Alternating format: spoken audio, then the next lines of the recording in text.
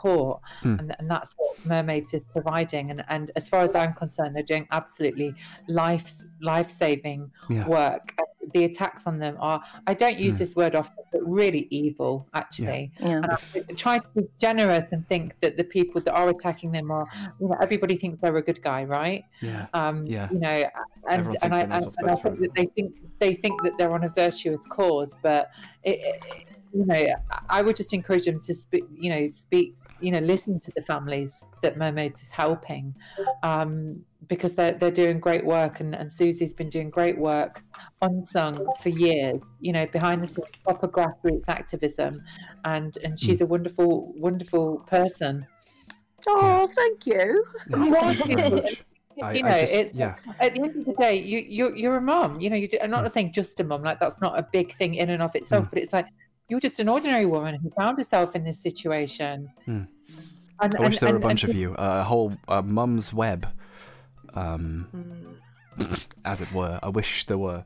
I just wish that you could magically whisper in everyone's ear. Just you can you know, if you block puberty, it's easy to facilitate it happening, but you can't undo it.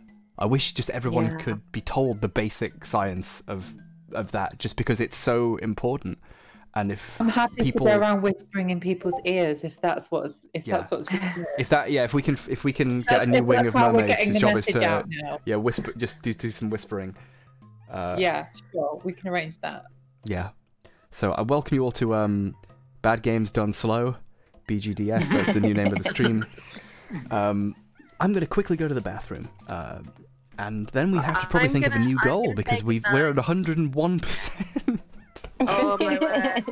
I'm going to say goodnight to everybody. I'm going to go say goodnight to everybody. But Harris, thank you so much. How are you? Sorry. I won't. I'll be on and off the feed all night looking at it. I can't. I was the same last night. I just was. I think the time when I will sleep is when Harris goes back to sleep again, because that's the only time I can sort of rest on it. But yeah, this is. We love you. This is pivotal, and this is just. I just know we have so many of our families and kids watching this who are feeling validated and supported and loved, and that's the most important thing about all of this. Is the acknowledgement of the right to be. Absolutely, yeah. Well, we love you. And thank you. No, we really do. You know. You're amazing. You're amazing. I might pop on again a little bit later, but thank you everybody, and I am keeping a very close eye on this. I believe this is a pivotal moment in history. I really do believe that we're turning a corner here.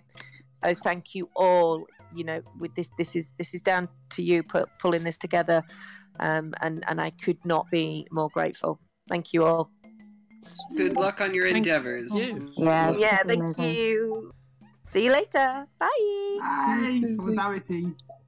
It's so nice that there's so many people that have sort of been involved in activism for so many years that just don't get, you know, and they're not in it to get validation or to get their praises sung, but it's just really nice to see them getting a boost, because they really deserve it. And a lot of these mums and dads don't have a voice. You know, a lot of the mums and dads who help run Mermaids and who Susie works with, they don't want to speak out because they don't want to attract sort of, you know, unwanted press attention or, you know, intrusion.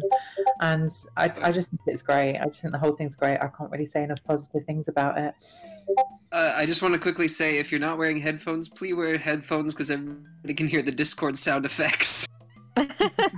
Oh, I'm on it. Okay, thank you. Oh, I can hear my echo. Is it me? I didn't know what Discord was until about 3 minutes ago. Which is, you know, I'm gonna put I'm gonna put headphones in. Wait a minute. I'm gonna connect headphones. You're always causing trouble, Paris. This is what we've learned. The half of it, you can't actually see what I'm up to. Where's my headphone? I have a new kitten, and you might hear him meowing in the background. What's his name? His name is Basil. Basil. He's or Basil, if you prefer. He's a little black and white tuxedo kitten. He's the cutest thing in the world. What about That's right. How's it going? Owen, could I quickly get you to say fuck Graham Linehan? What? Or would that be? Do I Or have is that? to swear? It's a little bit profane. It's no, you're right. No, I don't want to bring you down to my level. If you say him 3 times, he appears as well. So let's Not wanting to swear, it's political correctness. It's almost like you have a reasonable career. It's this is my life, Owen. I can't undo this. I don't join me here in the dirt. You know, don't stay pure, stay clean. I'm his Twitter header. He's got me on his Twitter header, which I'm honoured about, by the way. Yeah, it's a picture of you. Massive figure. Yeah. What a lot of time thinking about you, Owen, and I think he spends a lot of time thinking about trans women. And lesbians. What do we Graham Linehan has turned into a real-life Alan Partridge. Do we have verification that Graham's wife has ever had an orgasm? Do we? No, I'm sorry. Strike that from the record. Sorry. That was too much. I apologise for that. We've raised $250,000. I get 1, and that was it. I'm done. I'll stop now. Okay. Someone else can. I will suggest though that I don't think Graham Linehan's given himself an orgasm. Jim, you can't. It's too much. No. That's why he's so friggin' miserable. Yeah, we have real people who aren't internet people like you and me, Jim, are in the chat. I don't really want to think about it. It's making me want to peel my own skin off. And take a vinegar shower and rub salt into the wounds. That's why Graham's so bad at it. That's what he does. I apologise. I will be quiet. I think we've just figured out. We've drawn the line between who here is online and who here is not online. Yeah, that's the line. The online line. Do we have any? Oh no, we don't have any donate goal. It's. I forgot to fix it. We need to have a new goal. What's American Gods was a good book. Thanks, Neil Gaiman. Shout out to Neil. $1 million. 420,000. What were we just at? Was it 250 something? Yeah. What was the actual number? I'm just gonna check what it was.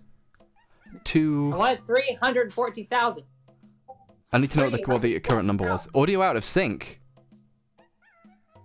People are liking this. I'm just on Twitter. Searching my name on Twitter as I often do on a Sunday evening. And there's a lot of people giving love to this. Wow. What's a good 200 and something? What's a good thing in the 200s? There's a funny number that would fit for all of this. 275.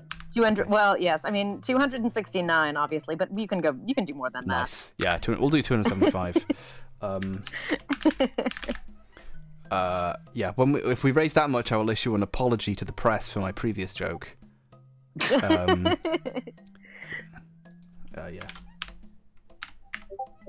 With a great platform comes great responsibility. Great, yeah.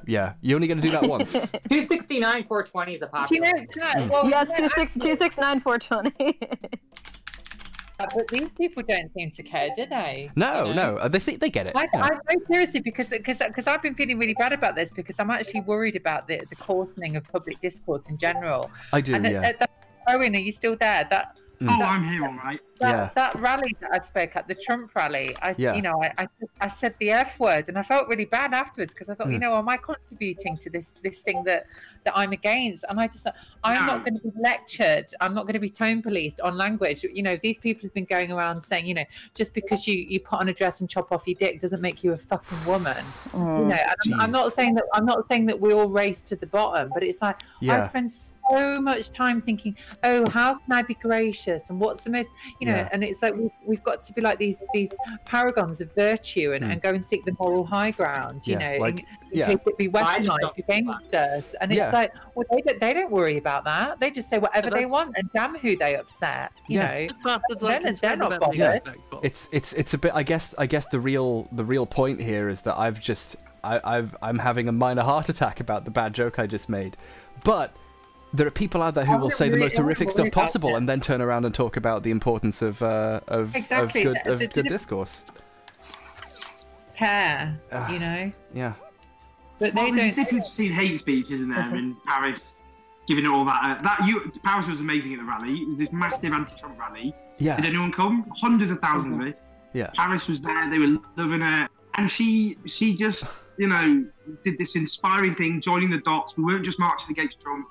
We were marching against what he represents, because in this country, you know, the entire media are regurgitating the sort of stuff that Donald Trump represents about trans people. And you get all these kind of hand-wringing liberals who say, oh, Trump's terrible, look how bad Trump is, whilst they echo everything he believes about. But that's what really makes me angry, Owen, is the hypocrisy. Yeah. Like, if you're a Republican and you're embarrassed by Donald Trump, you shut your mouth. Like, he's you, and you can't escape that. I keep on hearing a kitten meowing in the background, and I'm so happy. Yes, that's my kitten. I'm sorry. That's my kitten. I love it. No, that's cute. I love it. Basil, can you say trans rights? Basil, can you? Well, I mean, I know he's a very he's a very smart and progressive. He's purring. He's purring. That is affirmative. Yes. My sister just came in. Yes, Basil supports trans rights. Oh my god. Yeah, of course we knew that already. My sister said, well, of course, yeah, we knew that already. I should probably let some other people come in and talk, but thank you guys so much for doing this. This is just a brilliant thing that is going to give so many people so much hope, and it's really wonderful. And you've got some really exciting, interesting people that are wanting to come in right now. So I'm freaking out over them. So thank you so much for having me on. This has been an honor. Like I can't believe this. This is really exciting and really fun. And I've had a wonderful time. So has Basil.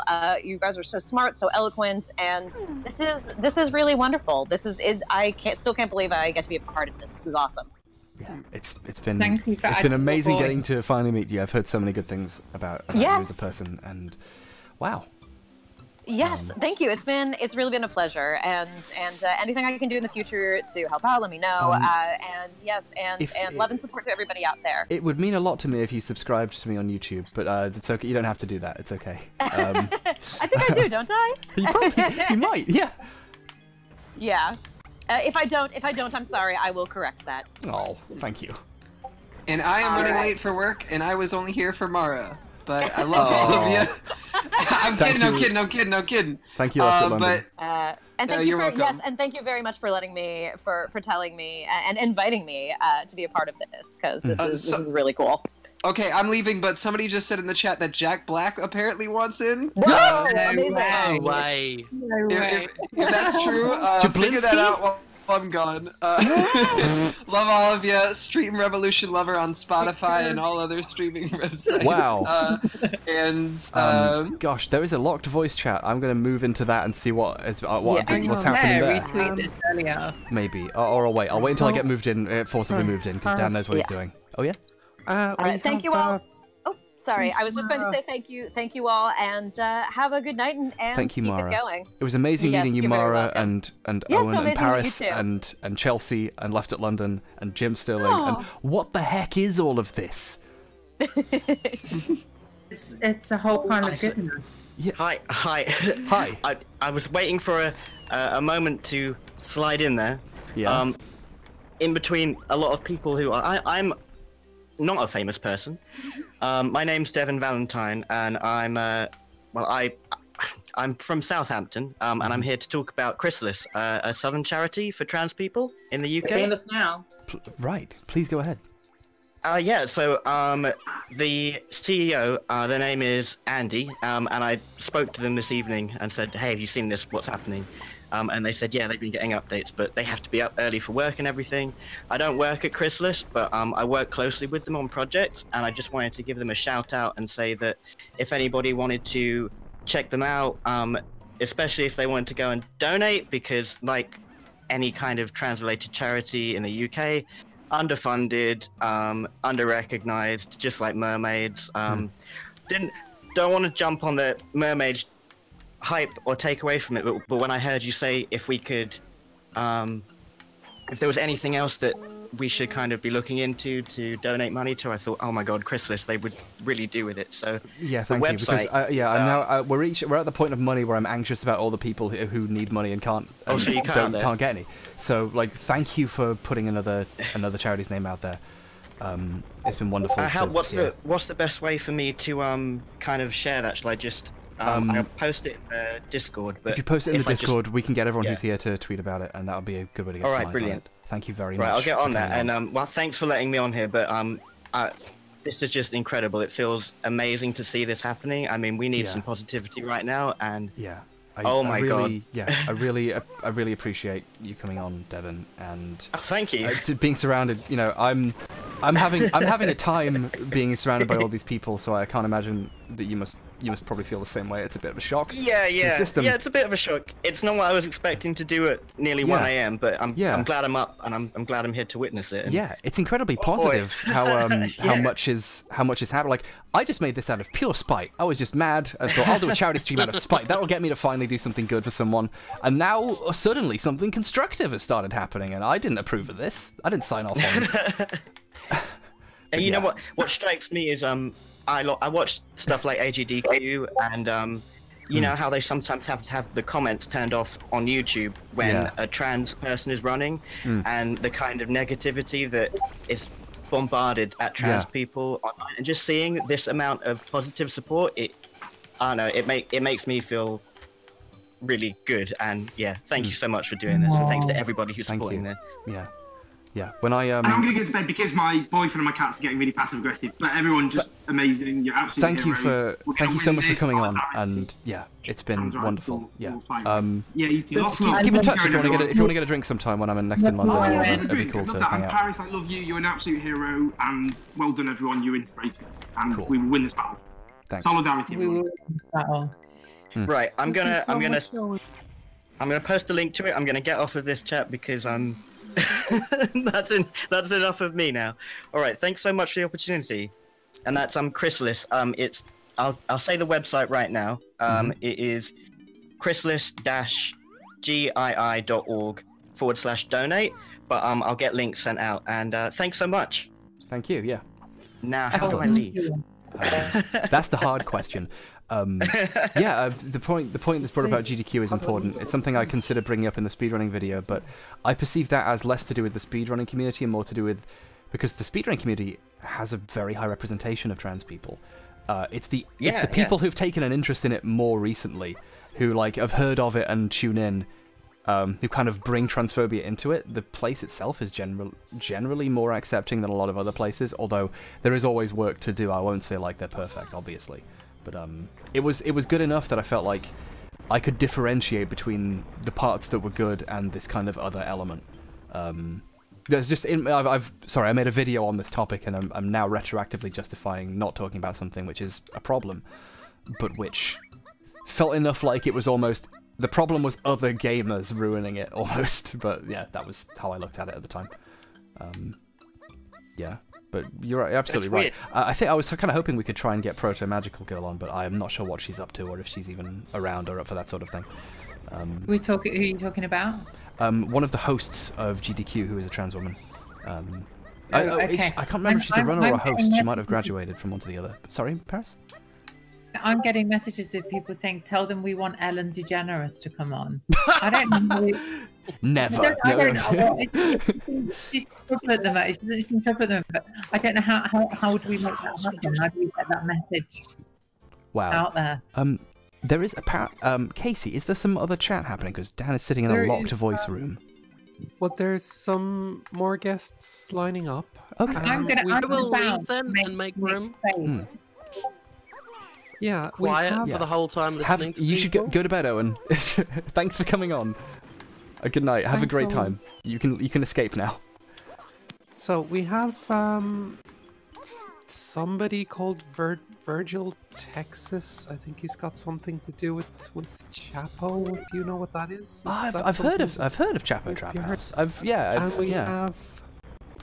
We have an Adam Conover who's popping in. I don't know. Is he a big deal? I think he ruined everything. I think I've heard of it. Yeah. Did I ruin the surprise? Guys, I'm going to say goodbye as well to make space for the lovely new people that are coming into the chat. But I just wanted to say thank you so much. No. Thank you. I see. Is that Chelsea Manning? Yes. Yeah.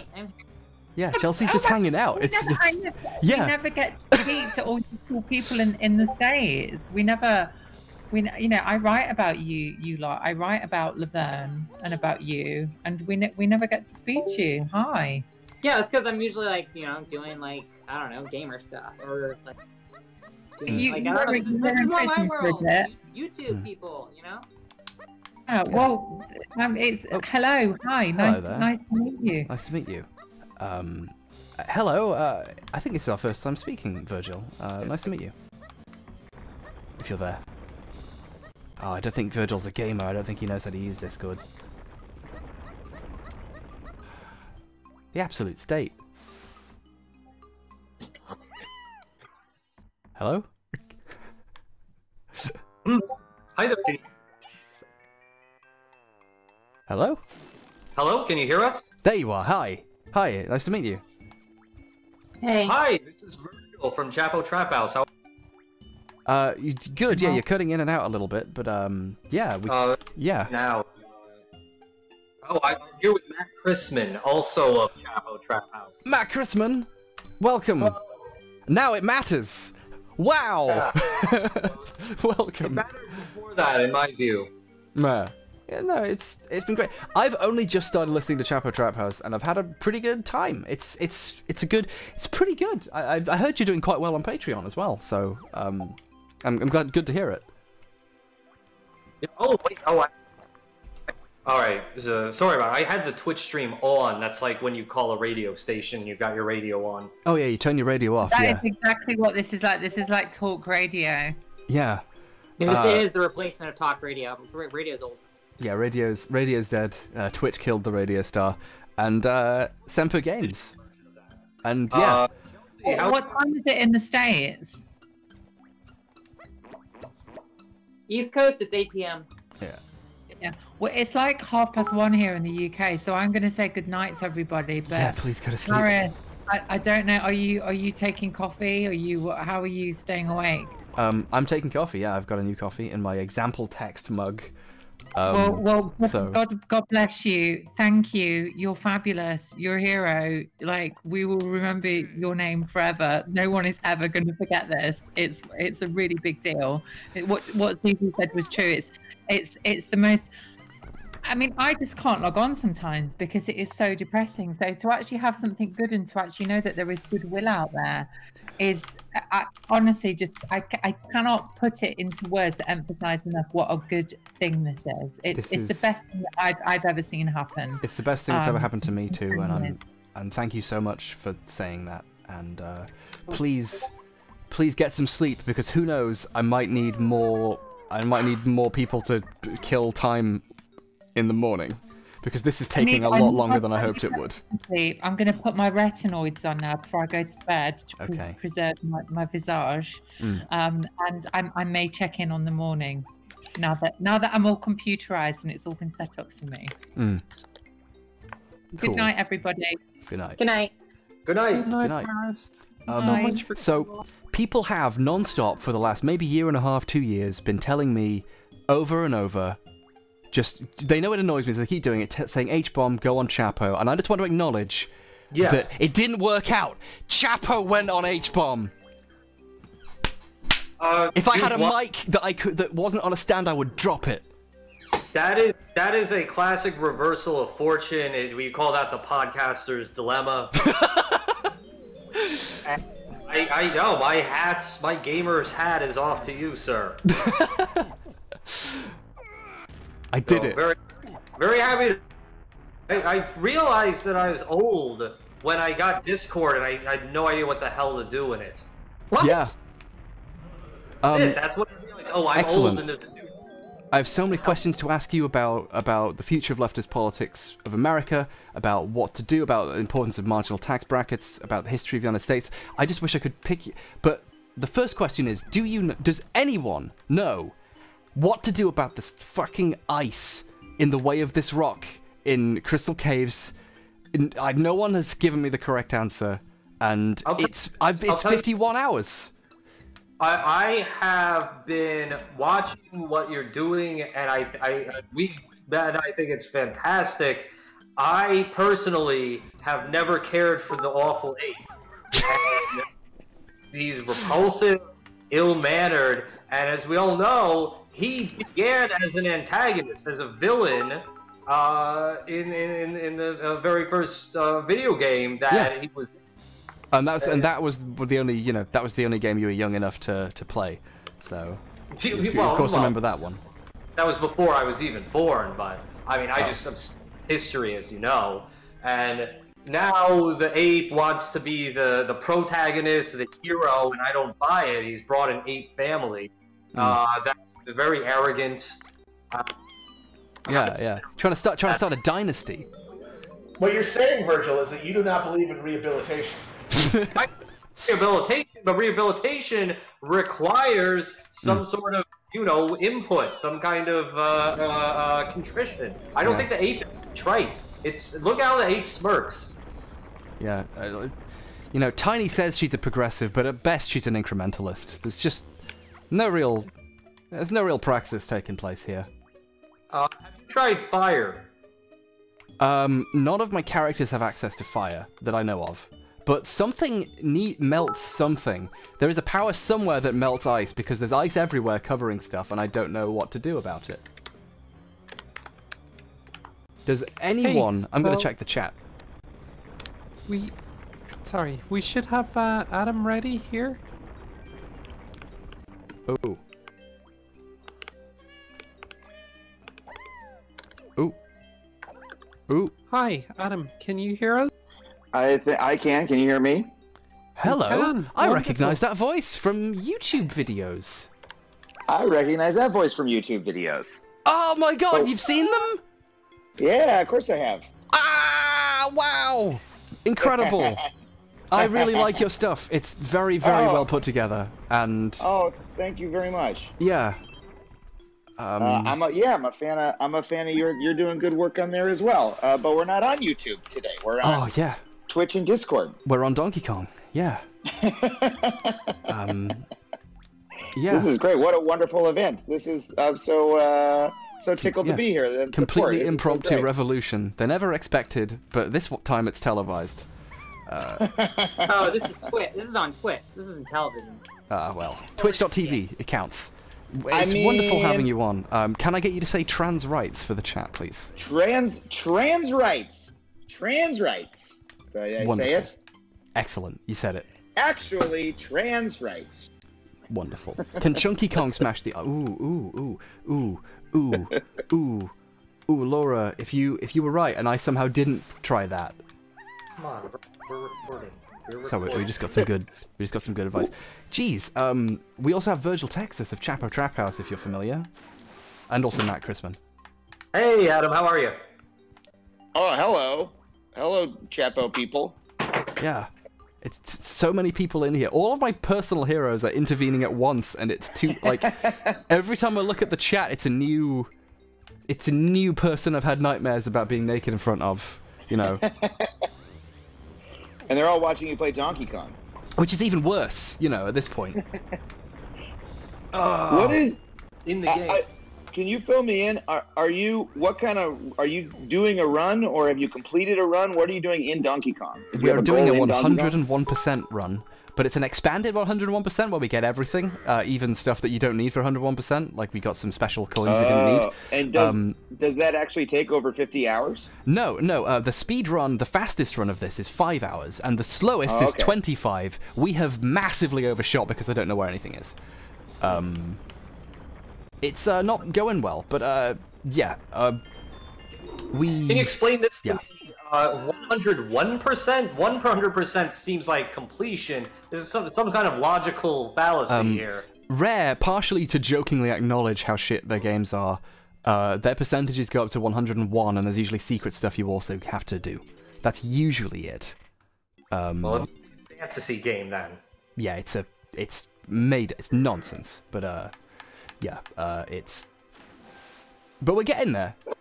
It's really just one extra percentage, but it annoys me. The sad thing is, when people discovered a new coin that hadn't been discovered in the game for 20 years, which that actually happened, it didn't turn out there was 102% or anything cool like that. They don't even record the amount of coins in the game from that, so it's just, it's not really that interesting, but it's cool. Get 200 bananas for this completion, is that right? You need to get 200 bananas, 75 banana medals, which is like 65 bananas each. So you need thousands of bananas, hundreds of golden bananas, a bunch of others. There's a treasure trove of things, and I forget half of them, and that's one of the reasons why this is taking so bloody long. They're really committed at Donkey Kong to everything, all the collectibles being bananas. It's a little overwhelming on the banana front. Yeah, it's shocking when another fruit comes in. This character has a bazooka that fires pineapples. They couldn't put weapons in the game because they realized that children would play this, because adults would never touch this. Yeah. I want to bring Matt into this because it doesn't make a lot of sense that the guy would use bananas as a currency. Yeah, well, it doesn't use any currency at all. And they're golden. What is that about? Are they gold encrusted? Are they magical? Are they just a different brand of banana that they grow in golden banana trees here? How does the economy of this work? How does King K. Rool fund his army? In Donkey Kong, are they edible bananas? Like, are they trying to get their food supply? Like, or is this some sort of abstractified, monetary banana that's been turned into a is this banana really represent real world edible bananas? What's going on? I don't know. Well, there's golden bananas, isn't there?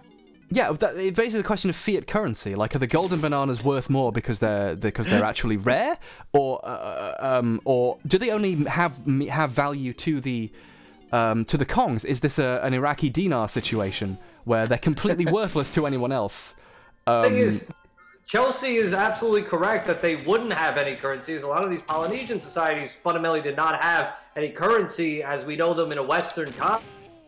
The way bananas are grown, it's not at all like the agriculture you saw in Asia and Europe and such. There's no improvement. There's no tilling the soil for things like there are no growing seasons. It's a plantation, so there's no need for something like debt or interest. You don't need to, because there's no risk. You're not you don't have a store of the banana value. So you're saying that the Kongs live in a post-scarcity utopia? Well, you're bananas. That's it. There's no there's no I need to go. I need to lend you money in order to turn some plot of land into something that's fecund, something that's agriculturally productive, where there's a certain risk involved in that. It's just here you find them, the map, and you in the way that an ape does. And again, I'm sorry, that's my bias. That's going back to my personal distaste for the wretched creature. It's collected. There's no question of labor. Yeah, something I've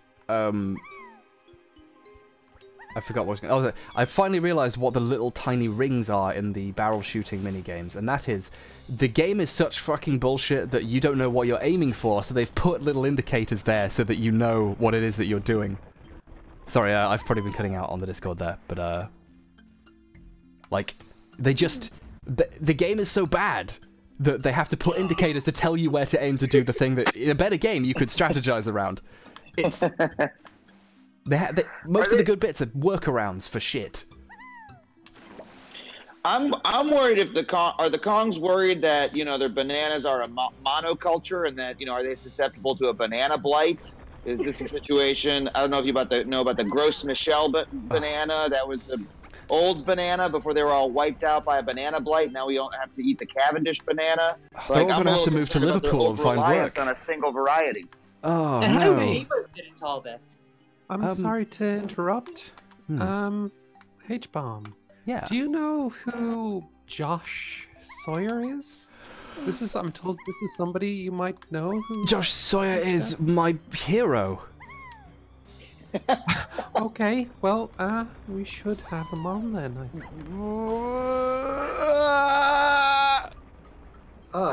You ever eat banana candies?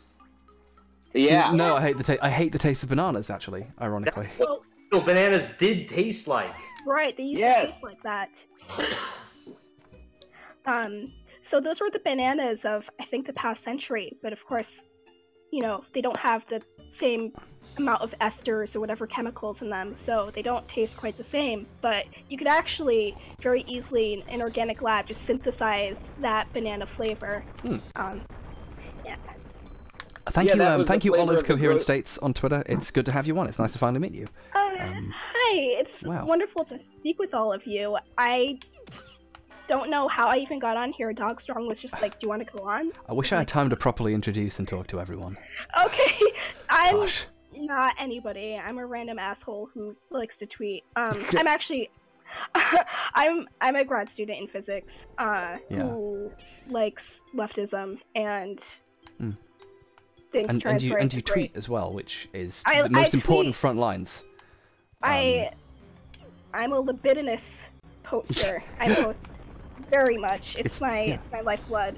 It's the new Gutenberg press, as Stefan Molyneux would have us believe. It is, absolutely. Yeah. The problems with having too high an IQ with Stefan Molyneux. He would know all about that. That was beautiful. What a great thumbnail. I will never watch that video. But I love his profile picture because it's just like the most intense, that feel when too intelligent look. It's just beautiful. Yeah. Gosh, wow. I wish I had enough mind left to compose interesting questions for someone who has is working on a good degree or who is Adam Conover, but there's just nothing left. No, you should be asking Adam. There's no words left in me brain. I can't imagine. Yeah, so I just spent all of yesterday working on a simulation, and no, it's not as cool as it sounds. Oh, it sounds like a lot of it is really boring hard work, which is actually even cooler because it means you're not just doing something interesting, you're doing something that requires commitment. Oh no, some of it is horribly mundane. The dullest. I'm gonna just try and avoid having a heart explosion. Hello, it's wonderful to meet you, Joshua Sawyer, creator of Fallout New Vegas and many other good games. It's hi. Oh my god. How's it going? Your work means so much to me, and I want to say, like, since we're talking about LGBT stuff, Arcade Gannon was a really meaningful character to me, and I know you put a lot of personal work into that character, and that means so much. Thank you. Oh, you're very welcome. I'm really glad to be on the stream, and really glad you're doing what you're doing. Oh, me too. I'm surprised to discover what I'm doing, but it's excellent that it's happening, and I'm so happy. And yeah, gosh, out of interest, this would as a personal question. Did you see a video that I made about Fallout 3 being bad? I'm sorry, I have a real bad connection here. Can you repeat yourself? Did you see a video I made about Fallout 3 being bad? I may have. Okay. Well, I did a lot of time interpreting a grin you made in a documentary, and I was probably way off the mark. And you don't have to give an answer, but I see you. Wow. I love your work. Thank you. I do too. Oh my god. Yeah, right? I'm sorry, I have no chill. Also, just anything that Chris Avallone writes for, I'm just completely obsessed with. He's a great writer. He's a really good writer. Hail Sobek. Hail Sobek. Hail Sobek. I did something, and something has begun to happen, and I don't know where it is, though. I did something. You caused a cave avalanche. Yeah. So this is Chelsea. I just want to say that Fallout New Vegas is a tremendous game, and I'm a huge fan. Yeah. Oh, yeah. And you've made other good games too since then. You weren't just a one-trick pony a decade ago. You've also made other good games recently. But that was a very meaningful game. It's the only Fallout in the series that I actually like. Yeah. It's a solid 84 out of 100. Exactly. Yeah. It's beautiful. And people are still donating, and it's an absolute shock. Like, totally. Yeah. I'm sweating. This is quite a collection of people we have on this stream. Oh, we finally have a capital G gamer on. Do you know what to do in Crystal Caves? I mean, I'm surprised that you're freaking out at all, considering some of the other people that have already been on the stream. To be honest, that's true. Yeah. Well, the word game culture, like y'all feed us. Like you just give us handouts, and we have to kneel before you and just be like, please give us the material, please. Please. Yeah. You make life. I still haven't played Pillars of Eternity, but I'm working through Tyranny, and it's real good. I know that's not. Tyranny's cool. It's a Tyranny's cool game. Really cool. Yeah. I like the pun. Tyranny. If I could jump in for a second, I need to address something I said earlier, and perhaps offer an apology. Earlier, I described Donkey Kong as this wretched rogue, not worthy of any of our esteem, antagonist of the original NES video game from the. I've just been informed that the kidnapper Donkey Kong is now known as Cranky Kong, who is a grandfather of Donkey Kong, and the game you're playing, it was actually Donkey Kong the Third. I don't believe that inherent criminality. I don't think the sins of the father, or in this case the grandfather, should stain your blood. So I want to give an unequivocal apology to this Donkey Kong the Third. I appreciate that. Yeah. He's wretched. Yeah, he's merely the progenitor of the entire Donkey Kong I'm just not legacy, but he's the old man yells at Cloud. Yeah. He lost a lot of muscle mass in his older. Oh yeah. Yeah, he's been on the soy. But here's what confuses me about the Donkey Kong family tree, if I may. Diddy Kong. What is Diddy Kong's relationship? Because he's sort of in a father-son role with Donkey Kong the Third, but that dude's got a tail. He's a different species. They don't talk about it. You're not supposed to ask. Wait, what did I just do wrong? I did something bad just then. I'm not sure what I forgot to do. Something. Yeah, I have a question, and this will probably be good for people on the stream. I went to the Mermaids website and donated through there. Does that count directly to the total on your stream, or what's the right place to donate? To donate, I would prefer you donate directly to Mermaids, because that way they definitely get it. Otherwise, you're donating to you're donating to an account made for this stream. I see. And I do worry that the amount of money we've raised is far more than I expected. So I worry that like me giving that to them in a lump sum might be a problem. So just to be safe, Mermaids is a good place to donate through there, to do it directly. Please tweet me the receipt of your donate, and I will thank you on another stream at a later date for doing that. But if you scroll down on the Twitch, you can donate, and a pop-up will appear, and you'll be actually added to our meter down there. There should be just a button with a skull on it, and that should be it. Yeah, and I'm gonna read through all of those and have a good long cry over the next couple of days when I'm done with this. Yeah. Amazing.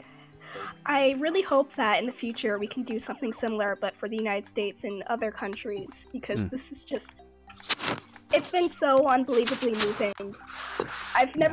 Haven't felt this level of optimism and hope for,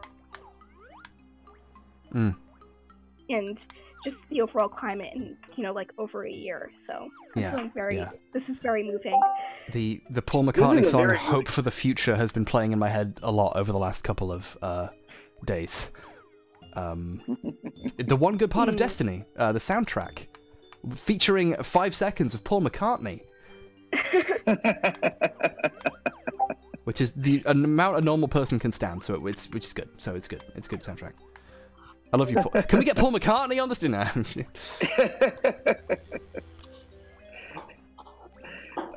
So under what conditions?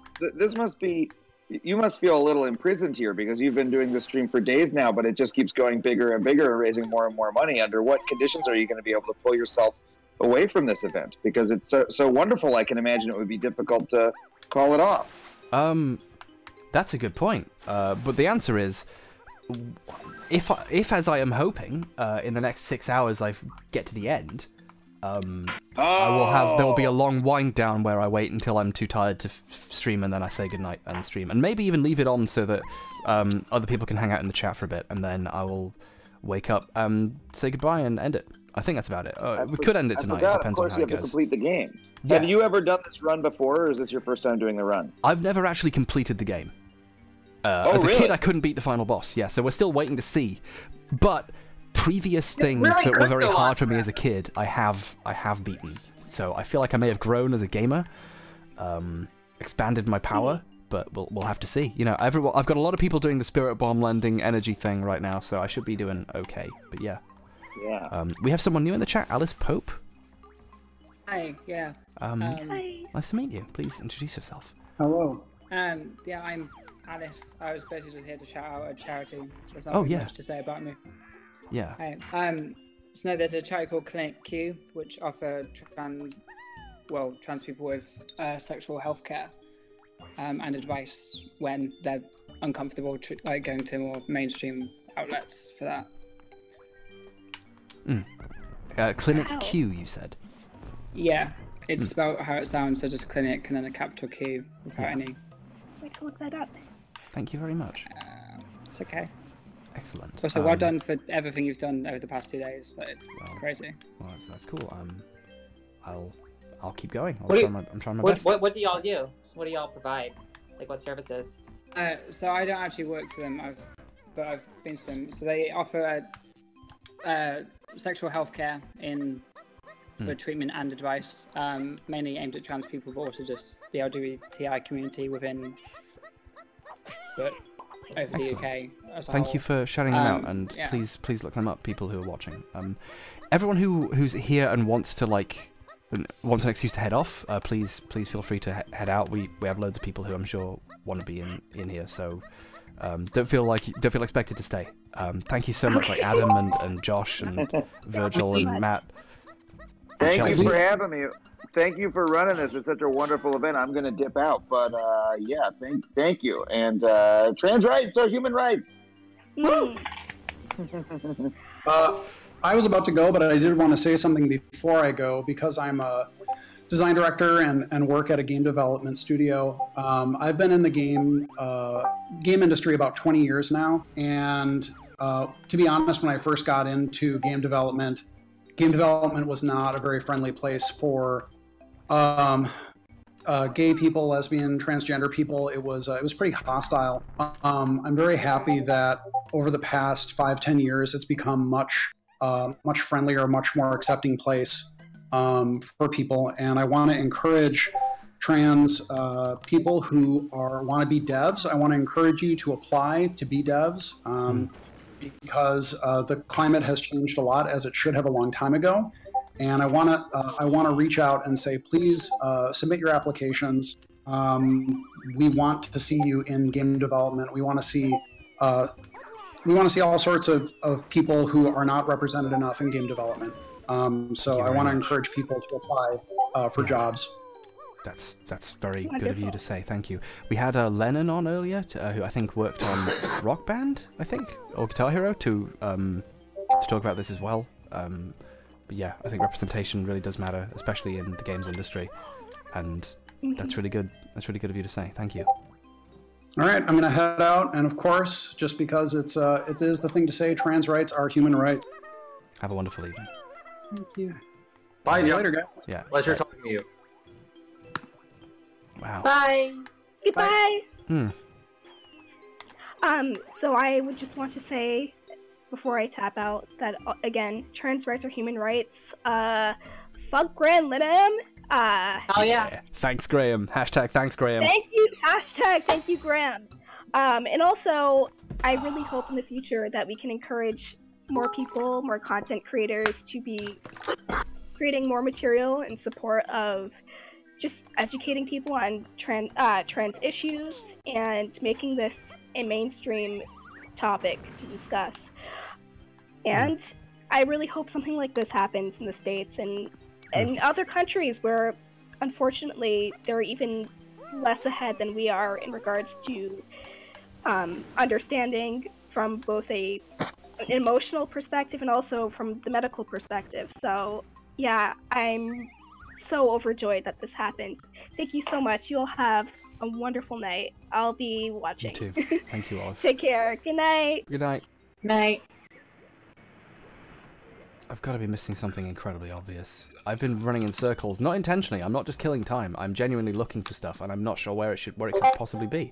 I've missed something really obvious. Hello? Has someone just joined? Yes, hi. My name is Mia Mulder. I joined. Yep, we can hear you a bit. I think you cut out for a sec. Your name is Mia Mulder, is it? Yes, this is better. Oh. I think you cut out again. God, okay. Now this should work. Hi, my name is Mia Mulder. You should be able to hear. You cut out again there, sorry. You should be able to. I'm going to leave and rejoin. It might be my internet. I live in the UK, and my internet is bad. I promise it's me. I left. I'm going to rejoin. Just while I've got a free second. Thank you. I love you. This is... We'll talk later, you and I. I'm back. Sorry about that. Maybe that helped. We'll see. We'll see. Hello, I'll introduce myself again. I'm sorry if I interrupt people. I'm not really used to how to do this. I'm Mia Mulder. I do history, and I have a YouTube channel where I talk about history and ideology. Hi, everyone. I'm kind of very nervous. Yeah. Hey, I'm nervous too. Yeah. So was I. Everyone's nervous all the time nowadays. It's kind of the economic and social climate, really. That's just to hear how it's going right now. Also, Chelsea, I love you so much.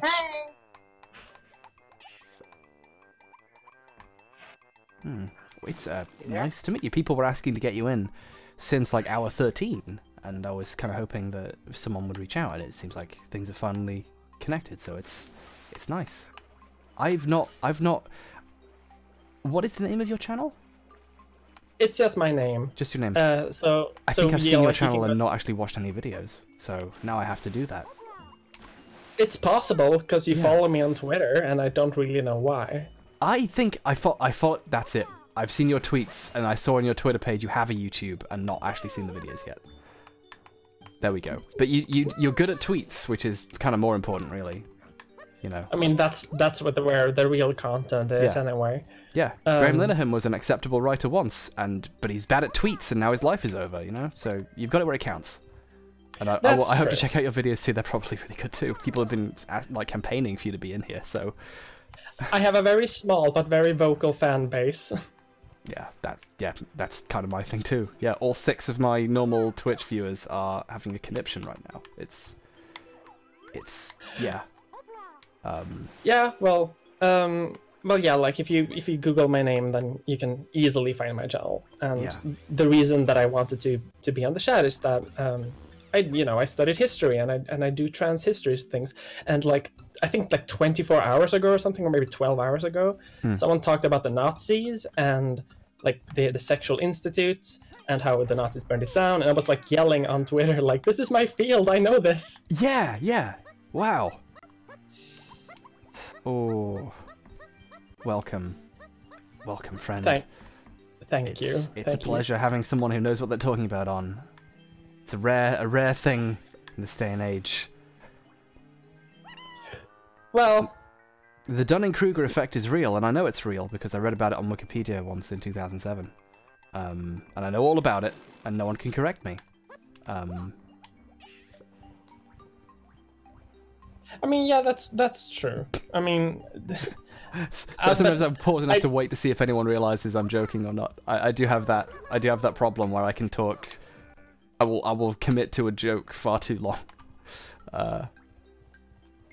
Also, the connection's getting bad because there are so many people in this channel. There are so many people. Like, good God, the Discord has been blowing up as well. Like, I've been here for a while, but like every time, like when, like Alexandria joined and everything was chaos. Yeah. Oh, I just realized that happened. Yeah, that just hit me now. And now I'm here too. Welcome. What the hell? Hey, speaking of people who are here, H.BurgerGuy, I heard you were looking for some advice from some speedrunners? Is that Proto Magical Girl? Yeah, in the flesh. Oh my God! Welcome. And don't you worry. Don't you worry. Don't you worry. We know exactly nothing about Donkey Kong 64 speedrunning, so we're here to commiserate with you. Cut her mic. Delete. Kick her from. No. It's a pleasure to meet you. And the same. Thank you for making that really good video about speedrunning one time. We're really used to speedrunning YouTube content being like cringe compilation garbage, and that was a really nice change of pace. Thank you. A change of pace from being absolute shit. So that means it automatically is good. See, again, the bar is low enough that I can trip. It's excellent. Exactly. Oh, someone who gets it. Okay, I guess we should do like a formal introduction for those who don't know us. Hi, we're Proto Magical Girl. We are a plural trans speedrunner. We used to work for Games Done Quick and do a bunch of other speedrunning events and stuff. And yeah, I guess a bunch of people wanted us on this stream. Don't know why, but we're here now. I mentioned your work. And oh my gosh, no! What you're the famous. No, what? No, I'm not. No, so, what? by the way, that speedrun video I made, I've been planning this since then. I got sick twice with different bad illnesses, and got lost in Japan. All famous. You're all famous here. Everyone's famous. Actually, I see some plural gang in the chat. Can we get some more plural gang in the chat, please? All of our multiples out there, we love all of you. It's all three of us to all many of you. Aww. Oh, that is some good stuff in the chat. Oh my gosh. What is down here? Or is this just a death pit? Oh, you've got to be kidding me. It never stops. It never gets better. Yeah, I take it back. Yeah, the song was wrong. Donkey Kong 64 never gets better. That's what the song was about, right? Donkey Kong 64? I guess this is a bad time to say that I never played any classical games. All I do is history and play like weird strategy games, so I'm probably like the worst help here. But if you have any questions about like 1897 Germany or like Austria, I'm your girl. I know that. What is the point of studying history if you don't know the history of gaming? This is a classic piece of... This is an artifact now. What have you been doing with your life? No, that sounds really cool, and I would love to do a stream of like Hearts of Iron or something and talk history with you, but who boy? Person in the chat who said, I've always referred to myself in my head as we, is that normal? No, probably not. You're valid. Hell yeah. Yeah, it's not, it may not be common, but that doesn't mean it's not normal or not. That's or true. Not valid, yeah. You might be plural though. Yeah, who knows? The definition of normal, we've been talking a lot about this. A lot of different competing definitions of words that used to seem so simple when I was 6, and it turns out that's fine. Bullshit. It was all a lie. I was lied to. Oh, go! You can do it, Tiny. Kermit the Frog here to say trans rights. Thank you, Strawberry. Trans rights. Oh my God! Finally. Thank you, Dr. Peterson. It's the Dragon of Chaos. Shit, they've discovered me. Lipstick, lobsters, fuck. Out of your room. Hello. Oh, it's a new place. It's the final. It's the place I've been looking for the entire fucking game. It's finally here, performing for you. At long last. I'm just popping back in. It's Elodie again. I'm just popping back in very quickly because I didn't get to say goodbye earlier, and I just wanted to say thank you for the opportunity because it meant a lot to me to talk about everything that I talked about. Well, and to be able to talk to mermaids directly was very that was a really... It means a lot that you had the courage to come on and share that story. Thank you very much. It's fine. That was a very tough time in my life. It's really... I'm so happy we got to show like the good that this does. This is what this is for. So genuinely, thank you. And thank you for waiting around for a chance to say goodbye and sign off. I appreciate it a lot. That's fine. Hugs. Yeah. Yeah, I just if I'm gonna head off to bed now because it's ridiculous o'clock and I got to go to London in the morning. Yeah. But I will for now say that now you're contractually obligated to come on Gug and Watch at some point I have no. Yeah, I'm gonna have to finally do all the research required to prove my terrible opinions, and to appear on podcasts. Someone clipped an ancient podcast of me from Smug Film. Oh, I've watched the. I've watched the clip. Yeah, I've got so much. I've got my work cut out for me to undo the damage I did to my own opinions of those. So, yeah. Yeah. Star Wars prequel defense. Yes, I would be very happy to have you on Gungan Watch. It's very silly, but also very heartfelt. I look forward to it. Thank you. Other than that, just if people liked me, I'm Chemy Words on Twitter, CHEMY Words. I put a tweet out with links to all my stuff. And yeah, that's it. I just wanted to say goodbye properly. Cheers. Goodbye, and have a good night. You too. Hopefully you're not doing this for too much longer. Yeah, it should be. Hopefully it's going to end in the next 6 to 16 hours, so we got this. That seems like a marathon safe estimate right there. Yeah. I'm sure GDQ would love that one. Yeah. Night. Bye, everyone. Bye. Just gotta message someone. You do realize you have to add like 50% to the time estimate because you're already over your current time. I'm sorry to say. Has Grant London referred to this at all? Not that I've heard of. Like I think he tweeted to Lindsay Ellis once, like a couple of hours ago, where he was really angry, and then he kind of stopped because he's scared and a sad little. Yeah. Sorry about that. I'm just doing some brief correspondence. The scroll wheel on Discord for all the messages is not working properly for me anymore. Thank you all for ruining my Discord experience forever. Looking forward to responding to all these important, urgent messages I've missed. Hope my family doesn't need me tonight. I'm kidding. Like, for what Discord does, it should work better, in my opinion.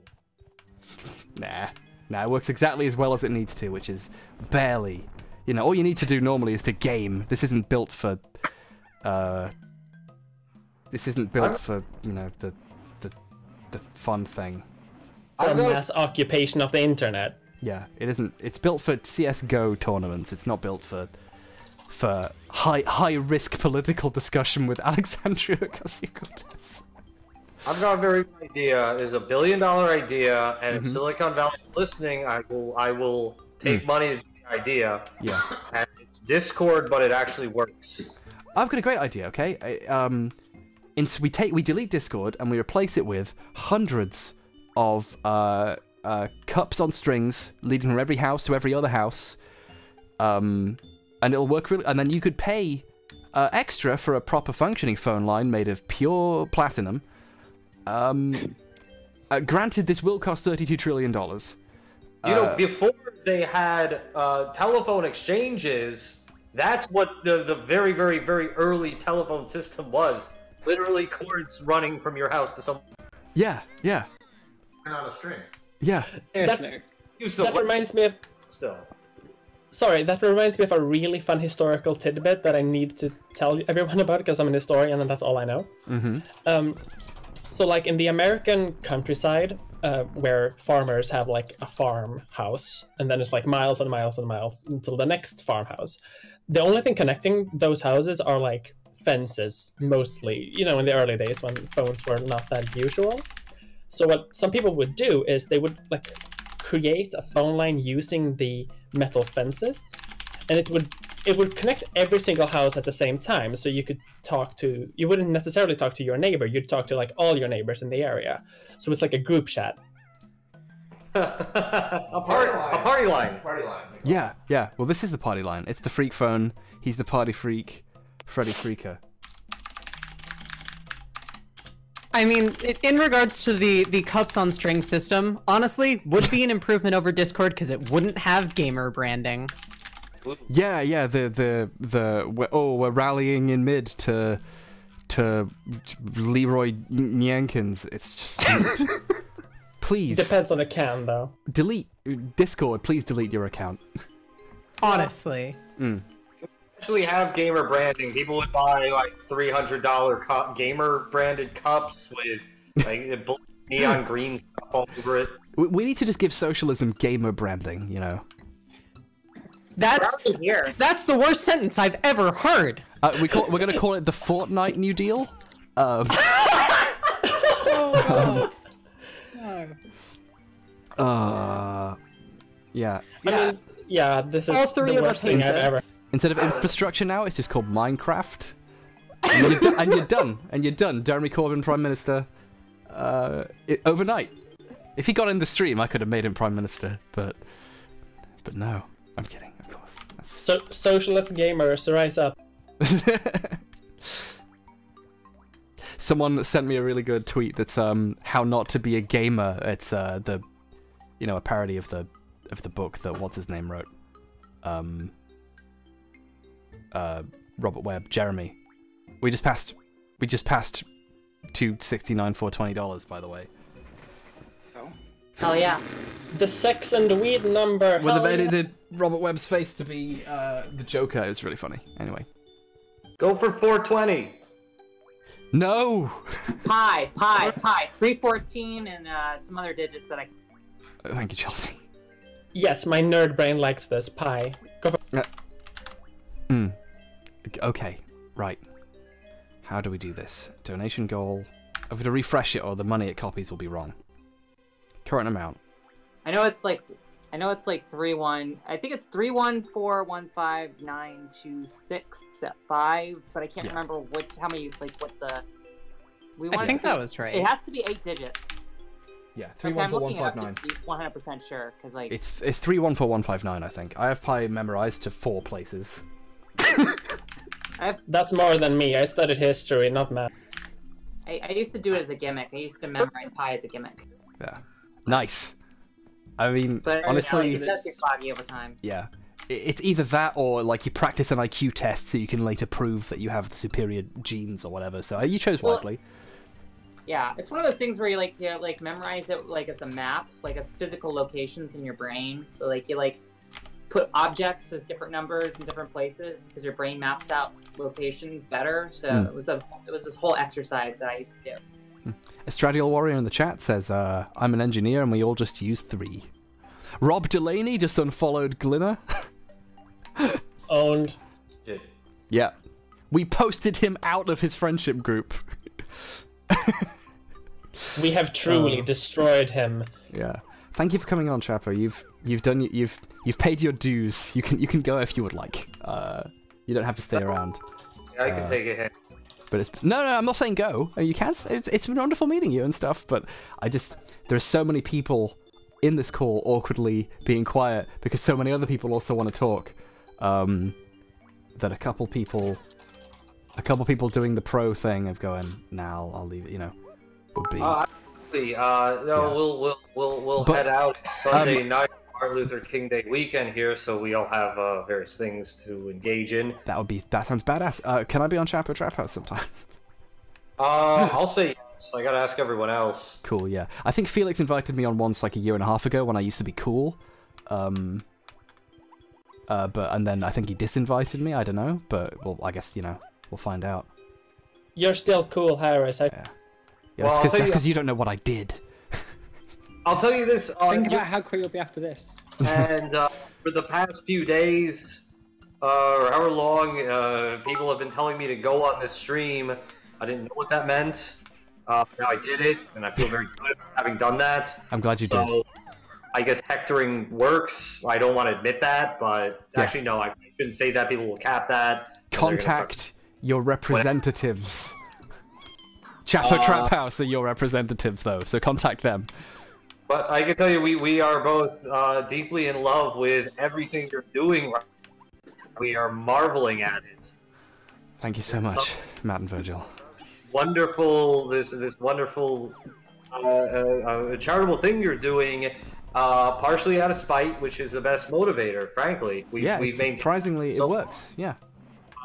And people are saying, people are telling me to say trans rights. That's right, yeah. I'm going to say trans rights. That's not even a question in our minds. Yeah, that's the main problem, and it's the thing that I've swiftly been learning is, you'd think I shouldn't need to say trans rights. That's obvious, and that means no one says it. So sometimes you have to say the thing that seems so obvious to someone else, and it was me apparently who said it first, or something. I don't know what happened. It's trans rights, it's gay rights, sex worker rights. Well, it's more than just rights though. Like it's like whenever like people talk about visibility, like visibility is not the same thing as equality. So like making sure that we have the more than just like a few like like it's not that we're like wanting like a right, it's not like we're wanting something more. We just want like the same stability that everyone else has. It's just that we're affected by these systemic problems more frequently. So like housing is a big problem, healthcare is a big problem. For us, it disproportionately affects us, but there's still problems there societal. So it's about addressing these like systemic problems. Yep. Yeah. Yeah, we need to talk about accessibility as much as like. Yeah. Right. Hey folks, can I just jump in for a second? There's a lot more people waiting in the wings to talk, and so what we're going to do for the moment is move over to the locked voice channel. So we'll start moving people in. It'll be slightly more curated. That'll be useful, I think, for me. That way I can focus a little harder on the game, because I'm getting so distracted. Yeah. But I just we have more people ready to talk. But can I just say goodbye very quickly? Bobby, to everyone. Bye, H.BurgerGuy. You on our show. Bye, Chelsea. Bye, everyone else. Bye. Bye. It's a pleasure. Thank you. Thank you. Bye. Say goodbye as well, because I don't know what Terry, I'm here. But thank you for letting me shout out Clinic Key. They do a lot of good work for No problem at all. Thank you for coming in. all those people. Cool. Yeah. Thank you. Right, good luck with the rest of it. Cheers. Thank you. Thank you. By the way, Chelsea, if I can have just like a moment, I just want you to know that we had #WeGotThis in our stream title for like literally every stream for 2 years. Aw. Or something. We literally only took it out recently when we decided we like actually needed that space to say which of us was fronting that day for the stream. Oh yeah. So yeah. Also, people in chat who are asking, hey, what's plurality? Pluralityresource.org has like definitions and stuff. Look it up. Yeah, it's good shit. Yeah, does anyone know is there a resource website somewhere for where Lanky's bananas are in Crystal Caves? Crystal Caves, I think, is a UK thing. A UK thing. Yeah. Game show? Maybe? It's a thing. Are you telling me that Donkey Kong is... Are you telling me that Donkey Kong takes place in the... Yes, yeah. A lot of all the voice acting is very British. It's just the programmers. It's very coding based. Oh, that's cool. I've never been to the like north of London, so I'm just assuming that this is what's like outside. Yeah. We pulled up a thing for Crystal Caves. Do you want us to read them? Right after I get back from the bathroom, I'm gonna quickly refill my Wawa. You mean Crystal Maze? That's it, Crystal Maze. I've never been to it though. New goal, I go to the Crystal Maze. Where they go? Have we taken over the chat now? Do we control the stream? It's ours now. Trans gamers, rise up. Welcome to history class with Mia Mulder. Let's talk about Swedish politics in 1972 when Sweden... Hell yeah! This is actually pretty interesting for the stream because Sweden historically has like branded itself as being... I'm Swedish, by the way. Has kind of branded itself of being like this progressive like superpower. And that kind of started in like the 70s, right? Because before that we were not. Sweden kind of... we kind of like invented eugenics, like in practicality, like actually doing it. We did that a lot, and we were really good at it, which is shameful to say. But we were kind of phasing that out in the 70s, right? Because it's the 70s and the World War has kind of been fought, and it's not that interesting to have eugenics be interesting anymore. But there was also like a big push for trans people to get like legal recognition, and so they kind of shifted some of the eugenics laws onto trans people in Sweden, and this had the unintended effect, well, the actual intended effect of that Sweden used to forcibly sterilize a lot of people that were like seen as like not worthy of Swedish society. But in 1972, Sweden was like, well, trans people exist, maybe they should be allowed to legally change their gender for legal recognition. But we also have these like bunch of eugenics laws that say that, well, weird people aren't allowed to reproduce and trans people are weird people, so they added this clause in that in order to legally change your gender, you need to be sterile. And that happened in 1972. And the following like 3 decades, most of like the Western world trying to like adapt to trans people existing in the universe, kind of like just copy pasted the Swedish law, because Sweden was kind of seen as this progressive bastion. It might have been 1974, but it's like the early 70s.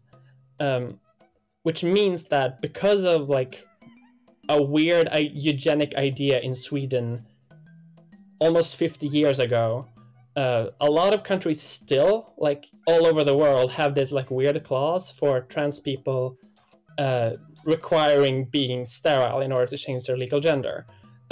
So I just like to say I'm very, very sorry for everything awful that my country has done. And also I want to say sorry for the golden one, because I think he lives really close to where I live, and it's really scary because, yeah. I just love watching Natalie take him down. Oh yeah, that's great. Sorry for the history class, by the way. You came for Donkey. You came for Donkey Kong. You get history class. No, I think we've established that, you know, that all we're here for is the Schadenfreude of poor H.BurgerGuy for watching him suffer, and this is what I'm here for. That's true.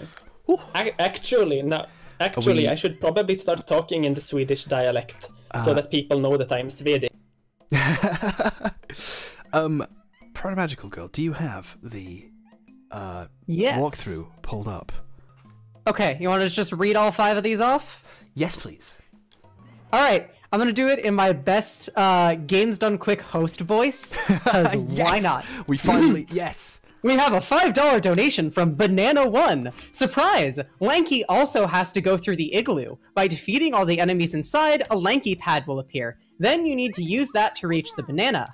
Banana2, go near the cabin that can only be entered by Donkey Kong, and there will be another cabin to the right that can be entered only by Lanky. On the roof is the pad which allows Lanky to enter. Inside, you need to float to the Lanky barrel, drop down, and run at full speed to the switch in order to grab the banana in time.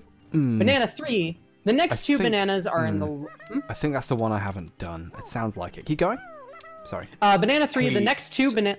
Oh, hey, everybody. Go ahead. Sorry, BTS butting in real quick. We're just going to have a super, very brief interruption for some ops issues. So just give us 5 seconds. Okay.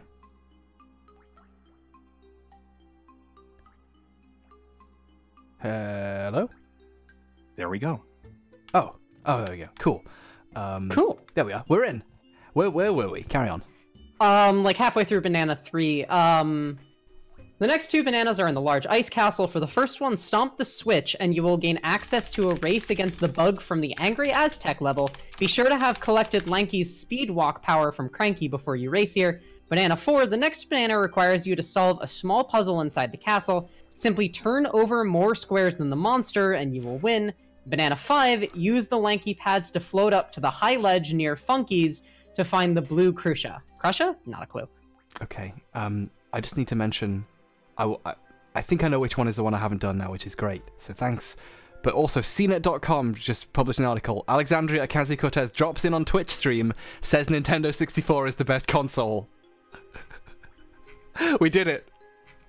We've been spending the past 2 years saying that we're in the bad timeline, but honestly, this is starting to look like the good timeline. N64 supremacy, we finally did it.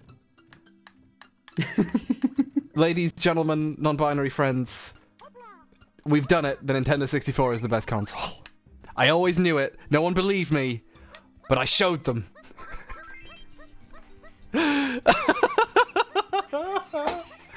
Thank you for the hints. Now I have to remember where everything is again, but it's okay. Can I answer a question? House. Yeah. Can I answer a question that Skeleton Crew got on Twitter? Oh yeah. So someone asked, what made the Weimar Republic a haven for trans people, and what was society's, particularly the medical community's, reaction to transgender people?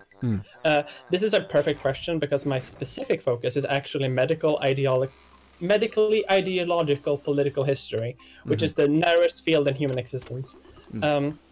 So the reason the Weimar Republic was a haven for like LGBT people, like comparatively to the rest of Europe and the world at this time, was that the Weimar Republic was incompetent.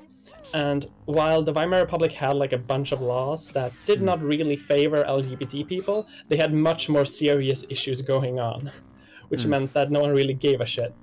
And it kind of gave this leeway for this man, the scientist, this sexologist called Magnus Hirschfeld, to start this, not necessarily start, but like really grow and expand this Institute for Sexual Research and Knowledge, which was based in Berlin and which like housed LGBT people and a lot of trans people and did a lot of early trans science. And he and a bunch of other people who like were located around this like center, they did a lot of LGBT activism that would remind a lot of people of like modern post-Stonewall activism, which basically meant that Berlin was also like exempt from the laws about LGBT people and like local degeneracy, as they would call it. That's curious. It's really curious. That's like if the Weimar Republic had worked like better, and had then it probably wouldn't have been like that. But because they had so many more serious issues and like the police department had like communists and Nazis fighting each other on the streets a lot, they didn't really bother focusing on like, oh, the gay people in the corner. They were like, these are less important currently. If you underfund the police exactly the right amount, they don't have time to be homophobic. The perfect balance. That's in. Yeah, I mean, Germany in that period was not necessarily a shambles like for any particular reason. It was just that they just got out of one war and there was a massive economic depression. But that period in history is really cool. I was going to say, does your field happen to cover the Viking warrior lady who, for many years, archaeologists just assumed was a man? Not specifically, but I know a lot about it. Do you want me to like talk about it? Please elaborate on the story, because I only know. I have a half-remembered version of the one you probably know the full version of. So. Well, I know a little bit. I don't know like all the specifics, but basically there's like in the past they found a lot of like Viking skeletons, right, around churches and like all over England, basically, because we invaded and we settled and we did a lot of bad things in your country. Oh, living in Britain is settling, trust me. That's why we went there, because living in Scandinavia was worse. So basically they found like a couple of male skeletons and they were like, oh, well, that makes sense. You know, they're warriors, they're big, strong Viking men. And there had been like this kind of romanticization around the Vikings, specifically like in Sweden and a lot of like Nordic countries, because we were like trying to find a new national identity. Specifically like Sweden really wants to like do this because we fetishize the Vikings a lot. But basically, like we had this idea that all Vikings were male, right? And when we found other skeletons that didn't really match up, we kind of just decided that, well, all Viking, like we just assumed that they were all male. But then after a while, when like we got like more and more science and we got more and more like archaeological evidence, and it's more of an archaeological field than a historian one, which is why I don't know all the basics. We kind of discovered that this specific Viking that has been kind of like hello. Hi. We'll introduce you in just one sec. Mia, please finish that story. This is really fascinating. Please. Okay. So like when you found there was one specific like skeleton that was kind of like unclear, that people were like doubting a bit, and after some more analysis they found out like, oh no, yeah, that this is just a woman buried like what you would assume a man would be buried like. But like the more and more research they do about it, and the more and more skeletons they go into, they find out that more and more like Viking skeletons are just women who came along to raid, pillage, and rape Europe. So it's not just the men club who could do that. Apparently, like they brought women. That's why there were so many. Like they could reproduce. They didn't just all come over and then just suddenly exist for hundreds of years. It's because they had women. Yeah, like the Vikings weren't necessarily warriors who went out to like kill people and bring back gold. A lot of them were that, right? But most of them were like traders. But like a significant part of them were settlers, which is which is why like a large part of the English language is just loan words from Swedish and like Norse, and in order to settle in that place, you need like you need more than just dudes. And like the established explanation has been like, well, they took the local women, but that didn't really like work out mathematically. So like just by pure mathematics, women have to have been part of the Viking raids in order for like the Norse settlement of Normandy and the Norse settlement of York, for example, in order for that to even numerically work. Yeah, it's such an interesting story just because of it's like our understanding of our like built-in image of what the Vikings were like precluded the existence of women among them, which was very silly, and it's just an interesting history tidbit. Anyway, we have someone new in the chat. Hello, I'm in the chat currently. How's your day going? My morning is going quite well. It's 2:02 a.m. here. Yeah. Huzzah! So hello, chat. Hi. I'm Laura K. Buzz. I do video gamey things on the internet and talk a lot about trans stuff because hey, being a trans person's fun. And I'm back here, and I'm glad to be back. It's been wonderful. I've been watching for the last couple of hours. I saw the nonsense while Alexandria Cortez showed up, and that was a whole thing. But yeah, I wanted to talk a little bit about a thing that I think is interesting, that might be good for people who are on at the second, which is... I saw you mentioning this in the chat, and I think it's worth bringing up. Yeah. So, there's this thing that a lot of people don't know, that there's around an 8 to 10-fold increase back and forth between autism and being transgender. You tend to find that people are about 10 times more frequently one than...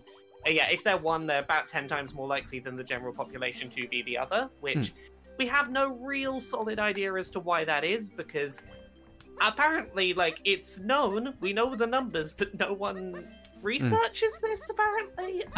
They're correlated, and the cause hasn't, isn't found. People would like to assume it's just the bad people. It's just all the stuff. But no, there's actually, we just don't know because we haven't done any studies into it because people don't want people to check. There's some vague theories that involve things like parts of the brain that involve image self-regulation and perception, and certain parts of the brain that light up in similar ways in both, but we don't know for certain. But I kind of wanted to talk a little bit about that overlap because I think there's some really interesting stuff that's never really talked about in there.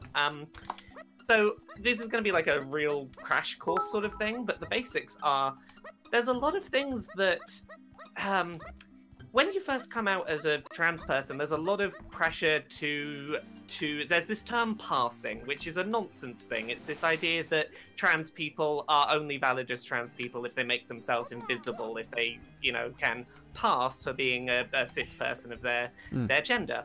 But it's a thing that a lot of people target for a lot of reasons, be it for personal comfort, be it for safety, for being able to use things like women's changing rooms, public bathrooms without being harassed. Mm. And there's a lot of aspects of passing, if that's a thing that, like, if that's a thing that you're aiming for, that are really difficult when you're on the autism spectrum. Some basic examples are things like, if you're a trans woman who has gone through a testosterone-based puberty already, you've got things like facial hair. Having to shave your face on a daily basis or multiple times a day can be really bad if you have touch sensitivity. Hey, you're literally describing me right now. Hooray! Hypersensitive autistic trans woman chiming in here. Hell yeah. Yeah, no, like, it's a really common thing. Like, makeup. For anyone that uses makeup to cover things like 5 o'clock shadow, that's really difficult if you've got touch sensitivity. I can't stand makeup. Yeah. Getting used to changes in clothing outfits can be really difficult. I know for myself, suddenly adapting to things like where bra straps were sitting. Again, a lot of these are just because of touch sensitivity, but that can be a real barrier to a lot of the things that can make it easier to be safe out in the world as a trans person, and it's like, it really sucks. Yeah, I don't really enjoy concepts like passing. I find them. Yeah, it's a lot of unnecessary gatekeeping, and for a lot of people who, I mean, some people straight up can't afford a lot of makeup. There are plenty of cis women who also can't, and these, like, when we place expectations that require something that someone can't do on a gender, I don't think that's appropriate, personally. It's a nonsense concept in and of itself, in that it shouldn't be a requirement to being taken seriously as a trans person, but like, you know, it's equally a case of, like, it is a reality that a lot of people don't take trans people seriously when we don't pass, and I count myself in that. I'm a non-passing trans person. I am very, very frequently read as a trans person, and that was really difficult when I first came out, because, like, it increases the frequency with which you get harassment. It makes the potential risk and the fears associated with being out in the world. It feels a lot more real that someone might clock that you're trans, and that if they have a problem with that, they might bring that up. I've asked trans women who I feel, you know, I can ask these questions and not feel like I'm overstepping the mark. You know, why does passing matter to you, to people who do find it important? And the answer is it's one of the ways you deal with if you ever get clocked, as it were. You cope with that in a variety of different ways, and one of them is by deciding, well, I guess I have to try and pass all the time now, and it's partly that, and I'm gonna be honest, part of it is just the times where I do wear makeup, I look better. There are times where I look at myself in the mirror and go, I look beautiful, and it's really disheartening to spend, like, a lot of. I've gone through a testosterone-based puberty. There's a lot of aspects of my body that changed and will never change back, because that's not how estrogen works. Things that have been changed by testosterone stick in place, and it's like, there are parts of myself I don't like, and I wish I could engage with simple daily routines that would help me to feel better about my appearance, but I can't, because I am part of the 8 to 10 times the general population rate of trans people who are on the autism spectrum, which kind of sucks, but... Can I chime in for sort of a story about this particular topic? So, this is not going to be the happiest story, just as a forewarning. Before you start, could you tell me where the blueprint is for Blanky, and then I'll be quiet and search for it. Yes. Blanky Kong. It'll be one. It might be the 5th banana. Okay, banana 5 is use the lanky pads to float up to the high ledge near Funkies to find the blue Krisha. Would that be the thing? Krisha, that's the one. Thank you very much. Okay, so we did not have the luxury of getting to start HRT via informed consent. And so for those of you who sort of know about this process, knows that meant, in the United States, we had to get notes from, like, gender specialist therapists, TM. Now, this was literally traumatizing hell, and I cannot put it any lighter, but one of the things that happened in that therapy was this fucking doctor who's some random cis woman who knows nothing about trans people, decided that I wasn't actually trans, that I was just autistic and uncomfortable with having gone through puberty. And yeah, so the intersection of being trans and autistic is a thing. Yeah, I did have another thing on this that was on that topic I wanted to say. I'll go for it.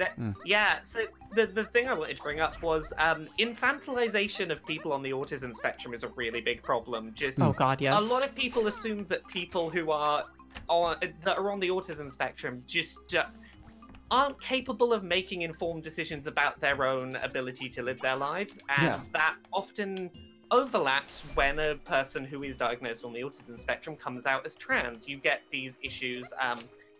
I had issues with my doctors being very, very iffy about prescribing me hormones because they knew I had an autism diagnosis. When I came out to my mother as trans, her assumption was that my therapist had brainwashed me into being trans because I was a vulnerable autistic person who, you know, wouldn't have been able to see if I was being brainwashed, and that I wasn't really trans. I just was an autistic person that had been tricked into thinking it. It's a real thing, isn't it? Gosh, I mean, we talk about autism being a spectrum, but it's even more complex than that. It's a spectrum of numerous different aspects. So very often something can intersect in a certain way, and I don't know, I think I don't know where I was going with that. I did a lot of research into it recently because I almost did a thing on people who are against vaccinations, and I wanted to talk more about how part of it is just the demonization of people with autism and has nothing to do with any of the chemistry involved. And I wanted to look into that in more detail. All those people who are like, I'd rather have a dead kid than an autistic kid sort of mindset it's ludicrous. Because, like, autism can suck sometimes, but it can also be great. It can have its wonderful moments. Like, Harris, people are reminding you to save your game. I saved. I did it just then. I saw people mentioning it. Thank you very much, Valentina, specifically for atting me on Discord. Save your game, my god. I've done it. I did it. Fuck Autism Speaks. Yeah. Oh god, yeah, no. They are oh my god, fuck Autism Speaks. Yeah. Never support them in particular, but support the Autistic Self-Advocacy Network instead. Yeah. That's the name. That's the one whose name this is the problem with being a very negative person. You remember the names of the ones that suck, and you don't remember the names of the good ones. So thank you for saying that on the stream. Now people know. Because I only know ASAN. It's like NASA backwards. Yeah. It's easy to remember. All I know is Fuck Autism Speaks. I just don't know the one that you should donate to. So thank you. Yeah. And fuck Graham Linehan while we're at it. Hasn't been said enough. That too. We had a bunch of real people with careers to mind on who couldn't say it, but I can.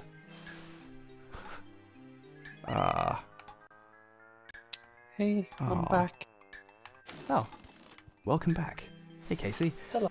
Apparently Falcon X Falcon might be coming in, who is a speedrunner, but I don't know. Can I just say hello quickly to Casey, because I've followed you for ages and it's really nice to get to say hi. Hi, Laura. I think this is the first time we're actually getting a chance to speak, and yeah, we've been following each other on Twitter for a very long time, and yeah, this is Casey, my agent. Hooray! Right. I will just say quickly, I'm gonna head off the stream because, as has been pointed out in the chat, and I think this is a really valid concern, and I don't want to be propagating this. There has been very much a lack of guests on the stream who have been people of color, trans men, like particularly that sort of intersection of keeping more say black disabled trans men of color, for example. I apologize that I've taken a slot that potentially could have been used by those. Thank you very much for having me on and letting me talk about this issue. I'm glad that I was able to get it in front of a lot of people. The fault is mine. I told people to get you on, so you have to apologize. But thank you for coming on. No. I've seen a couple of messages directed at me while I've been speaking, so I apologize if I've caused any issues. No problem at all. Right. Yeah, thank you very much. Good luck with continuing the stream. Thank you. We're probably going to head out for the same reason. Want to make room for other people. Got to be here for the autism discussion, so hey, that worked out. Thank you, Protomagical Girl. Yeah, no problem. If you need anyone to read donations in a cheesy voice, we're always on Twitter. I appreciate also, it. to the literally 180 people that follow requested our Twitter, we'll be going through those requests slowly, understandably. We'll try and get to all of them. Thank you all so much. And if you like cool queer stuff, go listen to our podcast, Setting the Record Queer. Wink, wink, nudge, nudge, shameless plug. Good luck, H-Bomb. Thank you. Bye-bye. Bye. I was also thinking about heading out in a bit because I'm also like on this. However, thank you, can I just finish? Yeah, thank you. Thank you for having me here. I'm really flattered because I'm a small YouTuber and I'm not really expecting to be on these things. However, I do have one question that because I did get a question. And I think it's a kind of important question. Yeah. If I can answer that, I'll promise to be concise and then I'll please. share my SoundCloud and get away forever. So I got someone who asked about the Nazis destroying that LGBT institute in Germany, because I talked about like how it was established and how like and then it was destroyed, and it was destroyed.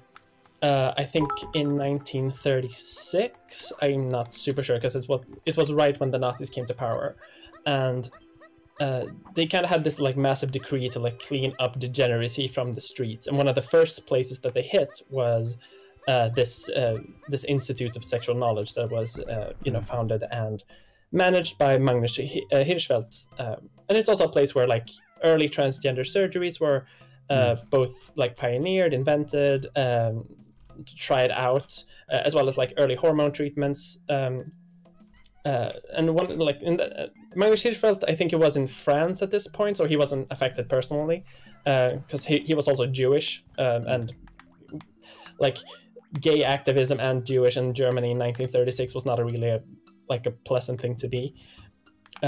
So the Nazis came by and they burnt all the research, they burnt most of the books, which is why like we don't really know that much about like LGBT history in Germany during this period, because a lot of the research and books were destroyed. What we do have is like surviving records, surviving copies, and like the things that Magnus Hirschfeld himself and like other people who worked at the Institute told us. But one thing that the Nazis didn't destroy, however, were the member registries, because this was a club, right? And they had members, and they had like a big book where all the members were in with names, addresses, partners, all kinds of things. Yeah. And they kept that book, and like almost immediately went out. Yeah, exactly. And they immediately went out and I guess rounded up people. So we don't have them either.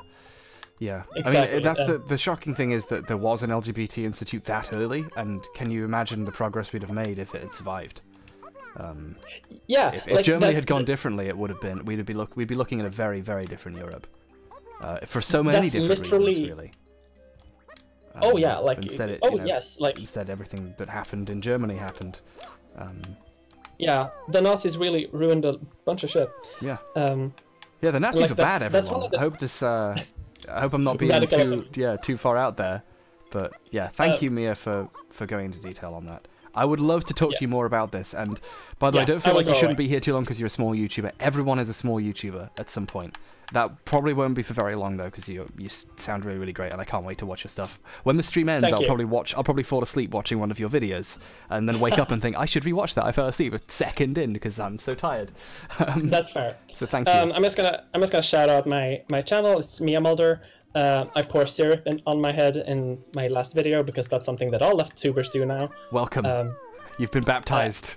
Yes, I have been baptized. It was very hard to clean. That's the worst choice I've heard so far. Yeah, I instantly regretted it. And my Twitter is @potatopolitics. Yes. It's @potatopolitics. It's a bad name. It's hard to brand, but it works. Okay, thank you. Thanks for listening to all my history. It's been great. Thank you very much for contributing. Yeah. See you. Bye. So how you doing? You need a couple deep breaths, swinging those orangutan arms. Yeah. You know what? I turn over to look at the stream, and orangutan Kong was just doing this like deep breath float up into the air. It was perfect timing. Thank you, orangutan Kong. Go. So we've got a couple people coming in. Hazel and Gwendolyn. Ah. Is that? Yes. All right. Just, excellent. Thank you, Dan. Hello, Gwendolyn, and hello, Hazel.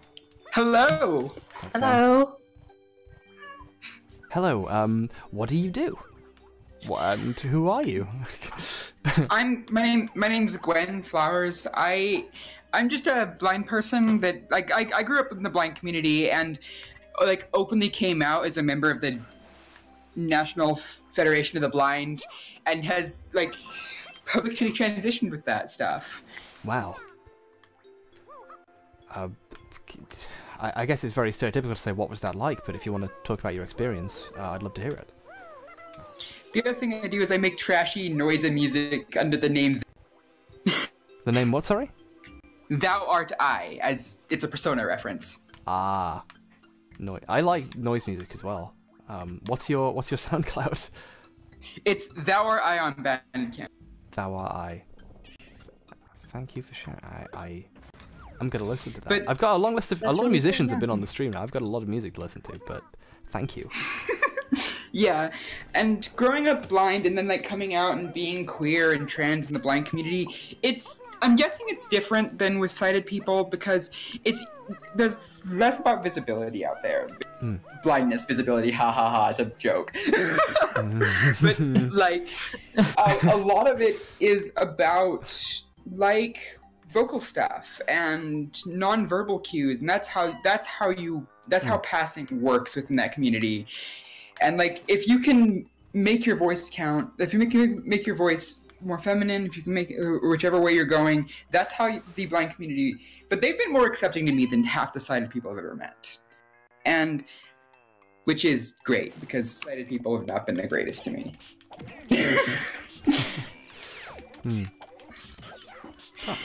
And who's the other person who joined as well? I'm Hazel. I'm Cutie Hazel on Twitter, or QTHZL or HZL, depending on where you're from.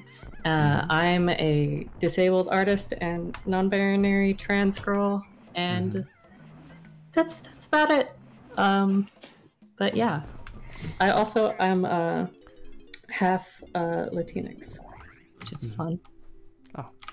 I am also Latinx, and my Twitter is @flowers4gwen. Thank you. That's excellent. What's this? I think I just spotted something in the world I hadn't even. There's probably something important that I've not realized was there for a very long time, and I'm glad because someone saw that 8 hours ago and was yelling at me that I missed it, and finally I've noticed it. Oh, gosh. Please carry on. I'm just, I've got to get this done. So you have the floor. You have important video games to play. Yes. One of the other things I specialize in is I was in grad school for a while to study Byzantine history, but I dropped out eventually, and I specialized in Justinian. But the event of most interest to me is the Nika Revolt. It was caused. I don't know if you know much about like the chariot races or the demes of like Byzantine Rome over in the like 500 CE. 500 CE. When would that be? BC time? It's 80. Oh, that's 80 CE. Sorry, I'm getting mixed up. I'm bad with numbers. It's cool. No. The only Rome I stuff is the really, really early stuff and the really late stuff. So the demes were the teams that raced the chariot races, and the chariot races in the Hippodrome were a huge political thing in addition to just being the major sports event for the city. The teams were also political factions and soccer hooligans, basically, and would like riot through the city, but they'd also like work together and be like the fire squads and do a lot of like public service stuff. And the Nika Revolt was when the riot, and Justinian was a ardent fan of the blue deme, but he wouldn't let him get away with everything, And eventually there were these there's a group of like 20 of them that had gone too far, and he had to have them arrested and hanged. And during the execution, 2 of the people survived, 1 from each team, and they were while they were to be executed still, a group of monks spirited them away into a church and protected them. And this chain of events led to basically the 2 factions uniting against the emperor with some unknown political backing to try to destroy the current imperial monarchy. Because there was basically Justinian became emperor but was born a swineherd and was adopted by just a guard who not quite through coup but through bribery became emperor, so he was seen as less legitimate than he could have been. Yeah. I see. Yeah, because like towards the late period, they started just having puppet emperors. Yeah. Who you would, yeah. And I think, as Sean put it in his video, it's just a matter of time until someone merely neglected to elect a puppet emperor, and then you have the last bit of the Roman Empire where it stopped being an empire. Yeah. And started being a trash heap. History is fun. It's really cool how much of it there is. There's a lot of it. There's so much of it, and I don't know any of it, so this is very interesting for me. Yeah. The fires that the Nika Revolt caused burned down a third of the city of Constantinople in the end.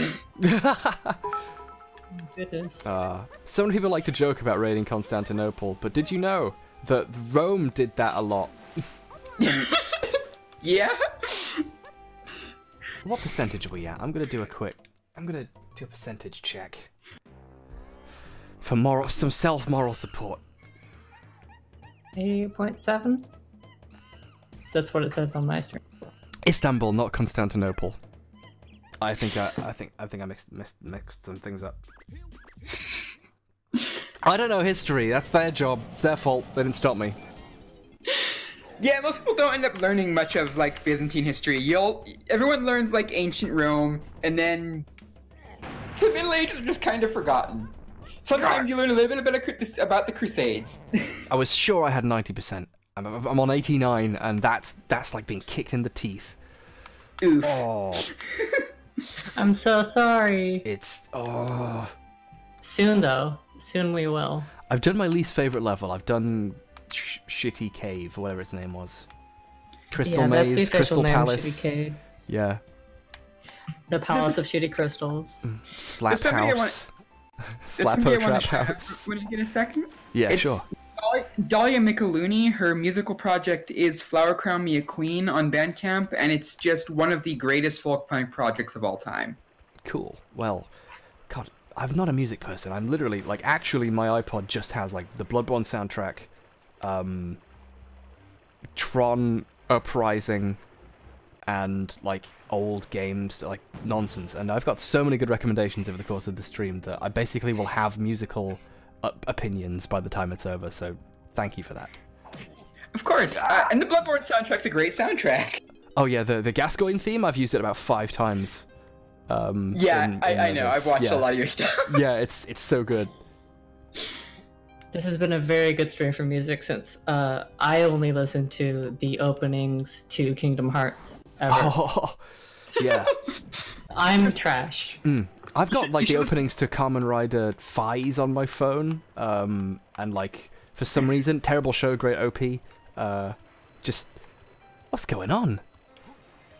Hello. Hello there. Is that Lindsay? Hello. It is. Hi, Lindsay Broadwell. I'm out lesbian. I talk about nuclear power and sex rights transport policy, and as far as I know, I'm also the first out lesbian candidate for Leicester City Council. So roll on May 2019. Lesbster. Hey, don't mess with Leicester. That's the only joke I prepared for when you came on. I was hoping you would. The only joke. Yeah. I mean, all I gotta say is don't mess with Leicester, and that's alliteration. That isn't even a joke, but hey. Yeah. Anyway, hey. Thank you to the other 2 of you who have come on. I'm not sure if you're leaving or what's going to happen, but thank you. Just want to make sure I said goodbye in case In case yeah, you leave. in case our terrible British internet happens to fail on us, it's just that happens. Oh boy, this government. For those of you wondering why I sometimes go in closer to the mic, it's because the Discord sometimes just stops sending my voice, and I'm like trying to convince it to. Yeah, it's the whole thing. It's like I've got like a semi-professional microphone setup, which just the other night I was recording like voiceover from animatic, because my day job is I study animation. Which, if you follow my Twitter feed, you'd probably think I'm some kind of engineer because I talk about transport and nuclear power so much. And speaking of which, nuclear power is good actually, but the thing is, it's like my day job is animation. So hey. We do have to get into that. We also have to get into intersex people. So hey, just like ask me anything. Yeah, something in an old Bill Nye video I bring up. This is something that I find funny because it was a very egregious error, and only people who agree with me on most of the issue bother to pick it out, because the people who hate trans people haven't done enough research to notice the big flaws. I point out that there's a debate in one of the videos that isn't balanced. One of them's right, but actually they were both basically terrible. One argued badly, and one of them is a criminal. And immediately after the video came out, Lindsay immediately came on Twitter to kick my ass and espouse the values of nuclear power, which I hadn't put enough research into. I mean, and ever since I've been following you and learning all kinds of useful stuff. Because I mean, honestly, it's one of these topics which it's the ugly stepchild of the energy world. Because the only time you hear about nuclear power is when it goes wrong. Like, for instance, how many of you have heard of the San Juanico disaster? I have. Yeah. Well, that was an accident which I think this was 1990s. I'm actually just going to look at the date right now because I don't want to get this wrong on stream in front of 22,000 people. So what the fuck? Yes. But the thing is, it's like. Yeah. This was like 2 years before the Chernobyl disaster, and it was a series of explosions at an LPG storage facility in San Juanico, Mexico, which is just outside Mexico City, and 600 people got burned to death, and about 7,000 others got severe burns, and almost no one's heard of it, because 2 years later you had Chernobyl, which was the Russians having crudely turned a weapons reactor into a power reactor and then not built any containment and then told their staff they're free to experiment on it. Yeah, and accidentally, like they were doing one experiment at the time they'd accidentally turned off a different thing as part of another experiment. Oh yeah, I mean the whole thing is just like I have this to say about the reactor design, which for the record, the reactor at Chernobyl, it's called the RBMK, which in Russian stands for I think multi-channel high power reactor. And just to say about that particular reactor design, I would be more eloquent, but I'm just going to say like this. Because what everybody else pretty much understood at that point was you don't build a graphite moderated reactor and cool it with water, because that leads to a condition called a positive void coefficient. Because what happens in every other nuclear reactor in the world, if the coolant boils, the rate of reaction goes down and it's self-regulating. That's called a negative void coefficient. In the RBMK, if the coolant boils, the reaction speeds up, which boils more coolant, which causes the reaction to speed up even more, and then you get a bleed. Yeah, and the other thing is, do you know what control rods are? They're like the things you you insert in the reactor to shut it down to lower the power level. The control rods in the RBMK, when you first insert them, they cause an increase in power level. like I didn't know that part. I mean, and then the whole other thing is like, you know how most reactors they have like this big concrete dome to contain everything. The Russians just like, oh, just put a tin shed over it. It'll be fine. Spoiler alert, it was not fine. That sounds like it would be totally fine. Tinfoil. Yeah, it's because I mean the thing is, it's just comparing like the modern nuclear industry to Chernobyl is like comparing the modern aviation industry to the Hindenburg, and the thing is, it's like you try to talk to people about it and they're just like, no, I don't like it, don't like it, don't like it, and then you get people like the Green Party who, I don't know if you saw this on Twitter, they were celebrating the cancellation of Wilfenewid and Oldbury, which would be 15% of Britain's electricity. And they're celebrating that electricity getting replaced with gas, which is a fossil fuel, which is just, what are you doing? Time for the green gas-filled future. The green gas-filled future. And people say, oh, it's half the carbon emissions of coal. It's actually not, because methane gas leaks, and methane is a greenhouse gas. The green so it's actually old as deal. bad as coal is. It's just like, yeah, it's glorified cow farts. Well done. What are you advocating this for? We did it. Two things you never want to hear together: improvisational and nuclear.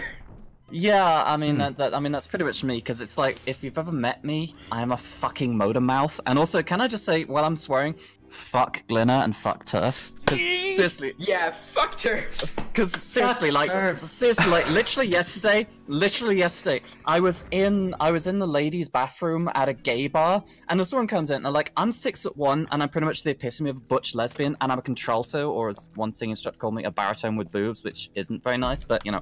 And she just looked at me and said, "What are you doing here?" And I was just like, "Madam, tits. Just look, you are literally, I am 6'1" and you're like 5 foot something. They are literally at your eye level." But she was just like, "Ew, what are you doing?" It's just like, you're policing gender in a gay bar. And it turned out she was there with a hen party, so it all made sense. Yeah, they were there to see some of those queers that they've heard of. Yeah, I mean, the thing is, it's like the 2 gay bars which are actually left in Leicester right now are so gentrified. They're basically just like the places where hen nights go. Like they're places where people go to see gay people. Yeah, they are. It's just like, ooh, look at these queers. Ooh, aren't they charming? It's just, and then they just like come up and try to touch my hair, and it's just like, don't touch my hair. You've picked on something which in specific has really annoyed me, and it's happening more and more frequently. It's people, because they feel like they're, because they're angry about trans people, are policing gender norms in bathrooms harder than ever before, and it is affecting anyone, a lot of cis people who just look slightly different. It affects, I mean, it's like, everyone. I mean, I call myself cis, but I'm kind of, firstly, it's like when people ask me what my gender is, I'm just like, so people are like, "What's your gender?" I'm like, "Yes." But the other thing is just, I am cis-ish, but I have what's known as an intersex condition, which this is basically when, you don't really fit neatly into a category between male and female on a physiological level, because, hey, guess what? Gender's a spectrum, so is physical sex. And the thing is, it's like, what happens to a lot of intersex people, especially if they have ambiguous genitalia is the term they use, they will fix you, which what fixing means is basically amputating your clitoris, or in some cases, amputating a penis, because about a third of the people they do this to turn out to, identify as male, and they've had their dicks cut off as babies. And, there's a really long and shitty history of it. Like, doctors will outright lie to parents, or they will say, "Oh, this is necessary," when it isn't. Because 99% of the time, it's like it's just a weird-looking vagina, it's a weird-looking penis, and the baby can pee fine, they're just, they're okay. But there's such this obsession with just fitting people into a binary box that you are literally having doctors mutilating babies to make them fit in. There's a very famous case study of two twin boys, and they were both circumcised, and there was basically a horrible accident, and they burnt his penis off. And they decided to try and raise this child just as a girl, and it turns out, like, you can't just force that on someone. This isn't something that you can just neatly fit someone into, and they eventually, were told, or I don't know when, but it caused them problems for their whole life, because you can't just neatly assign a category to someone by fiat, especially just based on genitalia. Oh yeah, I mean, you know what my whole attitude is? Gender as a kid doesn't fucking matter. Like, it doesn't even start to assert itself until puberty happens. And it's like, I started getting periods at like 14, so I gather that's a little bit later. But the thing is, it's like, in primary school, I remember there's this obsession with just like, oh, you can't play with the boys, or you can't do this, you can't do that. Like, I'll full disclosure, like, I will wear a skirt on occasion, but if somebody tells me I must wear a skirt, I'm like, fuck you, no I don't.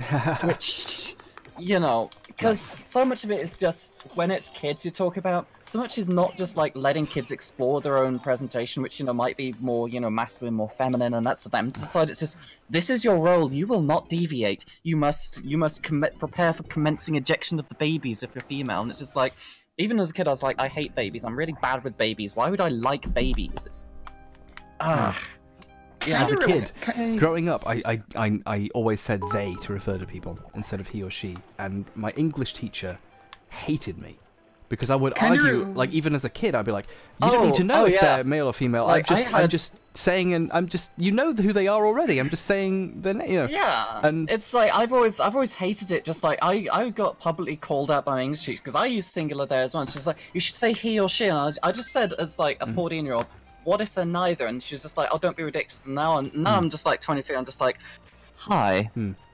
Can we have a talk about gender and why it's bullshit? There's a lot of pedants who pride themselves on knowing how to, knowing which there to use, and that's their one claim to fame, who are so mad when someone says they refers to someone. Like, I am a language, I think it's descriptivist is a term where language evolves, language changes. Like, we don't, for instance, say, thou shalt not do the thing. You say you won't do the thing, and there's a whole bunch of contractions. It's like, English, it's so interesting seeing how English has evolved, because it's like, you look at the common contractions, like we use don't, we use shan't, we use all these kind of things, and so much of it has just come from people, like sliding syllables into each other. So language is fluid, language is evolving. If you're trying to fight back against that, you're fighting a losing battle. Singular they is here to stay. Kind of related to the whole gender of children thing, I had an endocrine condition growing up, and I'm a trans girl now, but I was forced to go through forced to take testosterone at a doctor's office for years, even though it felt wrong and was horrifying. That was absolutely traumatic, and I was vocal about not wanting it from the start, and this doesn't feel right, this isn't what I want, but I was born of guy, I guess I have to do this, and I did it against my will. I mean, it's really horrifying, and that's why, when you'll occasionally get intersex people who say, oh, I don't like trans people, and use it as a cultural stick, and then there's some transgender people who don't understand about intersex people. But the thing is, for me, I think our struggles are interrelated, because, what you went through was a violation of your bodily autonomy. And, if I'd been operated on as a kid, that would have been a violation of my bodily autonomy.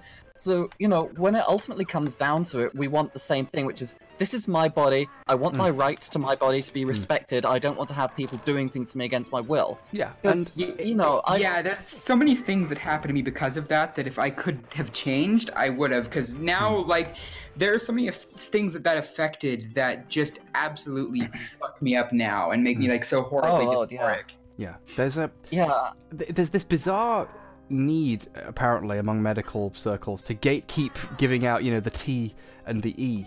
They basically no, we got to make sure you definitely have before we can give you this. But meanwhile, in every other circumstance, they will hand out all kinds of dangerous mind-altering drugs for basically no money. Here's the thing, look, you can tell by the people probably in the chat making fun of the fact that I'm clearly balding. You think I don't notice? I do. I've looked into this, obviously, and there is a medication that is known to be quite good that you can self-prescribe. You can literally ask for it, and they'll give it to you. You don't even have to see a doctor for it. And warning label on the side, this might make you want to kill yourself. They'll hand out depression-giving drugs if it might give you a little bit more hair for longer. Yeah, but if you desperately want to alleviate gender dysphoria, they're like, yeah, we're gonna need half a decade of nonsense first. Fuck off. I don't understand why it isn't just on an informed consent model, because I go into the pharmacy because I take the pill because it helps my periods, right? I can go down to the pharmacy, I can go on the pharmacy's website, next day I can walk into the branch, I can collect that medication. It's ethinyl estradiol and levonorgestrel, one of them is a synthetic estrogen, the other one is synthetic progesterone. That is powerful medication. I can get it just by filling out a questionnaire. And with trans people, I just okay, fill out this questionnaire, make sure you know what you're getting, are you everything, blah blah blah. If you are, here, go collect from the pharmacy the next day. I don't understand why they need to drag people through, these 7 circles of hell or whatever it is. Because a couple of friends of mine are trans, 2 of my friends from uni are transgender men. And the stories they've had from, going through the GIC system, going through all the fucking gatekeeping, it honestly makes me angry because so much of it is just incredibly cruel. There's one doctor, and I'm actually going to name drop her because she fucking deserves it. Her name is Dr. Richards, and she's at the GIC in Nottingham. And she is alleged to, I'm going to say alleged because she might sue me. She is alleged to ask incredibly leading questions. She'll ask you things like, do you deny suicidal ideation? Do you deny drug use? Do you deny being mentally unstable? She'll ask you she will allegedly ask all these incredibly leading questions, which are allegedly intended to trip you up and allegedly intended to deny you care based on, whatever answers you give. So let's say, for example, if they asked if any of your family have ever worried about you, if in any context, and you say yes, then they put down suicidal ideation, and now you can never get healthcare for certain things. I mean, they will absolutely do that, because I've had trouble. I had trouble because I had an intersex operation, and I had to go and see a psychiatrist, which at least I don't see one. And I told them about an incident in which, my mother outright told me to kill myself. That was recorded as suicidal ideation and minor acts, and these minor acts were literally me arguing with my mother to have my rights respected. And, I only found out that was on my medical record because it stopped me from getting a job. Because, you know, one of the things I put in for was I want to drive ambulances, among other things. And my medical came back, it's like, oh, we've rejected you because it's a history of suicidal ideation. I was like, what? Because, you know, don't get me wrong, like, I've had low periods. I've had periods when, you know, I felt hopeless in the world, and, you know, being on this stream is just like, holy shit, there is good in the world and it's worth fighting for. And, you know, what AOC, Alexandra Cortez, said earlier about, you know, we've got to take the offensive, not the defensive, means so much to me. But, you know, I've had low periods, but, you know, I've never tried to kill myself. I've never tried to harm myself. And my motivation is just bloody fucking mindedness, because I don't want to prove my parents right. Because my mum's just like, oh, you're going to have such a hard time. You're going to be very poorly. You're going to be this and that. And I'm just like, fuck you, I'm going to do fine. Yeah. Spite can be a very empowering thing. In oh yeah. I mean, this whole stream, like, I was literally tweeting the other day about, you know, don't underestimate spite as a motivator. And now just to say fuck you to Graham Linehan, which, fuck you, Graham Linehan, we've raised, how much is it? $280,000 for mermaids? Yeah. It's just, it's incredible. I absolutely love it. Yeah. I'm also glad I didn't get a chance to say it. Trans rights. Trans rights. Trans rights. Trans rights are human rights. Trans rights matter. God damn it. Trans rights, yeah. On the subject of, like, medical stuff. Is someone good? Someone said sorry. Hi, I want to interrupt someone. it's Casey here. I've been waiting for a break in the conversation for a little while. We have a very special guest who a little excited about.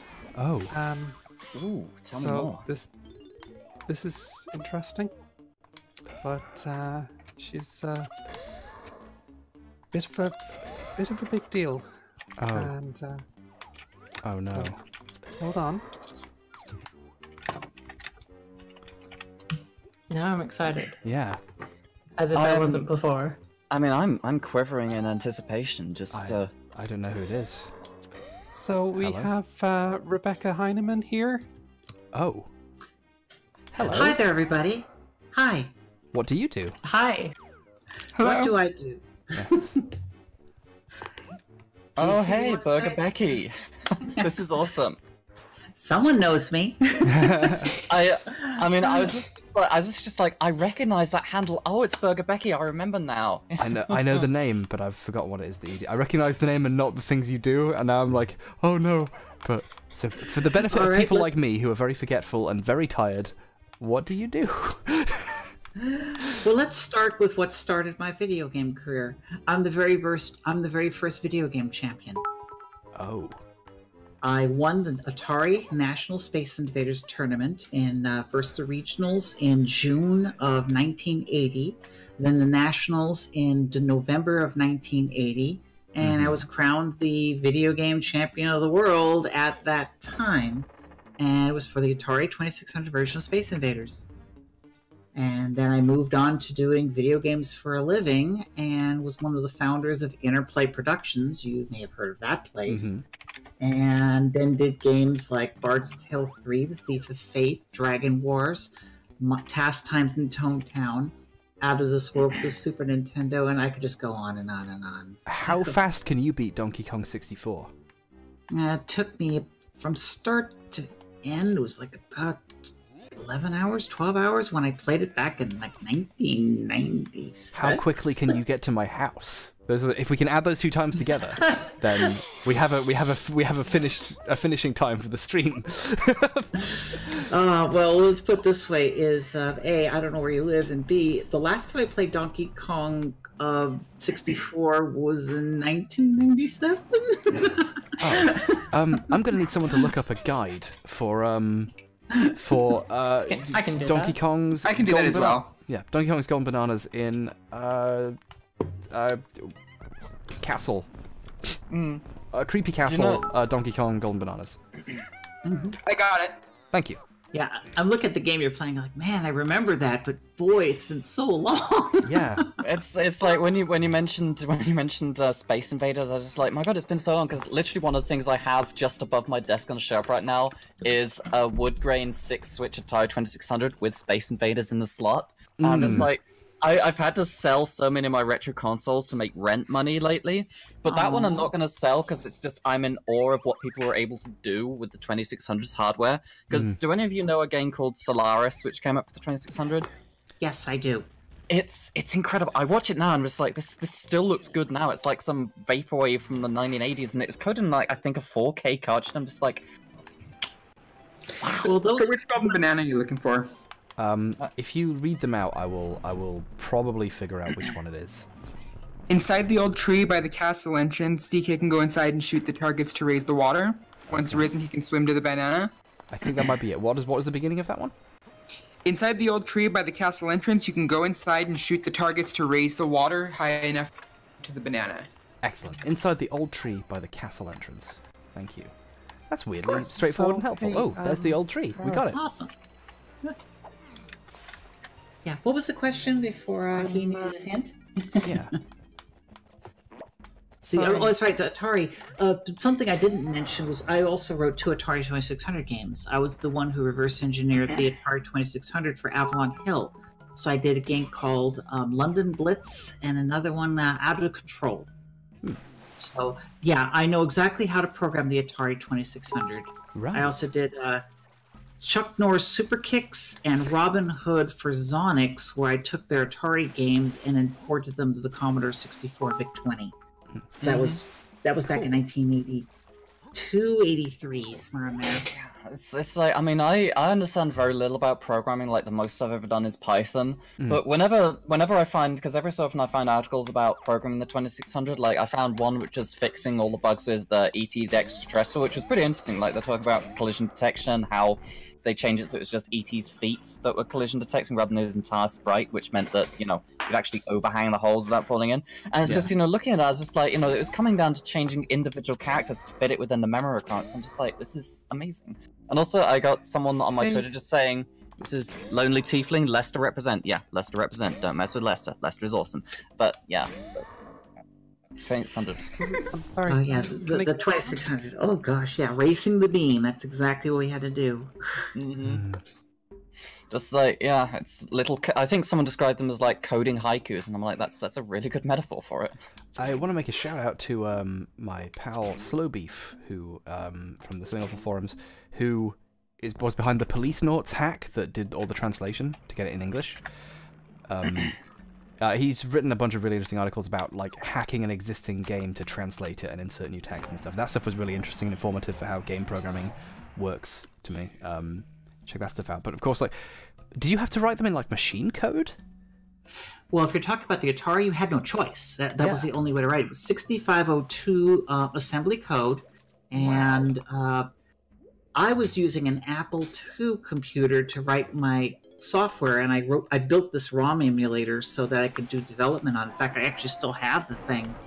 I donated one of them to the National Video Game History Museum in Frisco, Texas, but the other one's sitting in my closet. Wow, that museum is a cool museum. I've been meaning to go there. They also have one of the only halcyons ever built. That's really cool. That's yours. I can see that, and I'll know who gave it to them. Thank you. Yeah, if you're in the museum, you also look at their copy of Out of This World for the 3DO, you'll find it signed by me. Wow. That is awesome. Like, honestly, I gotta admit, I think video game history is super underappreciated. Because a lot of it, it's just, you know, exposing people to, you know, computing for the first time. Like, I wanted to get into animation, into game design, into programming, because I played video games, and I was just like, how does this work? This is amazing. How do I do things? And then I tried to code my own game engine in Python, and it didn't go very well. But worth mentioning that Lindsay designed the horror enemy character, or made the horror enemy character in the game that I will eventually finish. Oh yeah, so yeah, I did that. It's like it's really creepy and it stabs people. I love it. It's cool as heck. Yeah. What character is this, or is it a secret? It's a secret. It's a secret. I'll work with that. Could you read through Chunky Kong's bananas? Golden bananas, not the regular ones. Absolutely. Thank you. Chunky Kong. From the DK door, follow the path up the first set of steps to a large dead tree. Enter the tree and primate punch the wall on the left. Follow the path down the slope and turn right to face a door at the far end. Target and shoot the pineapple switch above the door, then go forward and jump into a bonus barrel. Play Beaver Bother to win a golden banana. We've definitely already done that. I'm going to quickly check, though. I'm just going to check, because I've heard legends that there's 4 Beaver Bothers, but No, we've definitely done that. There's no way we've definitely done that. Yeah. Okay. Yeah. From the DK door, follow the path to the second set of steps. Go around the steps and drop off the ledge, then enter the wooden door on the right. Inside, take the first left to enter a door with a skull room on the far wall. Shoot the pineapple switch on the right side of the skull door and enter. Inside, take the right path and go forward into a large door. Shoot another pineapple switch on the door to enter a room with the coffin in the center. Turn right and follow the right wall to find the coffin. To find the first coffin. Primate punch the coffin door, then enter and jump into a bonus barrel. Play Searchlight Seek to win a golden banana. We definitely did that. I remember that coffin. Yep. Okay. From the DK door, follow the path up the stairs, then climb the ladder on the right wall. At the top, turn right. Yeah, I'm trying to remember where the DK door is. Turn right and follow the path up to a greenhouse. Primate punch the door on the wooden shack next to the greenhouse, then enter. Primate punch the question mark box in the center of the room to find a chunky pad, then press the Z to become invisible. Play the triangle trample, Z and up arrow button like on the yellow arrow pad. Defeat all the bats and get a golden banana. Yeah, the greenhouse is I think the one. I think that's the one. I'll try and do that one first, and I'll let you know if it's turns out not to. Cheers. We can go back to talking about really fun, important issues, but. Okay, so there's one thing Can I get a moment? Oh yeah, sure, Casey, go ahead. Sorry, I really need to interject because I'm signing off for the night. I am really have gone beyond the point of exhaustion. Oh God, Casey, you've done the most work out of anyone. Yeah, you've been incredible behind the scenes. Thank you. So I really appreciate it. I want to apologize to everybody who has who's been messaging me. I cannot get to everybody. Have a good night, Casey. Thank you so much. Have a good night and sleep well. You're the best, Casey. as well. So I'm very glad I got to say hello to Burger Becky. So yes. thank you for that. It's been an honor. Thanks, Casey. Thank you so much. Chat is going wild, Casey. You've done so much. Chat, continue to show Casey your love. Everyone, check out Casey Explosion on Twitter. Some amazing tweets. Just the best. And also, if I may give a little shout out here, there's a Leicester artist. Her name is Grace Petrie, and she put out a video called Black Tie. I was an extra in the video for that, and it's basically about the experience of growing up a butch lesbian. And if you need to go watch that, Black Tie, Grace Petrie, it's awesome. I said I'd shout it out, and I've done it. So, gonna plug my Leicester lesbians. I'm sorry. I gotta represent. Leicester's the ugly stepchild of the East Midlands. Casey, thank you. Have a great sleep, and I'll talk to you in the morning. We should hang out soon. Absolutely. You all build such cool things. So, as I say goodnight, I'd like to thank everybody who's going crazy in the chat right now, saying thanks, Casey, and everything. But there's quite a lot of people trying to organize this thing behind the scenes. It's become so much bigger than any of us expected, and it's been I mean, what a great fuck you to Graham, right? Yeah. I'm not even thinking about him. He's so irrelevant. He's just a sad old man. He's gone. Well, he's now. already been erased. He's been erased. Now it's just us. What do I have to do in this room? We'll kill all the bats. Sorry, Casey. We'll get you out of the way, and then we'll figure out the tutorial for this. Good night to everybody. And while I'm still have an audience here of 21,000 people, it's incredible. Thank you to everybody who's donated so far. I am going to rest and get hashtag Neo is better than Bloodborne trending. I take it all back. No. Oh, that's a hot take I would not accept. Excellent. Good night. The coolest thing I've ever built, in college, I built I used a slate and stylus to take notes because I use Braille for everything, and I had a rig attached to my side and hip where I could just use my fingers on some strings and pull to just automatically take my notes without having to do anything while I was walking around and just taking casual notes throughout the day. That's extremely cool. That's yeah, wow. Thank you to Tom Scar who donated $69. The best donation. Harry, you're on Global News? Global News? What, as in, what's global? Oh, is that Canadian news? I'm just going to go on a Canadian news website for a second. That's valid, yeah. I'm just gonna take a quick look. News, eh?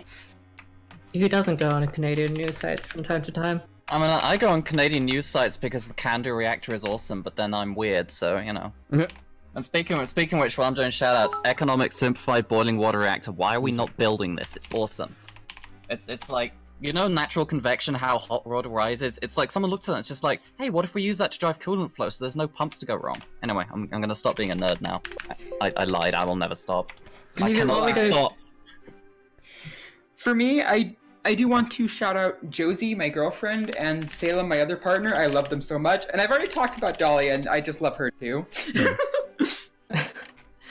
Very gay, I know. I'm just gonna shout out my brother because I think he's watching right now, and also Dalton, you should donate. And I love you. Thank you for being really supportive of me through my transition. That's a really kind of you to say, and that's really good of them. Thank you. They're a good brother. Thank you for the people spamming the donation link for folks who don't know that you can scroll down and click the thing, because I did not build, you know, but when I stream, I like that people can, if they want, donate to make a mess of my stream. Normally the thing in the corner covers the whole thing, and it's a very loud screaming skull that ruins everything and hurts my ears. It's really funny. So I deliberately make it hard to find, so people have to go out of their way to give me money to cause problems. But for charity purposes, that's actually a really bad idea, so I could have changed that, but I didn't realize anyone would actually watch this. So thank you for the people fixing that by posting the link in the chat. I really appreciate that so much. And if the chat is going too fast, you can scroll down under the stream and click scroll. And also on Twitter, there's #transcrowdfund to find like individual trans people who need help. Yeah. So if there's people got money to give, and then go through there and help trans people directly, because what Mermaids does is really important. It's really vital, but there's also a lot of adult trans people suffering because of systemic discrimination in employment and all the rest of it. So help out. Maybe you'll save a life. Like there's so many people in really bad situations. I'm going through the different hour blocks to see the different announcements, and it's like 16 hours ago, Gay Times, H.BurgerGuy raises over $100,000. Metro, 3 hours ago, H.BurgerGuy raises $200,000 to spite comedy writer. 2 hours ago, Kotaku Australia, Marathon Donkey Kong stream raises over $350,000 for transgender. They got the number wrong. Oh, it's Canadian dollars, obviously, yeah. Yeah. Also, I just got asked to shout out a transgender electronic music band in Leicester. It's Screaming Like Tomorrow, so that's Screaming Like Tomorrow. I feel like a radio DJ. I'm doing shout outs. Wonderful. Transgender electronica music. What is not to like? Like, people say Leicester doesn't have an art scene. It does have an art scene. You just need to find it. Yeah.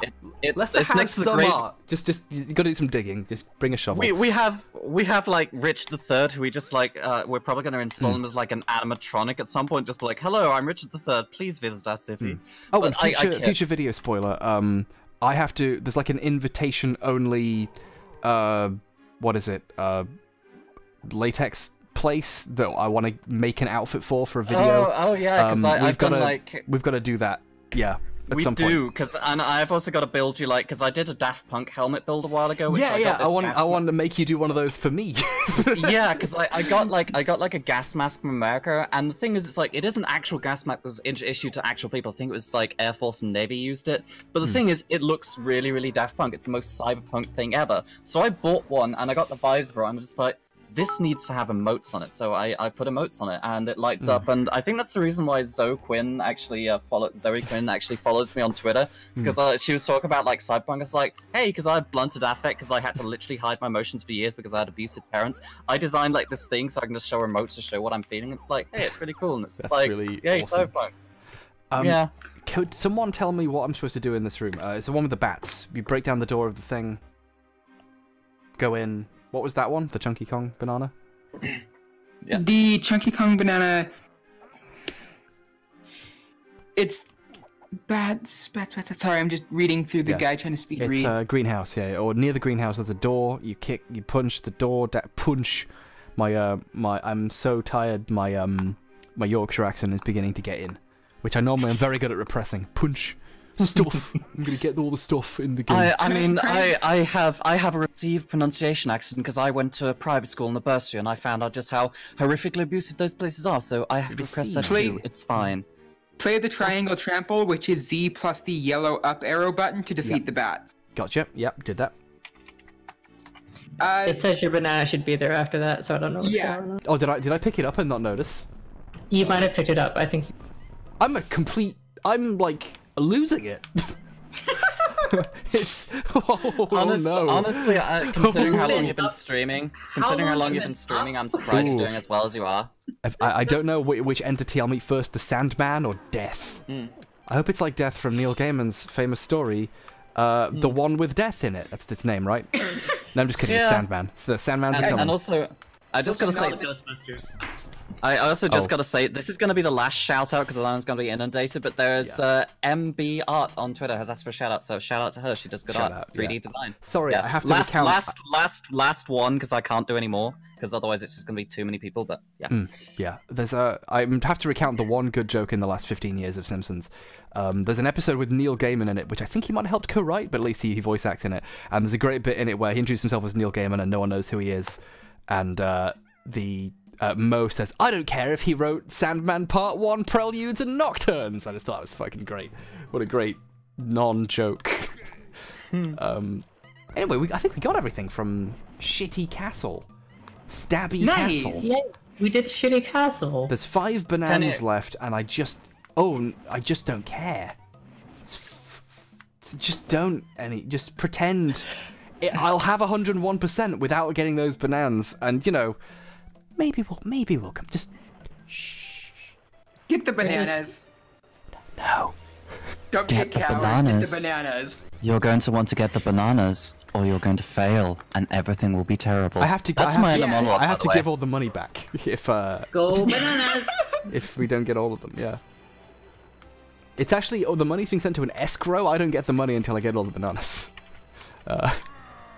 It's a very interesting setup that you have. Yeah. With your donation money.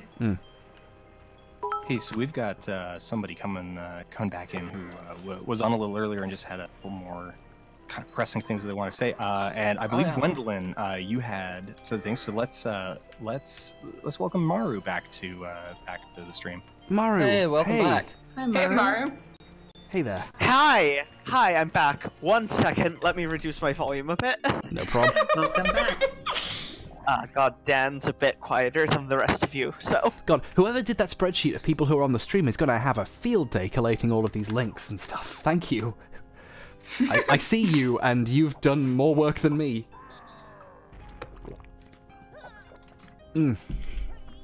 So, hello everyone. I think you all remember me. If not, may I give a quick reintroduction of who I am? Please, go ahead. Go ahead, please do. Hi, I'm a Maru/Valerie. I'm a Palestinian American activist. I grew up in Palestine, and I am a trans woman. My areas of expertise are mainly on Middle Eastern politics. And yeah, thanks for having me on again. It's good to have you on. Thank you very much. I'm going to quickly restart and see what percentage I've got. If we're not at 90% yet, ooh, I'm going to have some strong words. You're going to have some strong words like fuck, I imagine. And probably shit. Yeah, just like I'm just so glad it's like because I have such a potty mouth, but normally day to day I have to keep a lid on it. But do you know how I actually got selected as a candidate for Western Ward and Leicester? Because I've been through so many selections before, and I was trying my best to be polite. The last selection, this is the very last one of like the selections process. I just completely let loose at the Conservatives, and they select me as the candidate. So turns out just saying fuck the Tories works really well. Every single time I come on the stream or speak, people just start spamming Free Palestine and Palestine Gang, which I appreciate it.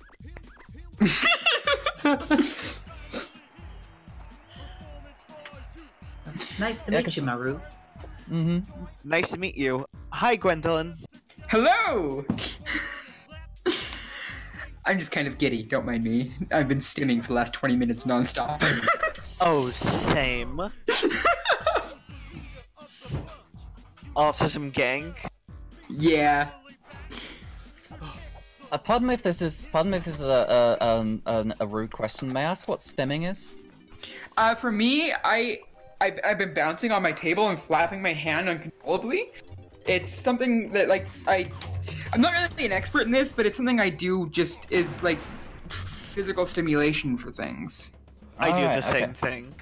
Yeah, Is I it- will bounce up and down in my chair, tap my feet, flap my arms a little. It's a thing that happens. It's like a coping mechanism, just dealing with stimulation. Is that right, or am I off the Yeah, mark? Yeah. that's Oh, right, okay.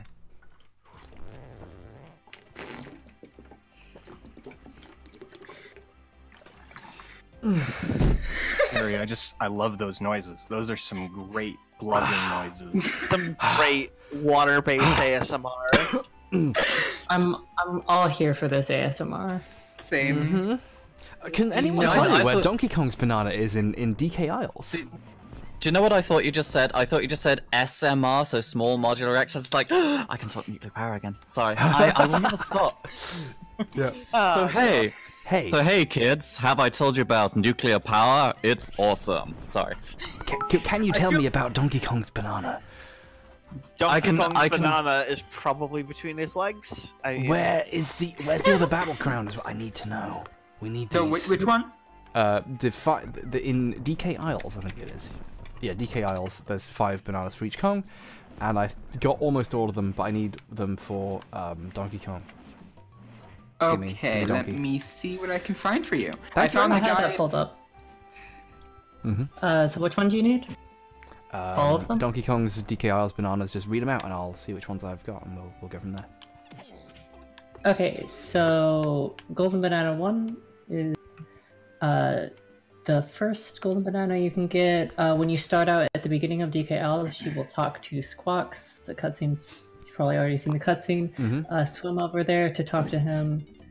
Make sure to activate the #1 switch of his island when you're at it. He tells you how he's locked up because he didn't want to smash up an island. So K. Rool locked him up. There's a lot of narrative here. Oh, I think we definitely got that first one. That's a story one, yeah. That's a story banana. A story what's the banana. next Okay. one? Yeah. The next one is use the Gorilla Grab ability in the starting area for Frantic Factory on the Switch. Right. This will activate the elevator nearby. Use the elevator to get more wrinkly doors. And what's that? A bongo music pad. Play your bongos and Squawks will bring you a golden banana. Congrats. I'm reading this just, as it appears, so. What's that? What's that? Did you get that one? You're getting that one. I'm not sure, but I'll check it out. Just keep going. Just read them out. Thanks. All right. Golden banana #3 is this one is fairly hard to find without a guide. Climb King K. Rool's boat island thing until you get to an area where you can cross an opening using vines. These vines lead you to Snide's HQ. Instead of using the vines, drop down onto a platform. Once on this platform, you will see there is a coconut switch. Shoot the switch and the gate will open, giving you a golden banana. Woohoo! Excellent. I think that's the one. Thank you. Sorry, Mario. You're here to cool. talk about an actually important issue. Yes. Bananas, please. Actually, I want to talk with it. Yeah. I want to talk about with Gwendolyn actually because they are a POC as well. I don't know your pronouns. Sheer. Sheer. Got it. Yeah. All right. Yeah. So I grew up in a third world country. Yeah. Fun fact. Spent a good portion of my childhood there. I was speaking earlier. If anyone missed it, I'm not sure if I should recap or not on what I said. Think recap be fair. Yeah, I think that's fair. Yeah. So like, there's almost no POC trans representation. Like, period. Cat Black is it for Left 2, but outside of Left 2, there's none of. You don't get trans POC, generally, which is very bad because. That's a group that needs like good role models and representation more than anything else. The suicide rate is highest for trans people of color. So yeah, I spent You're right, yeah. I spent most of the summers of my life in a village in the south of South Korea, helping my family with their rice farms and stuff. And that village was interesting when I started being more visibly queer, because there were like a few queer people there, like my dear friend Janae, I love you, and if you're watching this, know where you are, say right now and don't watch this stuff, but we grew up together and kind of found queerness together, and the village was not the most accepting place. Oh yeah, I grew up in a really small town, so I can imagine. Wait, not that I want to, but... Oh wait, Gwen, you grew up in South Korea? Partially. Between I like every summer, I spent the summers there until I was 18. Oh, same with Palestine for me. My girlfriend's actually from Busan, so... Oh, nice! I went there a lot. It's like I grew up in rural England, but I can't speak for anyone else's experience. My experience of rural England, it's just you do not talk about it. If you are visibly different, you will just be shunned relentlessly. I don't know if that's translatable at all, but anyway, for a lot of the world that isn't white or Western, and even for a lot of the world that is white or Western, POC people are looked down upon, and the reason for that tends to be Western colonialism, introducing ideas that are very anti-trans, anti-gay, that kind of. Iran is said to have great protections for trans people, but A, it doesn't, and B, it forces gay men to transition. Yeah. So, yeah. Less than ethically great, at least. Ironically, one of the places that resisted colonialism the best, Pakistan, has some of the greatest protections for trans people because their conception of gender is very, very different from the rest of the world. Colonialism fucked so much shit up, it really did. Yeah. Well, I'm gonna say this on stream, the British Empire was evil, don't defend it. Ooh. Oh, hot take. Just getting that out there, just like, because some people apparently think it's okay to defend the British Empire. No, it's not. Empire is evil, by definition. Anyway. Yes, but yep, basically. It's a shame that it took that long for the effects of colonialism to start to destroy Britain, but we finally made it. It's finally coming home to roost. We've done it.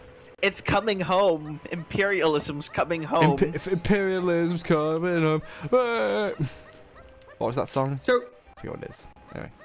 For me, I'm much more visibly Latinx than anything else, and that's really like I grew up in a really poor part of like South Boston, and I wasn't in Boston anymore by the time I came out as trans. I was in Utah and then Boise, and being a person of color and trans in like really heavily conservative areas like that was really not great. I had a lot of violence. I was assaulted. I was like rejected, especially like back then. I still don't pass, but like back then it was just a lot harder. I just was too visibly queer to ever hide. Sorry. No, you continue. Yeah, I mean, my problem is, it's like, I'm just, a lesbian, so I don't really have the same intersections, and I'm also white. But the thing is, it's like, because of my height, because of my build, it's like, I am very obviously queer, I'm very obviously out of the norm, as some people would say.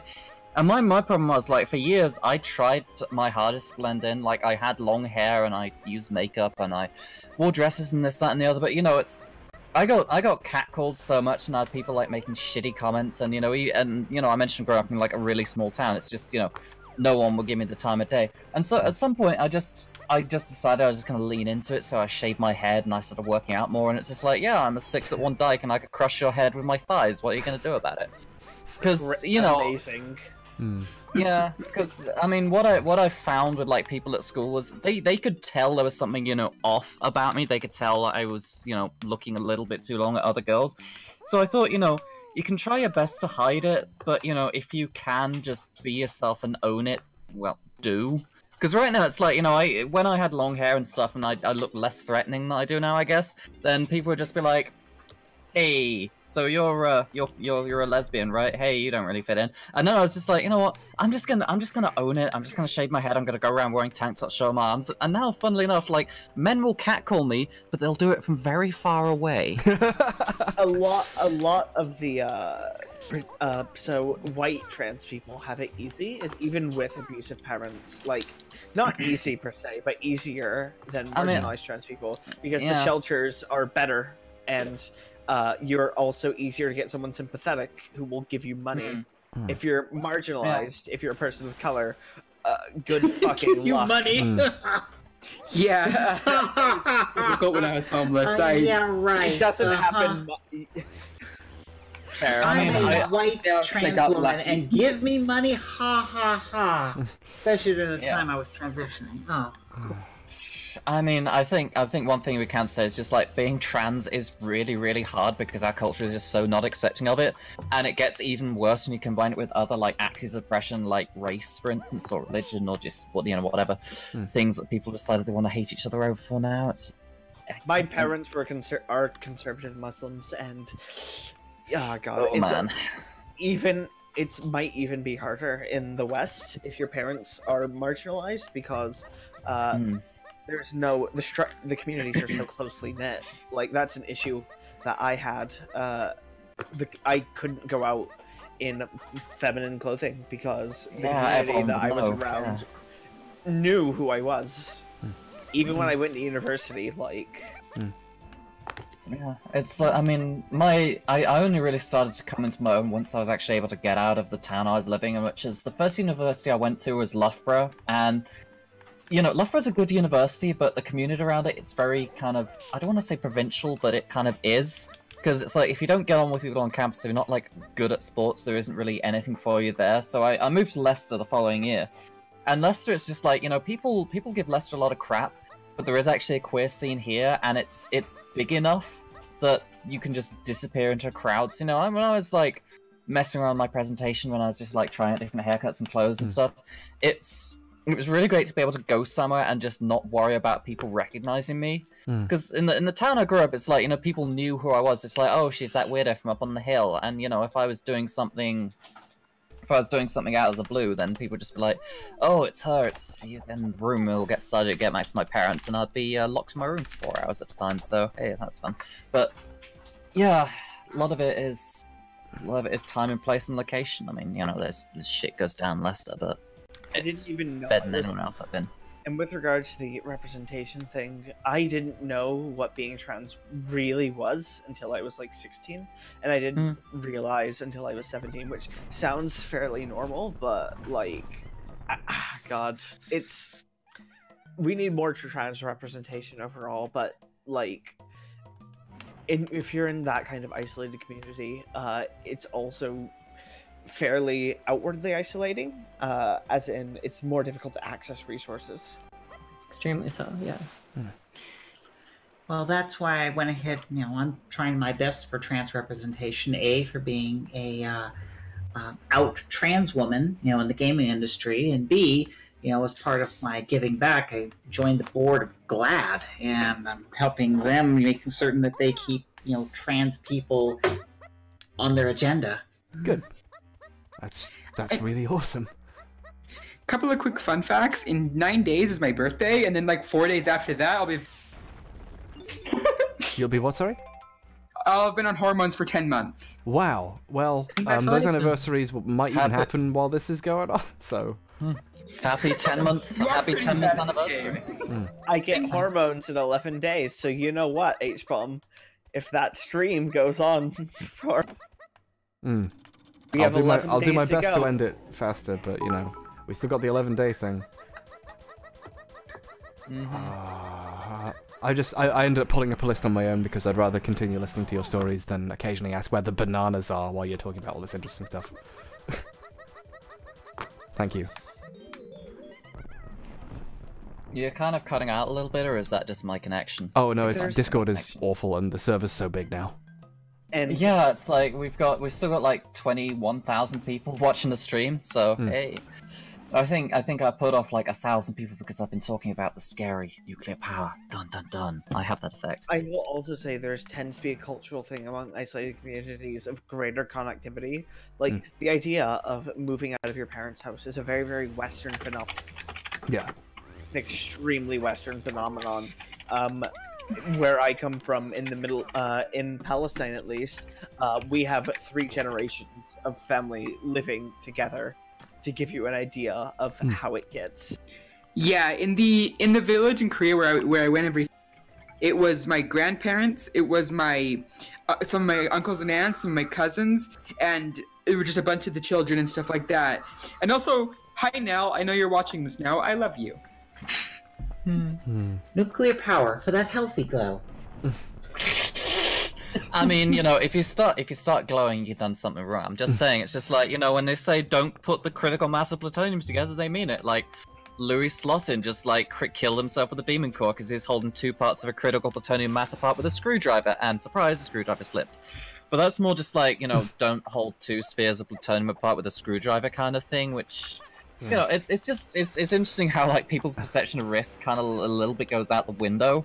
Because, you know, you talk about Fukushima and people just like, oh, the nuclear accident wasn't terrible. It's like, well, nuclear accident is on record as having killed, I think, 1 person because TEPCO didn't contest the verdict because it would be just easier to say, yeah, they did, we'll pay you compensation, whatever. But, you know, the tsunami itself killed something like 15,000 people, and people tend to kind of forget that when they're talking about Fukushima. Well, you can say no casualties, but we should acknowledge here, Fukushima destroyed a town. Like, people were evacuated. There are organizations that exist purely to feed the animals that people cannot legally go back and get, and no one can legally take out.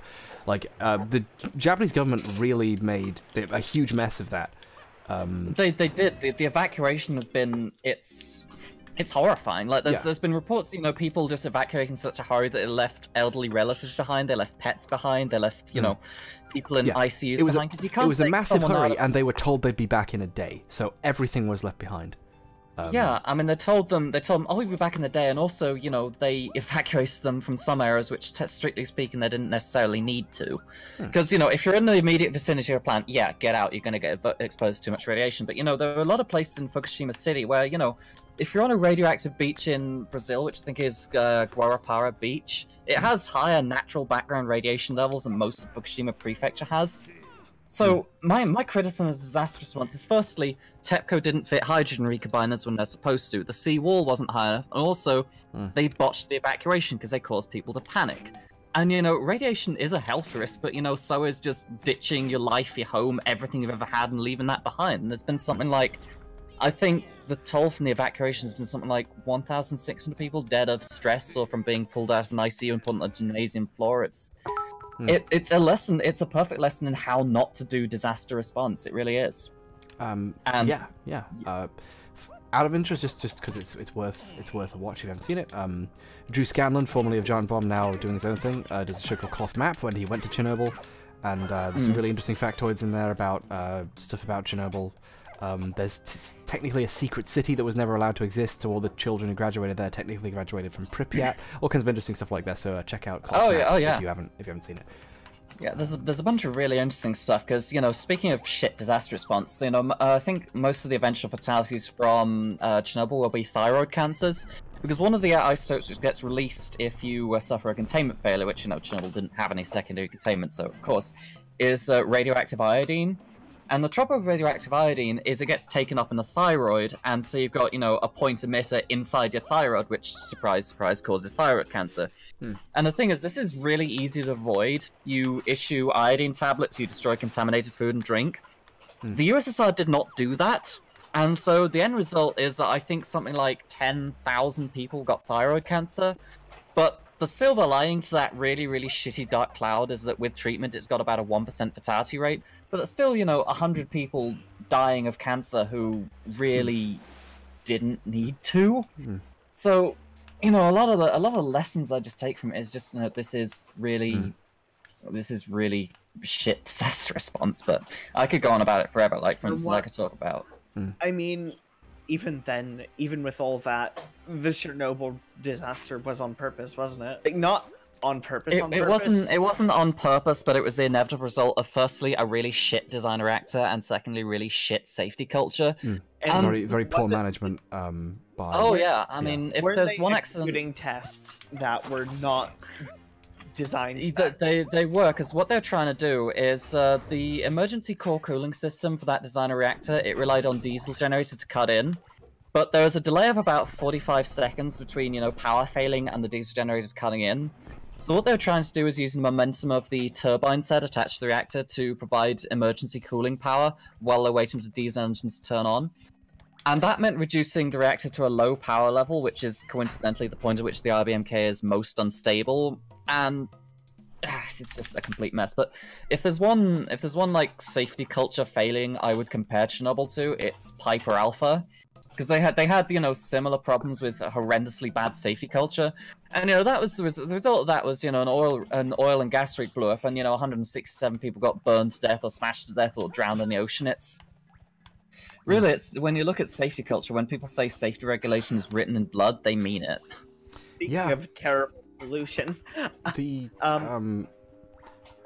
people tend to exaggerate fatalities of something that they don't support, and then their own stuff is just, well, that's just a normal death, which is ridiculous. But something I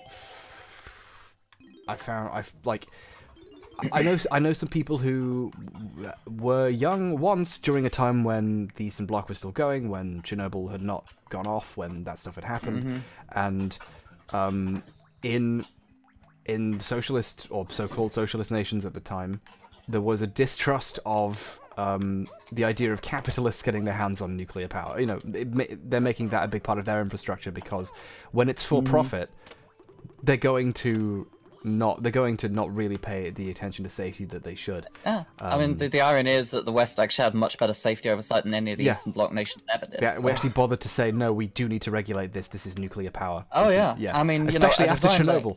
The fun thing is that Chernobyl actually gets attributed as, it killed the nuclear industry.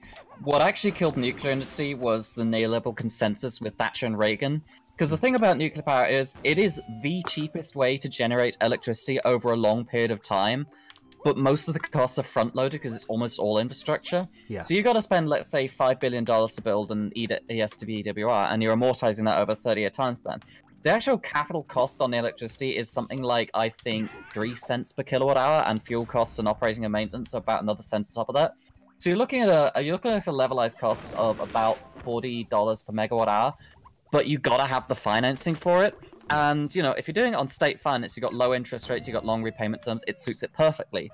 And of course, with Thatcher and Reagan's deregulation of the state, and cutting the state back, and lowering the marginal tax rate to 28%, what you had was the same government-backed finance which was required for these large projects to go ahead, dried up. And this wasn't just nuclear energy; this was our infrastructure, going to shit across the board because people just weren't investing in it. So, when people say, it's this, that, and the other, it's just, well, no, it's because we decided that the role of government was no longer to invest in critical national infrastructure that guarantees our safety and security and cheap, clean energy for generations. The role of the government is to give massive subsidies to people who now provide our infrastructure and who then charge us more. Oh yeah, it's to outsource stuff for efficiency, which means have people starving to death in hospital beds because the outsourced food provider decided they weren't worth caring for. So we give more in welfare to Richard Branson than we do to most. Oh yeah, it's like people talk about any combination of people anywhere else. Yeah, it's like people will talk about these welfare scroungers. It's like firstly, 99.9% of people claiming welfare parents need those payments, and secondly, when did it become a worse crime for someone to get help who doesn't need it than deny 100 people help that they need because you're so worried about this one person who might be screwing the system? Yeah, but how much? But yeah, exactly. They might be faking but how much will it really cost? And the answer is less than the costs we're overpaying Train Man to make shit trains we could make better and cheaper. Yeah, I mean, the thing about getting costs down, and this applies to nuclear energy, it applies to any large infrastructure project. Once you settled on a design, don't change it halfway through, build identical copies of it. Because one of the fastest and most successful decarbonizations in history was France. And they had two versions of reactors they built. They had the CPY, which is, there's a couple of variants of that, which is like minor control room layout changes. And they got the P4. And the first one is 900 megawatts electric, and the last one is, I think, 1,300 megawatts electric. But I think there's about 34 of the former and 20 of the latter. I might be a bit off on that. But because each one of them was identical, once you'd built one, you had the supply chain in place to build the next one, and so on and so forth. Yeah. So if you're trying to get costs down, you build these things identical. And the problem Britain had with our advanced gas-cooled reactors, firstly, we should have gone for boiling water reactors instead, and secondly, we kept changing the design. Like, there's 4 AGRs at the Haysham nuclear power plant, but they're of 2 completely different designs. So it's like, hey, we built 2 AGRs, now I've got to build 2 more. Oh wait, it's a different design, so we can't use the same supply chain, we've got to reconfigure everything. Is Do Not Eat still around? Because I think you might want to talk to him about this stuff because he's he's a big infrastructure person, and that would make for Oh, an interesting yeah. talk. Although maybe I can get two of you on a stream at a different time. That'd be great. And there is also just one point which has come up on my Twitter. It's just like, I don't know if this is the right time. This is from a guy with the handle Streamvoy Blood Vortex. I don't know if this is the right time, but what are your thoughts and knowledge on nuclear waste? Firstly, nuclear waste. If you're powering an entire lifespan of energy at American consumption levels, the volume of nuclear waste you produce is about the size of a large soda can. That's it. And by weight, 97% of that is recyclable. Because the actual bits, which are the actual waste mixed in with that, are fission products, which are these split up remains of atoms. And the rest of them, you've got unused depleted uranium, which is uranium-238. You've got a bit of uranium-235, and you've got some plutonium-239. And then you've got other transuranics, which... It's interesting that people don't know it's recyclable, but right now, the situation we got right now is it's actually cheaper to mine and create new fuel and then store the spent fuel in dry casks than it is to recycle it. So right now, it's just sitting there and be like, well, it's fine. It's generally going to be fine for the next century because we've got dry casks and they're rated for 100-year lifespans. If you need to replace them, it's really easy. But at some point, it's just like, yeah, we can recycle it. It just isn't economic at the moment. So it's a political thing, not necessarily a technology thing. Does that make sense to you? But don't you want to feed Godzilla? Yeah, I don't want to feed Godzilla. Don't feed him nuclear waste. That's very bad. And economic at the moment is a great phrase as well, because these things will always improve. Like right now, a lot of renewable energy isn't as good as nuclear. However, it's been improving vastly. So even then, I mean, the thing about renewables, it's really, really easy to get a quarter of your supply from renewables, and we should absolutely do that. But once you end up with a share of renewables which is as a percentage greater than the capacity factor, you end up with a situation called curtailment, which is when you've got renewables producing occasional gluts of energy, like more energy than you need. And what you need to do, you need to pay other generators to either, consume the excess power, which is where the negative prices in Germany come from, or you've got to pay them to not generate, which gets very expensive very fast. I don't want to cut off the nuclear energy convo, but I've been getting questions. Yeah. And Oh, sure, go some ahead. of them. Lopside, aka at ABTD, asks me if Palestine is a cultural history by non-binary gender. We don't know. Okay, actually, I'm wrong on that. That's wrong.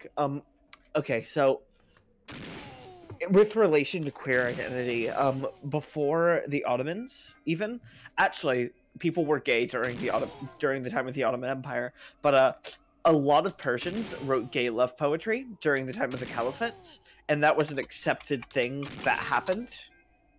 But as for non-binary gender, familiar relations between people in I guess it's not related to gender necessarily, but relations between people in Arab society are very, very different than they are in Western society. Relationships between friends and family are a lot more intimate, in general.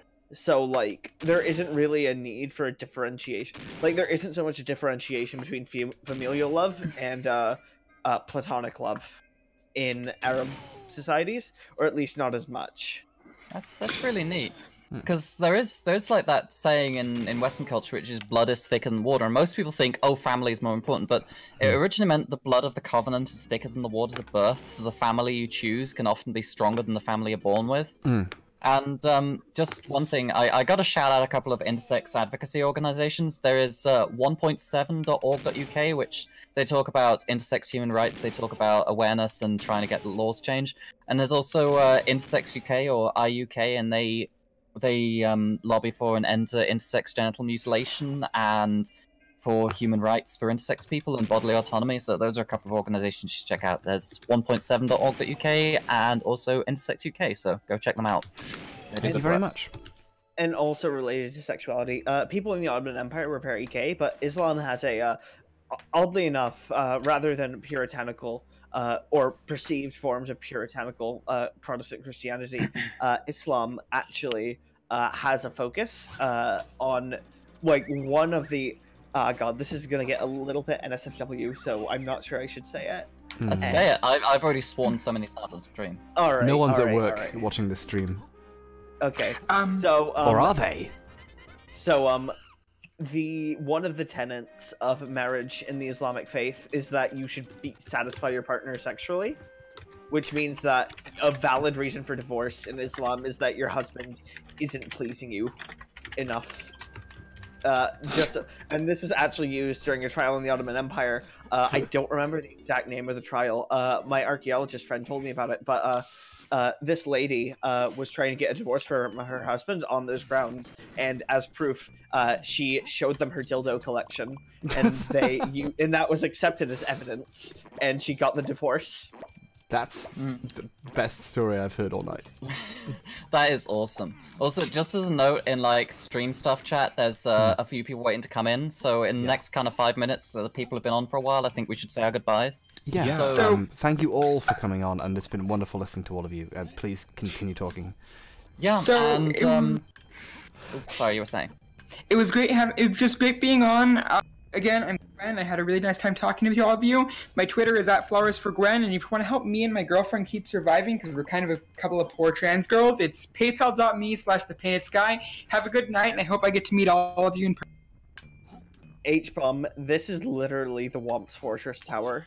They recycled the same models, Yeah, Rare love to do that. They recycle good games, but worse. Ooh, Yeah. we got a mechanic of... Rareware. We did Pokemon Snap, but it's bad. But it doesn't even work when you try and emulate it. They added more platforms because fuck you, I guess. Yeah. Yeah, they did. There's just one question in this game, because it's relevant to my interests. Is there a reactor chamber in this game? Because I will have safety criticisms. There are no nukes, I'm afraid. Oh, that's bad. Yes, Boo. Greenpeace got their hand on this game. Greenpeace got their hands all over it. Boo. Real quick, I'm just going to say goodbye. Thank you for having me on. I'm Hazel Marie, or QTHCL on Twitter. And also, real quick, because nobody's mentioned it in the past few minutes, the hashtag trans crowdfund, use that. People are giving money to trans people. It's great.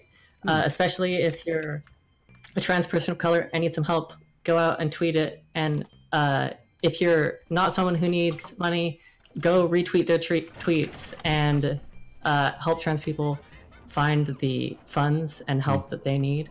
And yeah, so thank you very much for having me on. This is such a great thing. What's that hashtag again? Hashtag trans crowdfund. Yeah. Someone posted that it doesn't really apply anymore in the modern day. It doesn't, because the interpretation of Islam used in Iran and in Saudi Arabia is very repressive with regards to women's bodily autonomy. It's in Saudi Arabia, it's Wahhabism, isn't it? Wahhabism or Salafism. Wahhabism or Salafism. Okay, yeah. So I've got a couple drive-throughs here, real quick. Just a couple people coming in to shout and say hi and be really charming for a minute or two. Maggie Mayfish and Cody Johnson. And I believe Maggie Mayfish, your partner as well. Yes, yeah. My partner is here. Hi. That's it. Hey, Maggie and Cody. Hi. Hey, Maggie's partner. Hey. My partner's not here. I have a cat and a dog. Oh. They say hi as well. They are. They are. They are. They love you. They do. They better. Oh my God, Cody, no, not here. I'm done for them. You better love me. Yeah. You know, it's... I just looked at the clock now and I've realized I've been talking for about, I think, like an hour at this point. So I should probably do a sign-off now, but I just want to say that, look up the Economic Simplified Boiling Water Reactor. It's really cool. It's a good design with lots of passive safety. More transport, more trains, more trolleybuses, please. E-bikes are good, actually, and ban cars. And, you know, if H-Bomb, Harry, H-Bomb, if you want to get me on a stream at some point to, like, talk about energy and transport policy and stuff, because I didn't really get to talk about transport, anytime. But I'm going to leave and make space for someone else, so it's been lovely having you, and I'm going to shout out Grace Petrie again. Grace Petrie, Black Tie. It is an awesome song. Go look it up. Black Tie. Cool. Google it. I was in the video. I'm the dork in the uniform, just so you know. Anyway, it's been absolutely lovely being on here, so thank you so much for having me. Thank you, and have a good night. Morning. Yeah, you too. Bye. Have a good morning. Bye. That's actually an interesting point. As I've mentioned, I grew up when I was in Palestine. I was in the old city of Jerusalem, and those streets, you can drive at most a motorcycle through them. A car takes a lot of effort to get through those narrow streets. But there's also market streets, and that's not a thing in Europe or America. Not like the high street markets that you get in like outdoor shopping malls, like narrow streets with people placing tents outside just selling shit. And it's interesting and it's wonderful, and you don't get it in the West. Yeah, we've laid out our everything basically that requires you have a car. Like there's nothing like that where you can leisurely walk around without feeling like you're slowing people down or in the way or ban cars. I always feel like that. Also, parking becomes then a thing you have to consider when you design any city, and that's bad. That's space people could have. Yeah, it takes up a lot of space, and then you end up having to pay for it usually, or even if you get a parking ticket, then that can ruin like a person's year if they can't pay it in time. Oh my god, we're approaching $300,000. I set the pi number as a joke. This is definitely the richest that I've ever felt. Personally, I wait for H.Bomb to take the money, get it in a briefcase, and then fly off to the Caymans and never show up. Yeah. Instead of sending it digitally, I will send it in the form of a briefcase. I'll physically carry it so I can feel For that amount of money, has this they will been, like, hunt just you a grift? down and drag you back. Oh yeah. I cannot. I've raised enough money that I can't run away with it. It's crossed the threshold where no one would let me. I would love it if this turned out to be a huge like grift, and you just turn into a brain pill guy. Yeah, and like advertising goals, and you're just gonna take it and run. Yeah, this is gonna go to the Templeman Foundation or whatever it's called. H.Bomb's gonna start drinking colloidal silver. Nice. You're gonna pay for our wall with this. I'm a colloidal beloidal. That's like boy. Look, it's a pun. Forget it. I'm so tired. Well, I just wanted to congratulate everybody. This was a great date night for my partner and I. We got to stay in our pajamas, and this is like the first good thing to happen this year. So, wow. Yeah, my partner is non-binary, and he's been super inspired by everyone in the chat. So, thank you. Thank you. Yes. Thank you very much for doing this. Yep. Thank you so much, Maggie. Thank you so much. So we're gonna head out, but we'll keep watching. So. Thank you. Even the advice is too vague in this one, so. Well, we're just waiting for you just to completely pass out and fall with your feet sticking up, and then that's when we'll go, okay, he did it. Yeah, near Candy's shop in the lagoon. Okay. You know, something that people have been clamoring for a bit here is we should have like a trans mask time. A block. Period. So a block, like GDQ block. So I've got some great people lined up. Perfect. I'm gonna hop off then. Actually. Thank and you give so people much. A chance. Yeah, I just sort of wanted to say, hey, nice kind of meeting you last night. Wonderful meeting you. Delirious. I was pretty out of it as well. Great meeting you. Great job with this amazing thing you're doing. Yeah, have a great rest of the time.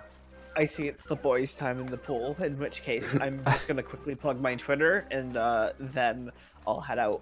You can follow me at Maruchan1312, MARUCHAN, on Twitter, and that's all the social media I really use. So, see ya, everyone! It was...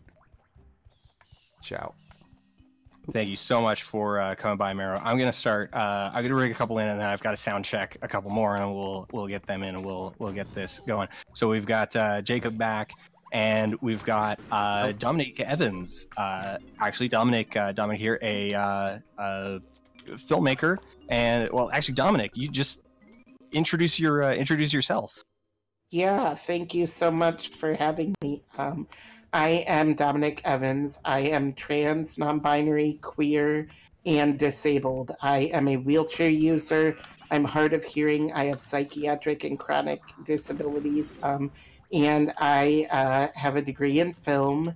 My work has been in film representation for marginalized communities.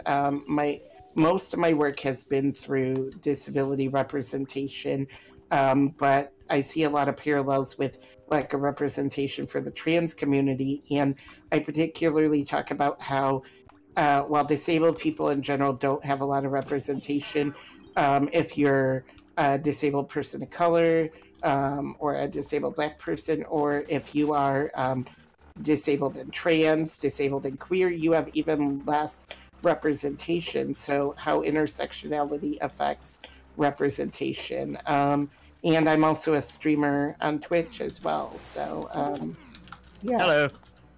Hello. Hi. Hi. Hi.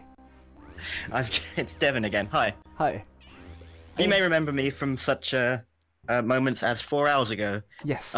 I was here repping Chrysalis, and I guess I'm here for the trans mask block too. Wow. Welcome. Yeah. Hello. Yep, and Jacob is back. And Harris, how are you doing? I need to find Candy Kong's music outlet.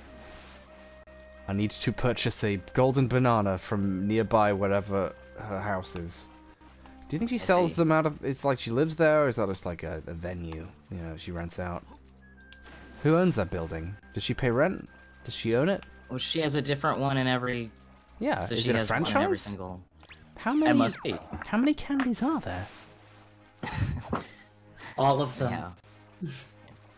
Anyways, this is Burger Becky. I'm going to be taking off, but I wanted to give a shout out to everybody here. That's just wonderful what you're doing. My Twitter is, of course, Burger Becky, is YouTube, etc., etc. In fact, I'm Burger Becky on pretty much everything. But I just want to say good luck and, happy hunting. Thank you very much. Night, Becky. Night. Hi, Becky. And so I was wondering, since you've been playing this for 54 hours now, could you explain the premise, the plot? Catch us up a bit on Donkey Kong, because I've never played Donkey Kong 64. There's too much of the remaining cells I need to invest to play this to me to do that. Someone funnier than me explain the story in a funny way. All right, so Donkey Kong 64. Donkey Kong 64 is just, in short, I believe the story is King K. Rool rolls up on his giant, mechanized evil island and steals Donkey Kong's giant golden banana stash. And so you, as Donkey Kong and all the other Kongs who have been kidnapped and imprisoned, must find all of these golden bananas and then evict King K. Rool from the premises before he blows up your island. It's pretty straightforward. Yeah. So they're stealing Donkey Kong's banana. It's golden banana. I like that in this mini game, the coins you've been collecting the whole game are called doubloons, but they're the same coin. They didn't even bother to change it. They just called them doubloons, like, that'd be funny. That's my only input. But yeah, it's about the story. King K. Rool assembled in DKRs without a permit, and now we have to kick him out. A noble cause. Well, and to do that, you have to hold a televised boxing match. But we're not there yet. That's gonna take. Okay. Oh yeah. Oh god. Yeah. No, that's. I'm not joking. That's the story. Which I have never beaten. So you've seen how it ends though? You've watched speedruns. I've watched all the speedruns. Yeah. I know all the secrets. So you've had it spoiled for you, but the important plot details. Yeah. If you go into the game, most of it though. How's it hanging? Hello. Oh, hi Ethan. It's me, Elliot. Also Ethan Hawke, the famous actor. The famous, yes. That's me, Ethan I was just Hawke like, well, from that's Sinister. the name that it says on the thing. Yeah. I love it. It must be true. Who would lie? Yeah, on the I love internet? it. It's like it gets funnier every time when someone is like, "Oh my God, is that actually Ethan Hawke?" And I'm like, "Yeah, it's me, Ethan Hawke from the real Sinister." one. Ethan Hawke too. I don't know what else he's been in. He was Star He was in Wars? it's the film. I'm completely blanking on Gattaca. He was in Gattaca, which Oh is, shit, yeah, he was in Gattaca. Gattaca kind of, gonna be real with you in front of all these people, Gattaca kind of sucks. It actually is a great discussion on disability, because it talks about how, because it has the valids and the invalids, and anybody who is considered invalid, is how we treat disabled people. There's no hope, there's no future. That's what I heard my whole life. You're not gonna live to be an adult. There's no future. This is what kids get fed that have disabilities. Right. Well, and- see, my take on it personally is like the thing about the movie is that like they seem to kind of imply the movie is extremely white. That's true. White. And they kind of try to imply that because of like genetic science, racism has been eliminated. Yeah. The main issue with the movie, but I mean, I think it's really cool that the movie was so important to you. I'm always excited about stuff like that. That's awesome. There's both good and bad. I mean, Jude Law plays a disabled character, and right, also, and he's not. ultimately he chooses, spoiler alert if you haven't seen it, he chooses to kill himself, which is one of the biggest tropes, better dead than disabled, Right. There's definitely issues, but it, in terms of eugenics, which is still going on for disabled people, it's a very real discussion. Right, and also, I like to say this thing about Gattaca, how the fact that Jude Law and Ethan Hawke are switching lives in that movie is a metaphor for how Ethan Hawke and Jude Law are the most replaceable and forgettable actors in Hollywood. Ooh, I like that one. Oh. This I can't go there with you. I This can't. fucking Jude Law game. in AI though, they're good who actors. cares? Like they're not bad Who cares? actors, A but lot. if Jude Law went missing, would you notice? I Whoa. would. Jude Law's a very talented Yeah, actor. I see him every can't day. follow you down that I live road. in his house. This You live in game his is house? fucking shit. What is he, I don't remember seeing him lately. What's he doing now? Yeah, he's gone. He There's died. one more thing I wanted to get out of the way. I'm not exactly sure how to promo this because it is a Discord server, but after last night, go to my Twitter at YourParentsCoke because I have recently started a Discord server for trans masculine people, and I would love to get more of you in here. All of you. You're all invited. It's a big party. Everyone loves it. Sounds good. So I guess riffing off that, should we start a discussion maybe about trans-related transness? That would be a really good thing to bring up and talk about. Yeah. Sounds good to me. So, Devin, I don't know if you introduced yourself. No. Well, I'll cut much earlier, but I didn't really introduce myself. I was talking about I'd like to rep them again, Chrysalis, the charity in Southampton. But I'm personally just Devin Valentine.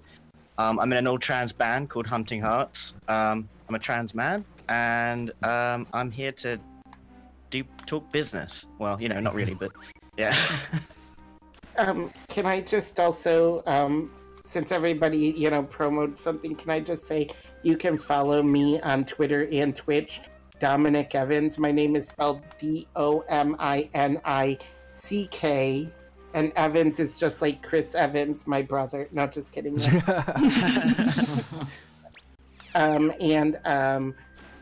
It's the same for Twitter and Twitch. And I've been trying to raise money for my latest film. So on my Twitter, there's a link there. It's so hard for disabled filmmakers and even harder for disabled trans filmmakers to have any financing. So, yeah, if you can help, thank you. If not, I understand. So. Oh, I love that. I'm trying to organize something for Transgender Day of Visibility, and I'd love to find we want to do a film night and do it an indie film by a trans director or with you know, an all trans cast. That would be amazing. Yeah. Oh, that's so cool. Yeah, totally. Yeah, that reminds me, in high school, it was like so ridiculous. I took a film class, and the first movie I ever made was about 2 trans guys, and at that time I was like, nope, I'm a woman, like, obviously. Yeah. Even though I was That's like how it making all starts, these yeah. goddamn movies about men and like trans men. Yeah. Yeah. For me, it was just a matter of, I think something that all trans masculine people can relate to is it's just a matter of not even knowing it's a thing, because when you're a kid, and especially in the 90s or the early 2000s, the representation that you saw for what a trans person was usually MTF and sort of a gross stereotype of it that was off-putting, and all the stuff that trans women rightfully sort of have to break down and analyze and criticize. But like for trans men, it's not anything. It's just tumbleweeds. It's it's like you have to come up with the name for a concept of something that you've never seen any evidence of. So sometimes it can take a long time for people to even come to terms with the fact that it exists, much less that it represents them. I'm around the same. Oh, go ahead, Ethan. You go. Okay. When I came out around the same time. I came out in '97 as queer. Well, I thought I was a lesbian because for a long time I didn't know, but like it's exactly like you said. I also I knew something was different about me, but I didn't have the words, and there were a variety of reasons. One, I didn't know it was a thing, like you said. Two, I knew I was different, and I thought all disabled people felt this way.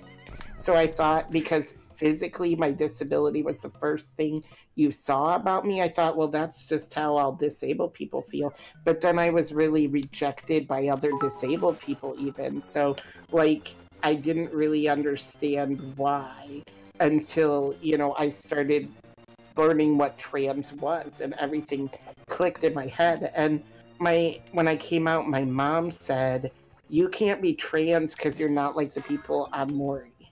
And I was like, what? Like that wasn't even a thing. All the trans people I knew were, college students, because I came out in college, but that's the mentality, in the late 90s, early 2000s, is that's what trans people are, Jerry Springer or Maury, or, any of those other shows that exploit the idea of, exploit trans people, or, the idea of what it means to be trans. And if you're not like that, then obviously you're not trans, and to this day she maintains that there was nothing about me that ever said I was trans, where I'm going through my brain and there's all these things that were clues, but I didn't have the words or knowledge, because I don't even think there still is a lot of trans masculine or non-binary representation out there.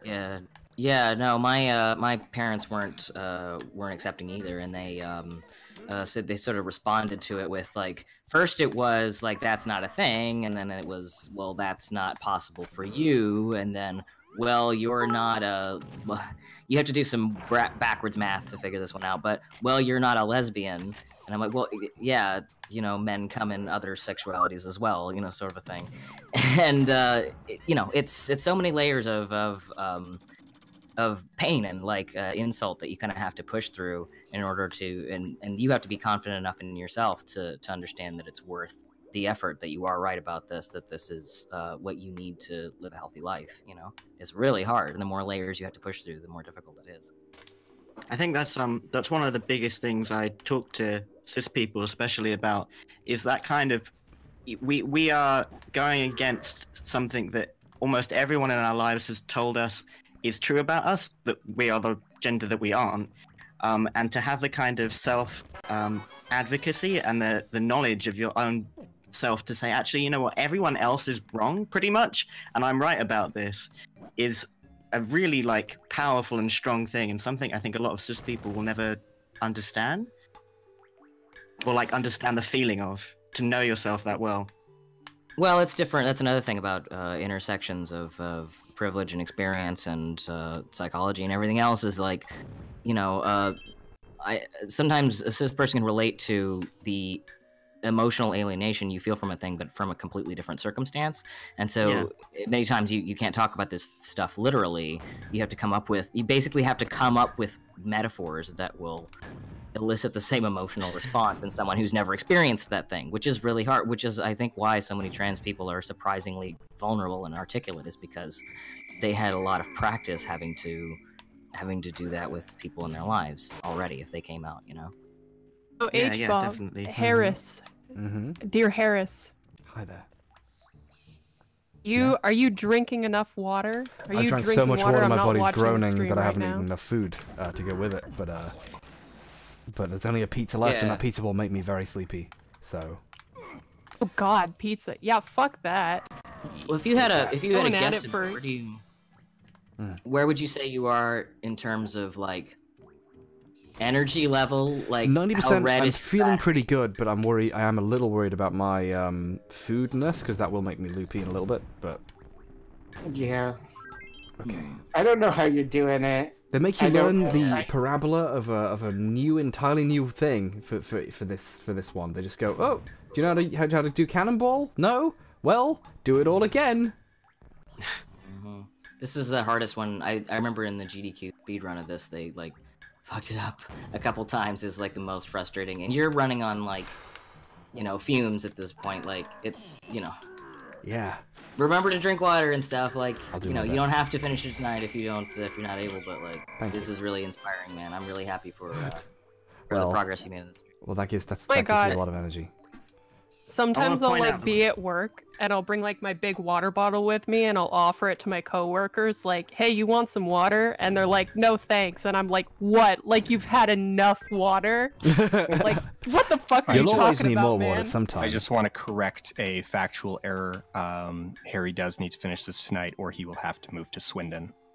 Oh no! Oh no! What's in Swindon? Swindon is in Swindon. Oh. It's just like a Russian nesting doll of cities. Oh, I hate this. Jeez. I just want to point out that we're £7,000 away from $300,000. Sorry, dollars. $7,000 away from $300,000 raised. It's gonna happen. Like it's gonna happen. That is unreal. That's amazing. That's fucking so tight. amazing. Yeah. Post the donation links in the chat one more time. Oh, and every fucking time you'd fail it, you have to fight another guy to move the thing over. I wonder if I put another one in, can I give it more ammo? I wonder. Sorry, you were saying? Oh, I was going to say that May is on the floor and she's got like a teleprompter and she's telling me what to say. She's just got I'm over here. I am not part of this. No, she's got a teleprompter. Trans masks only. I'm not part of the group. No. Dude, with all these boys. May was just like, I want to talk, but I'm just gonna put up this teleprompter and I can tell you what to say. What's the prompt? I said to tell everybody I said hi. May says hi. Hi. Hello. Hi. Greetings. I am Jacob. Well, May leads on Twitter to see a picture of her feet. Oh my god, that happened, yes. Can we raise enough money so that May will post feet? I'm not here. Oh. Posted feet for $150,000. Meanwhile, I get to look at that shit for free every day. Oh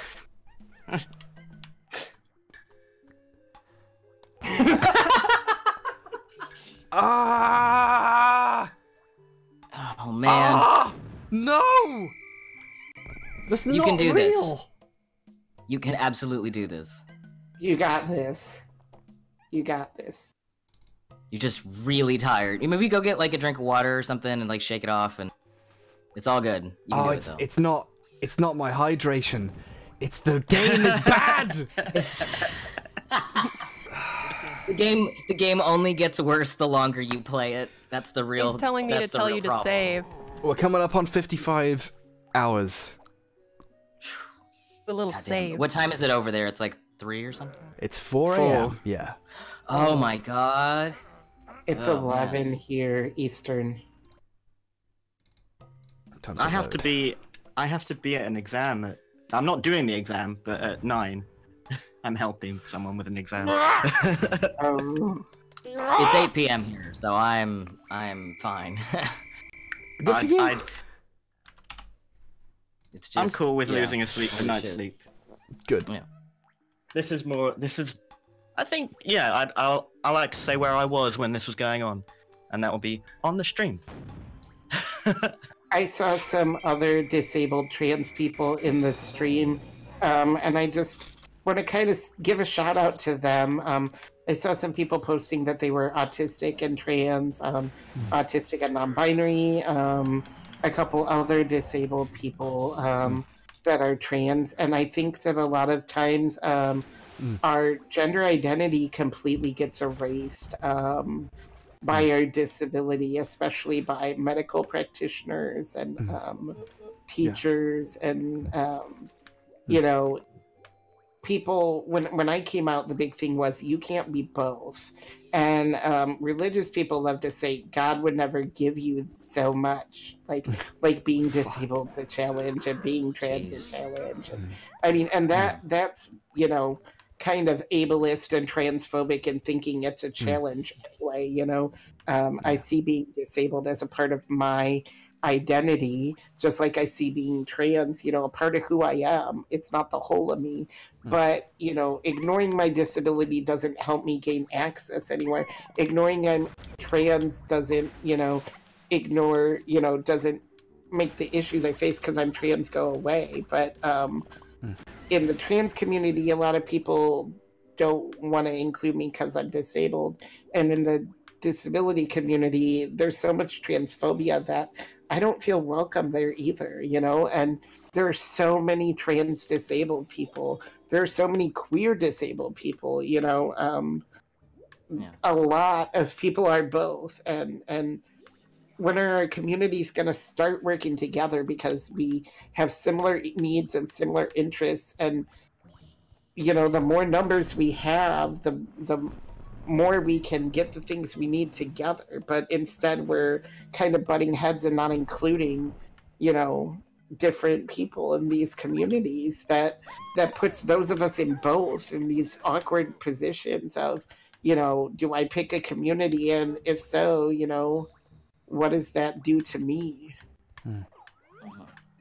Yeah, Fucking, I'm Native American from Nez Perce tribe. Shout out. I don't know if there's any people from the Nez Perce tribe here. That's in fucking Idaho. But well, there's 18,000, so it's possible. Could be at least one. If they're there, I hope they say something so I can be like, yeah, you get it.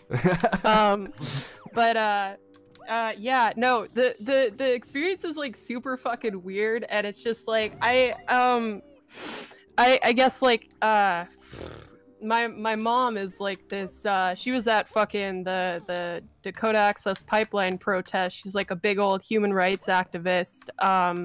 She was working there as like a human rights lawyer, basically just kind of making sure no one got totally fucked over. And I mean, people got fucked over regardless, but she did a lot of really good work there. And so, I mean, I had the benefit of having a pretty woke mom,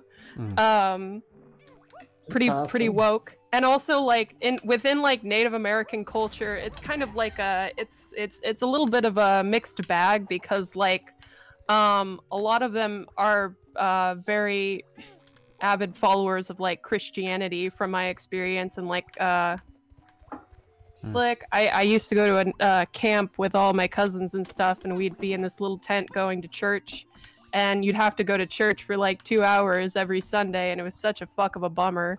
No offense to people who like church, but it's too late. And then like so there's that, and then there's also like within Native American culture, I mean, you've got like the Two-Spirit and shit like that. They're a little bit more cool about like different gender identities and stuff, but it's a hell of an experience. And like oddly enough, I don't know, I love talking about this in particular because, like, okay, so I'm gonna preface this with, like, I know it's, like, problematic, like, in Twilight, even though the character Jacob was, like, played by a white guy, like, he's not even Native American, it was, like, the closest thing I had growing up, and he was, like, a male, like, role model to me, this, like, big buff Native American dude who was, like, you know, he was just being a fucking guy, and, like, he wasn't a big old caricature of a human being. He was just being this fucking guy who was taking his shirt off, and it was awesome. I think that's really common for those of us that don't have our own representation completely to relate to characters that kind of fit that narrative, you know? I've never seen... I remember it being really important to me for some reason as a kid that, like, I would point out the official art that comes in the booklet for Ocarina of Time, and I would, like, point out, like, see, Sheik is a guy, and, like, no, it's just Zelda in a disguise. I'm like, no, like, she turns completely into a guy, and that's who Sheik is, and Sheik is a man, and that was always very important to me.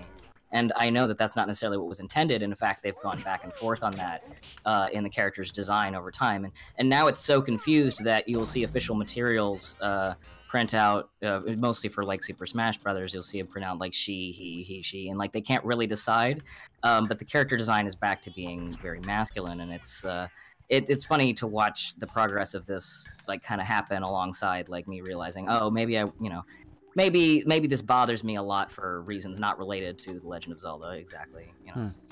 Sure, and also, like, I'm just throwing out a bunch of, like, I'm making an ass of myself and throwing out all these, like, loud takes, but, like, I don't really give a shit about, like, the artist's intent of a story.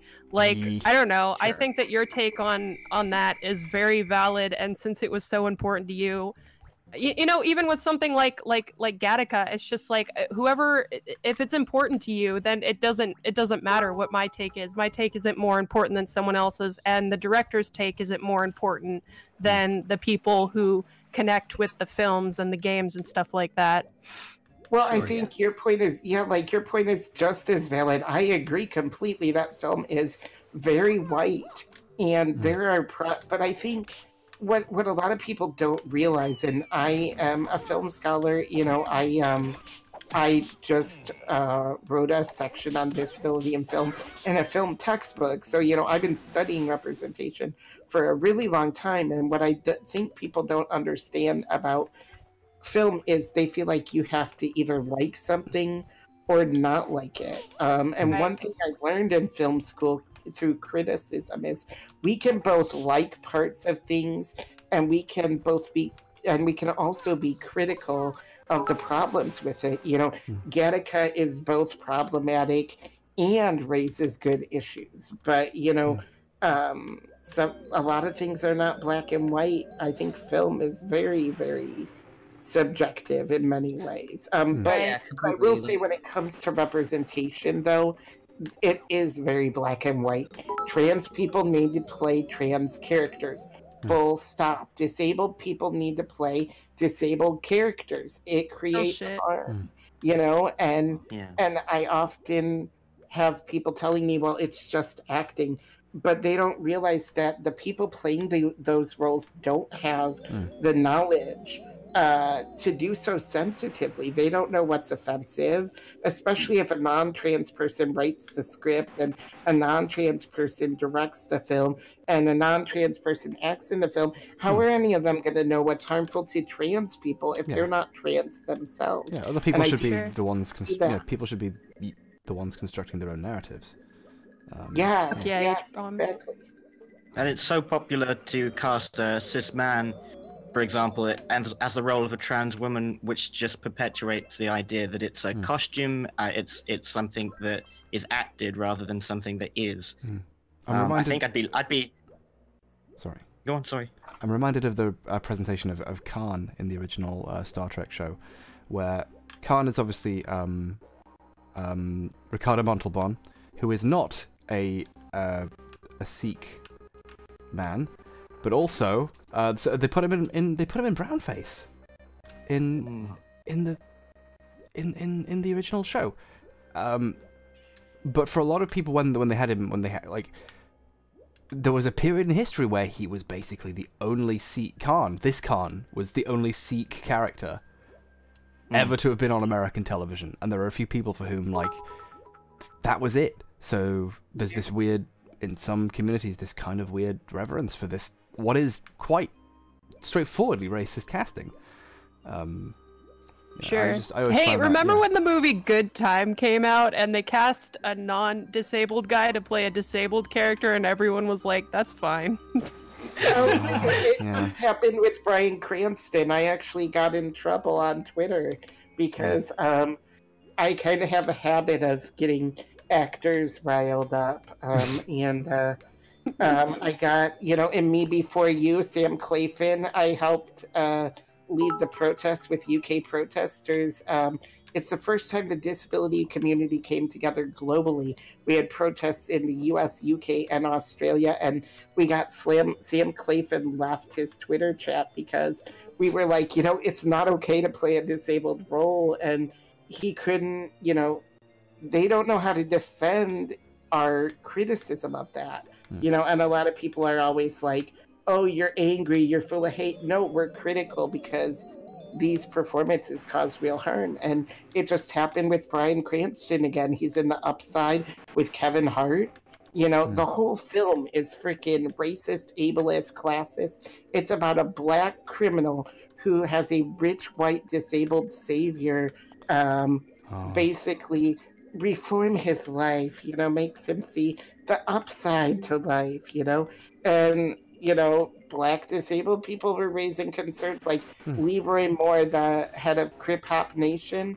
He was talking about how it's racist and why isn't anybody talking about, the racist tropes in it, as well as the fact that Bryan Cranston is like, well, I'm taking this role. He basically said it. He likened it to a business decision. That's an incredible disabled storm lives of bullshit. Like, oh, thanks to this educated white man pretending to be disabled, I've learned to not do crime or whatever. It's fucking, what? Oh yeah. H-Bomb, I'm gonna need you to cover your ears. Okay, they are covered. Ears covered? Yep. White men were a mistake. For them, H-Bomb. I hope what you said wasn't advice on how to get the bananas, because I'm needing it. Yeah, you can usually use that right now, I think. So what are all the ones left here, or the Gloomy Galleon? There's we have 185, which means we're getting there. It looks like most of them are here. Yeah, this will be 195 once we get all of these. Okay, cool. And then it's just, I think the rest of it is blueprints. Yeah, it's 3 blueprints left, so 7 blueprints left, and then all the I find your chat so kind of confusing. People just keep randomly shouting out what we're saying, and then adding gang to the end of it. Yeah, that became a joke. That's Twitch, yeah. Yeah, we discussed the phrase Gucci gang early on, and now everything is a gang. Gotcha, it's incredible. I brushed my teeth the first time I went to bed, and they were yelling teeth gang for 8 hours. Breaking the fourth wall gang. Teeth Now gang. they're saying gang. Shout out Teeth Gang. Hashtag gang. It's gonna go viral. So, I've got a quick someone wants to jump in who has been doing a lot of work, some behind the scenes work. We've got Hello Mama Math here, who has been keeping the spreadsheet updated, and I think a bunch of people don't even know about the spreadsheet. The spreadsheet is being really helpful. Hello, Yeah, I've been hello, using it. hello. Hi. Hello. Hi, I am Hello Mama Math. I'm Hello Mama Math everywhere, so just and that is where the spreadsheet is. I have pinned it to my Twitter account. I really just want to give a shout out to everybody who's been helping out with it right now as well. There's been Pieface, who has been amazing, and I swear they've been on top of everything. We finally found the mermaid. Sorry. Carry on. Yeah. Real quick. All right. What is Alright. the spreadsheet? Yeah. The spreadsheet has every single guest we have, all in one place. We've been keeping it updated. We've been talking with other people. We've been talking with other guests to make sure everybody is in there and everybody has their info. It has most people's Twitters, their YouTubes, their Patreons. I think there's some PayPals.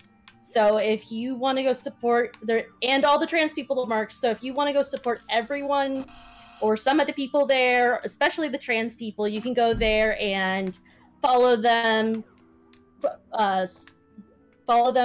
Give them money on Patreon, what have you. Thank you. Thank you so much, thanks so much for your hard work. You're awesome. It was really nice realizing just how many new people I've met and want to keep in touch with once this is over. And I can think again. There's 89 people on there now. 89. Wow. And you had to keep track of all of that. Wow. Yeah, well, luckily, like I said, Pieface is like one of the biggest people.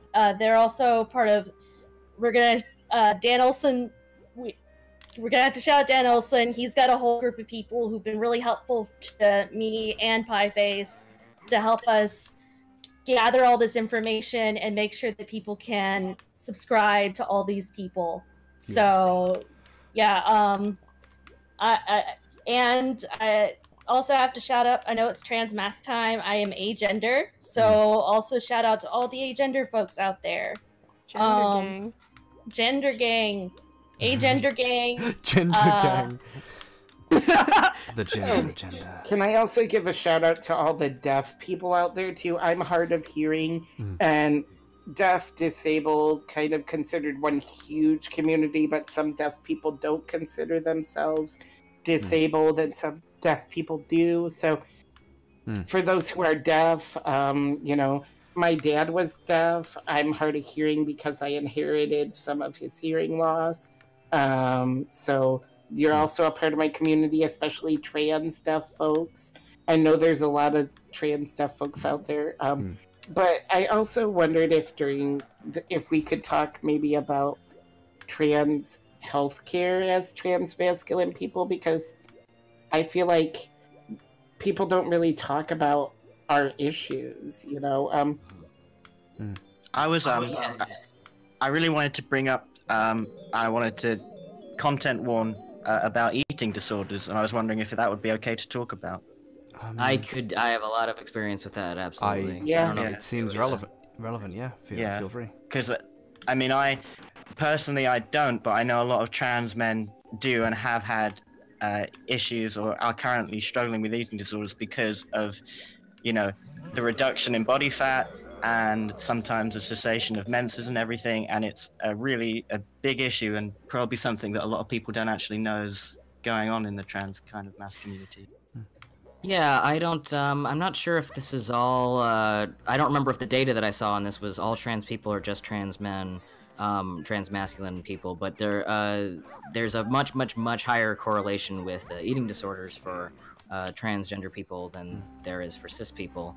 It kind of makes a lot of sense when you think about it, because the further you get away from, if you're either really, really skinny or really, really obese, the further you get away from a stereotypical shape of either male or female, I guess. So things get more androgynous as you go in either direction. So it kind of makes a lot of sense to me that that impacts trans people who aren't really aware of their dysphoria yet. Dysphoria is going to make itself known in some ways that are going to be kind of completely weird, because a lot of people think that dysphoria just comes from not liking the way your body looks or liking things that are more masculine or feminine than your assigned birth sex. And it's like, no, sometimes it's just like anxiety, depression, walking into walls, not being able to eat or sleep. Like, it's things like that. Like, you can be completely unaware, especially for, like I said, trans masculine people, there's not as much representation. So especially if you don't have any concept of what trans man is, or that one even exists, then your dysphoria might manifest not in gendered ways that you're observing, but stuff like that. So it absolutely can affect your ability to even eat or sleep, which is just going to make it so you can't do very much, which is going to make you more depressed, which is, it's a vicious cycle. Well, go ahead. You gave me last time. You go first now. Thank you. The other thing I guess is that's worth like mentioning is a lot of the times it's just it doesn't even really have to do with like getting skinnier. A lot of the times it's trying to like take control back, the control of your body back, have like control over how you look and stuff like that, and have control over. Holy shit! Is Chuck Tingle in the? Is that Chuck Tingle, the writer? Chuck Tingle? Oh my gosh! Found it in the butt by my butt. Holy fuck! The Tingler's here. My Maybe. I mean, I have to go to the bathroom. I'll find out more about this later. I'd like to sign off because I actually have to go to work tomorrow, which will probably be about 12 hours. But I just wanted to give a final shout out to one person who's sent me. It's a trans support group in Portugal. It is trans MISSAOATNB on Facebook. And I just wanted to get that out there. Again, this is Hello Mama Math, exactly what it says, exactly how it sounds, on Twitter, and I will still be there, and I will still be in chat. I will hopefully see you all soon, especially if this lasts too long. Okay. Bye. Bye. Bye. Bye. So I was gonna say about eating disorders. I feel like I'm gonna keep saying this over and over, but this is another issue where disability also can tie in. For disabled trans folk, you know, it can be hard to lose weight. It can be hard to gain weight, depending on your disability. And I know so many trans disabled people who have experienced eating disorders, you know, and so it is, especially trans mask, as you said, individuals. So I know a lot of I don't know how this is in the US, but in the UK, a lot of the surgeons for top surgery kind of demand people be under a certain BMI, and I mean that is a huge struggle for a lot of people I know as well. Right. It's for skin health or something. It has something to do with skin plasticity or something. It's Something like recovery that. from surgery. Yeah. Yeah. And healthcare stuff. I was wondering, Dom, your experience of kind of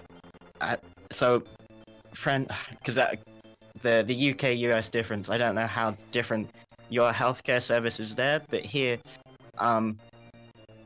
most of the time, even if you're going in for trans-related surgeries or things, the nurses and the doctors there often aren't entirely clued up on anything. And I mean, I've had really things said to me that shouldn't have been said to me whilst I was waiting for surgery, and my friends who are kind of in rehab at hospital for other things. I mean, it's not a great situation. It's not. Maybe people don't realize how clued up that medical profession are in general on trans issues. So if you have a lot of contact with GPs, doctors, nurses, it can be quite dysphoric and triggering the way that you're talked about and treated. Yeah, I'm fortunate in that for healthcare, for trans issues specifically, we have I live in Los Angeles, so we have an informed consent LGBT clinic that will work with your insurance, and you know, we have private insurance over here, so but like that's available to me. But in a lot of other areas, that kind of healthcare is not available. So in the US, it really depends on the specificity of where you live. And yeah, so I have a lot of advantages that I know other that if I lived in other states I would not have, and it's definitely something to be aware of. Like state legislation matters just as much as national legislation. Yeah, So especially in a nation where there's such a big difference between state and national.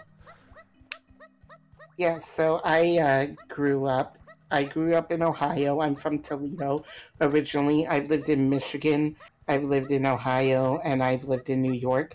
And I'm about to be moving out your way, Bone. I am about to be moving to the Los Angeles area later this year. So, yeah, in answer to your question, Devin, healthcare has been very hard for me because, well, one, as a disabled wheelchair user, a lot of places are not accessible. So I didn't even start hormones till 2010, even though I came out in 2003. It took me 7 years to get to an accessible place because I didn't have an accessible van. This was in Michigan. There were no trans doctors in Genesee County. I lived outside Flint, Michigan. There were no trans doctors. No one would prescribe me any testosterone. So I had to wait till I moved back to Ohio when I went to film school. And as soon as I got to Ohio, I went to my doctor. I got on T, no problem. I mean, obviously, I've been living as a transmasculine individual for 7 years, and I'd gone through all the therapy and everything, and but I just couldn't get access to a doctor, and there was no public transportation. They would take me to the county line, but then once I got to the county line, I couldn't get down to Detroit or to Ann Arbor, where the clinics were that would get me my medication. So then in Ohio, after I was on T, I started having problems and I needed to get a hysterectomy. Now, I've heard other transmasculine people have been offered, the chance to decide if they want to be parents later on. My doctor was like, "You're disabled, you should have it out anyway." They encourage you to not have children if you're disabled. And that's a regret I have because my brother doesn't have any kids, and so I want to have more kids. I have a son with my girlfriend, but we want more kids, and I would have loved to have the opportunity for something like that, but that wasn't even like a blip on the radar because I'm disabled. So when I had this surgery, the doctor wanted me out right away, and I was like, "Well, I'm disabled. I need to stay longer because my healing because of my specific disability takes longer, and it's safe for me to stay a little bit longer." But he wanted to get me out for a bed, and I said, I was spotting, and I said, "Something's wrong," and he said, "No, you're fine. This is normal." Well, the spotting went on for a couple weeks, and I said, "I'm not feeling well. I need to come in," and I'm still spotting. And they said, "You have to come into our office," but the table wasn't accessible, so I couldn't come in. So they said, "Come to the hospital." They had me there, kept me for a few hours, and then sent me home again, saying it would be okay and I'd stop spotting, but I didn't stop. I woke up at 4 a.m. that night and my bed was covered in blood. My mother-in-law, who cleaned our bedroom, said it looked like somebody been murdered. I was hemorrhaging out. They didn't believe me. The paramedics were actually amazing. I kept saying to them, "I'm trans," and they kept saying, we'll call you Dom. They were super cool. We got to the hospital. The nurse said, "Sorry, it says you're a female, so we're going to call you your old name. We're going to do all this," because even though my name was legally changed and it was said it was changed, my old records were still in the hospital from when I'd been there years before. So she wouldn't call me my name. She wouldn't call me my pronouns. And I was literally like crying. I'm like dying, okay? I'm literally dying. I'm bleeding to death. And she wouldn't get the doctor or do anything till my girlfriend got back to show her my ID. She had to show her my ID said male. And I'm like nauseous because when you lose blood, I don't know if it's for everybody, but for me, it made me so nauseous. I'm also emetophobic, which means I'm afraid of being nauseous, like to the point of a phobia. So I'm like literally having a mental breakdown because I feel like I'm gonna throw up and I'm dying. She's telling me I'm a woman, and she did all this horrible things I can't even talk about. And how long ago was this? this was back in 2013. And so after what they found out was that he had nicked one of the blood vessels and during the surgery. Yeah, and it can happen. That is a risk of the surgery. But he never, like, he wanted to rush and get me out so fast that he never really, like, confirmed that the bleed that was bleeding was, you know, fixed. So they fixed it up. But anytime I was, like, if there was, like, water that dripped, or if, like, you know, when I was, like, washing, or if I was sweaty, I was on the bus a few months later going back to film school, and I had a breakdown on the bus. And I called my girlfriend, and I begged her to come get me, because I was on the bus, like, crying and telling her, you know, I'm bleeding to death. And, you know, it really messed up with my head. I just was traumatized for months, and there was, like, nothing that I could do. There was nothing I could do. Nobody cared. You know, a friend said, why not, you know, see if you can do something so this hospital doesn't do it to someone else. And people were like, nope, we're not going to touch this. You're disabled or trans. They won't even touch it. Right. I'm so sorry that happened to you. That sounds like a really difficult and traumatic experience. I'm so glad that you felt you were capable of telling the story here. Thank you for telling us, and I'm sure there's a lot of people who are happy to listen. Yeah, thank you for sharing. I mean, like, doctors are kind of fucked up. I don't know if I should be saying this on a live stream, but I used to work at an adult shop, and this one time this guy comes in and he's looking to buy, like, a bunch of stuff from there, and, like, whatever, doctors can have sex, they're allowed to, but, like, he had literally never, I told him I was trans, and he had never met a trans person before, and he had no idea, like, what that even meant, and I was like, you're a fucking registered nurse, dude, and you don't know what a fucking trans person is? So that's what we're dealing with. There's medical professionals aren't necessarily familiar with stuff that's LGBT adjacent, and it's really weird that that's not part of education now, but I think that people are trying to change that. I don't know how quickly it'll happen, but you know.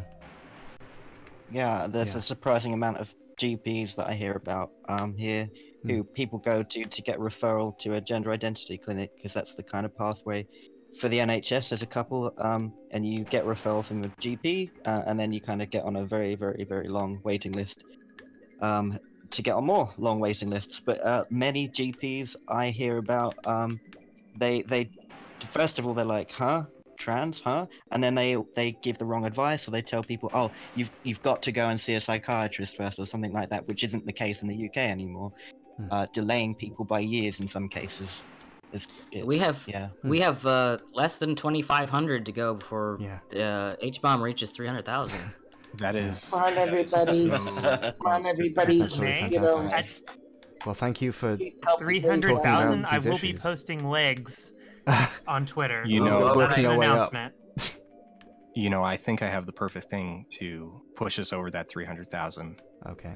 I have a very special guest to just Harry. I'm gonna need you to brace yourself for a second. Okay. We have the great Dr. Chuck Tingle. Wow. Here. Oh my god. Oh my goodness. The doctor is in the building. Hello. Am I here? It's wonderful to finally meet you. It's good to meet you too. Whoa. Where am I? Am I on the internet? You are live now, Dr. Tingle. Wow. You fucking made it, man. I've been swimming through the internet all night. I've been swimming in this water for all night too. Chuck Tingle, can you do me a favor? Yes. Trans rights? Well, I'll say trans rights, and I say that is a good way. I think that I have heard this is a good thing. Yeah, dude. Thank you very much. Nice. Well, I have a confused way, because I get on the internet and then I think, wow, now I'm gonna be on the big time show, and everyone's swimming in the water like a gorilla with a barrel. And now I'm on the show. Mr. Dr. Tingle, do you imbibe? Well, are you talking about chocolate milk? Yes, I'm referring to chocolate milk. Yes, I have too much of that. I've heard about that. We can never have too much chocolate Tingle milk. telling it like it is. Pounded in the butt by Donkey Kong 64. Anyway. Oh no. Okay, I have understood. There was all kinds of delay on this, and Sam Rand has helped me here. He works my internet way, and he says, "Get on the internet, Chuck. You go talk to your new friends on this online." So now I'm here on the internet, and we are buds. So can you tell me what this is about? We are raising money for what? Well, we are raising money for Mermaids. It is a charity that works with children with gender dysphoria, providing support and also sort of, I guess, education almost for families who work with or who would rather live with those children, because as we've discovered, a lot of people don't really know that trans people exist, and when you find out through your child, that's a situation where it can be quite difficult to find any kind of help. So Mermaids works to try and help that somewhat.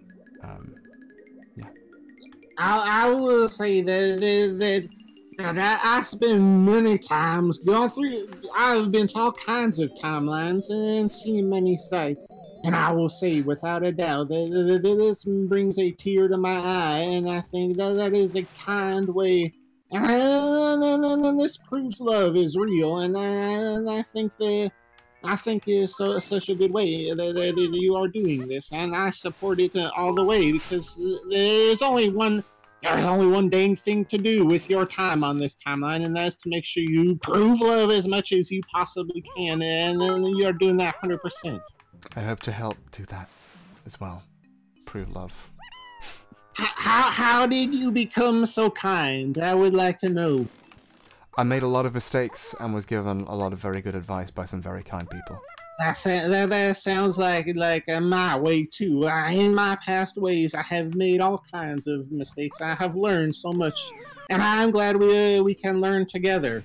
I think that sometimes when people have a unique way, like I do, and then they say, "Oh, you talk in a funny way," or "I don't like that about you," but then I think that when you realize we're all trying to prove love in our own way, that can bring a lot of people together. A lot of dang good in the world.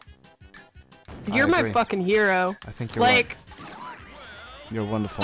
There's so much power in being weird on the internet. I just uploaded a YouTube video for the first time in my life today, and I just kind of allowed myself to get a little bit weird, and it felt very liberating to just kind of start talking and just not stop and kind of express myself in the way that I truly want to. And people like you just give me so much power to do that shit. Like, you are too powerful, dude.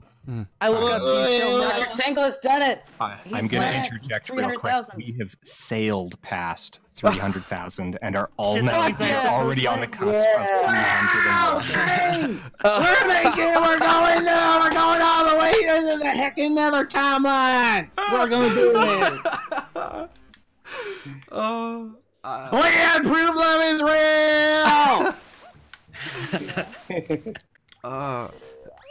How many bananas is that off? Can I, because I know that people have talked about the lack of trans people of color and trans black folks. Can I give a shout out to Sins Invalid, which, okay, so disability justice was started by Sins Invalid, and it's the idea that intersectional movements, they work on the idea of intersectionality, and their belief is that the people that are most affected by oppression are the leaders. So this group is started by disabled, queer, and trans people of color and black folks. And They're a performance group out of San Francisco. Check them out; they are amazing. But disability justice basically is one of their tenets is that cross community working together, because there's strength in numbers and because intersectionality is a thing. So disability, racism is a disability issue, trans rights are a disability issue, homophobia and LGB rights, LGBTQIA, I should say, to include everyone. All of those are issues that are disability issues, as long as disabled people are, as long as Black and brown disabled people, as long as trans disabled people, and as long as queer disabled people all exist. Yeah. Amen. Yeah.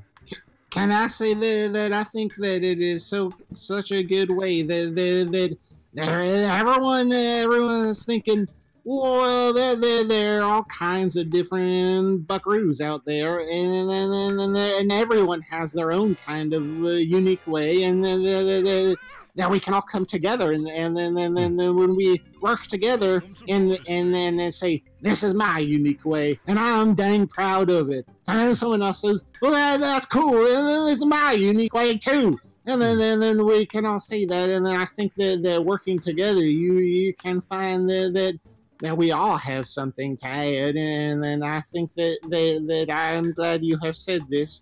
And I know we do not know each other. We're all online buds, not in real life. But I think that, wow, you think, well, this is the dang future, coming together and all proving love for the way that we can prove love. That's so true. Well fucking said. Yeah. Hey, Chuck Tingle. Yes. Can you teach me how to have sex? Well, I can give advice in this way, but the first question that is most important question of all is to ask question of, well, is that something you would like to do? Oh yes. Because sometimes that is fine number with one. having sex. I would be okay with that. There are some that have decided. There are some that say that's not for me, buddy. And I think that's okay too. I've learned about this way. We all have our own way. Some people say, you know what? I'll stick to shaking hands, bud. And I think that's great. No, yeah, Chuck. I was just saying before that, like, the other thing is, like, I used to work at a porn shop, and like, what that really taught me was to become, taught me how to become more comfortable with like people's sexuality. And honestly, the best part about working there was helping people find out like what they wanted sexually and helping them work through that and leave satisfied with what they bought. It was just a really powerful experience, I think.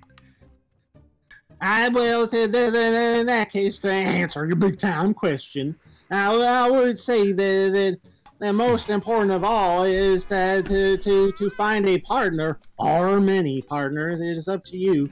And then you can talk to each other and say, well, what would you like out of this? What would prove love in your way? And then you can learn about each other's bodies in a normal way, because they always are normal ways. That is just the way the cookie crumbles. And we all have our own way of proving love, as long as you talk about that and communicate that. Then everyone will go home ahead with a big dang smile on their face. I think that is the true way. Oh my god, I am about to cry in front of Chuck Tingle. Thank you so much. All right, I think Thank you, Chuck. I think we should get a shout out to all the trans buckaroos out there. Yeah, trans buckaroo gang. Yes, I will say that any way that you are is the way that you can be, and never let anyone else ever say to you, oh, no way, this is your way. Oh, this is your way, this is your way. Guess what, buddy? The only one that gets to prove my way is me. And that goes for everyone. If someone tries to tell you, hey, this is your way, you say, guess what, buddy? I'm the only one that gets to decide that. And so I think that is true. All right, thank you so much. Yeah, dude. Dr. Thank you. Tingle, Thank for you. coming by. It was wonderful, wonderful having you here. I'm so glad that you could stop in. So fucking nice to meet you. Thank you for proving love, and I would just like to say that I think that I can say these words online and say, "Oh, you're doing such a dang good job," and we all know, we all talk on the internet, and so. But I would say that on this timeline there are so many thousands of buckaroos listening in, and the way that you have changed their timelines is for a positive way, and I think that. Well, there is impossible to even understand how many new timelines this has made that are so much better than the one before it. And you have created a wave of positive ways that will extend out into the dying universe and all forever. So I think that proves love, and I thank you so much from the bottom of my heart and butt. Thank you so much. Thank you very much, Dr. Beautiful. You have a great night. That was wonderful. Thank you. Yeah, you too. Wow. Wait, are we doing shoutouts? If you'd like to, yeah. Someone said something about shoutouts. I wanted to do something really crazy because I think it'd be really funny if this person had to like wake up to a bunch of fucking followers on their Twitter. Their Twitter is MILKOCRO, so Milko Crow. Go at it. Nice. They're a trans man. I have another shout out to I have something in my eye. a non-binary, trans, disabled, autistic lawyer because they just passed the bar. Wow. Lydia Brown. Congratulations. Nice. Yeah, and their Twitter is Congratulations to her. Autistic Hoya. AU, or just autistic and then HOYA. Autistic Hoya. So give Lydia love, because the crap that Lydia has to deal with from ableist people.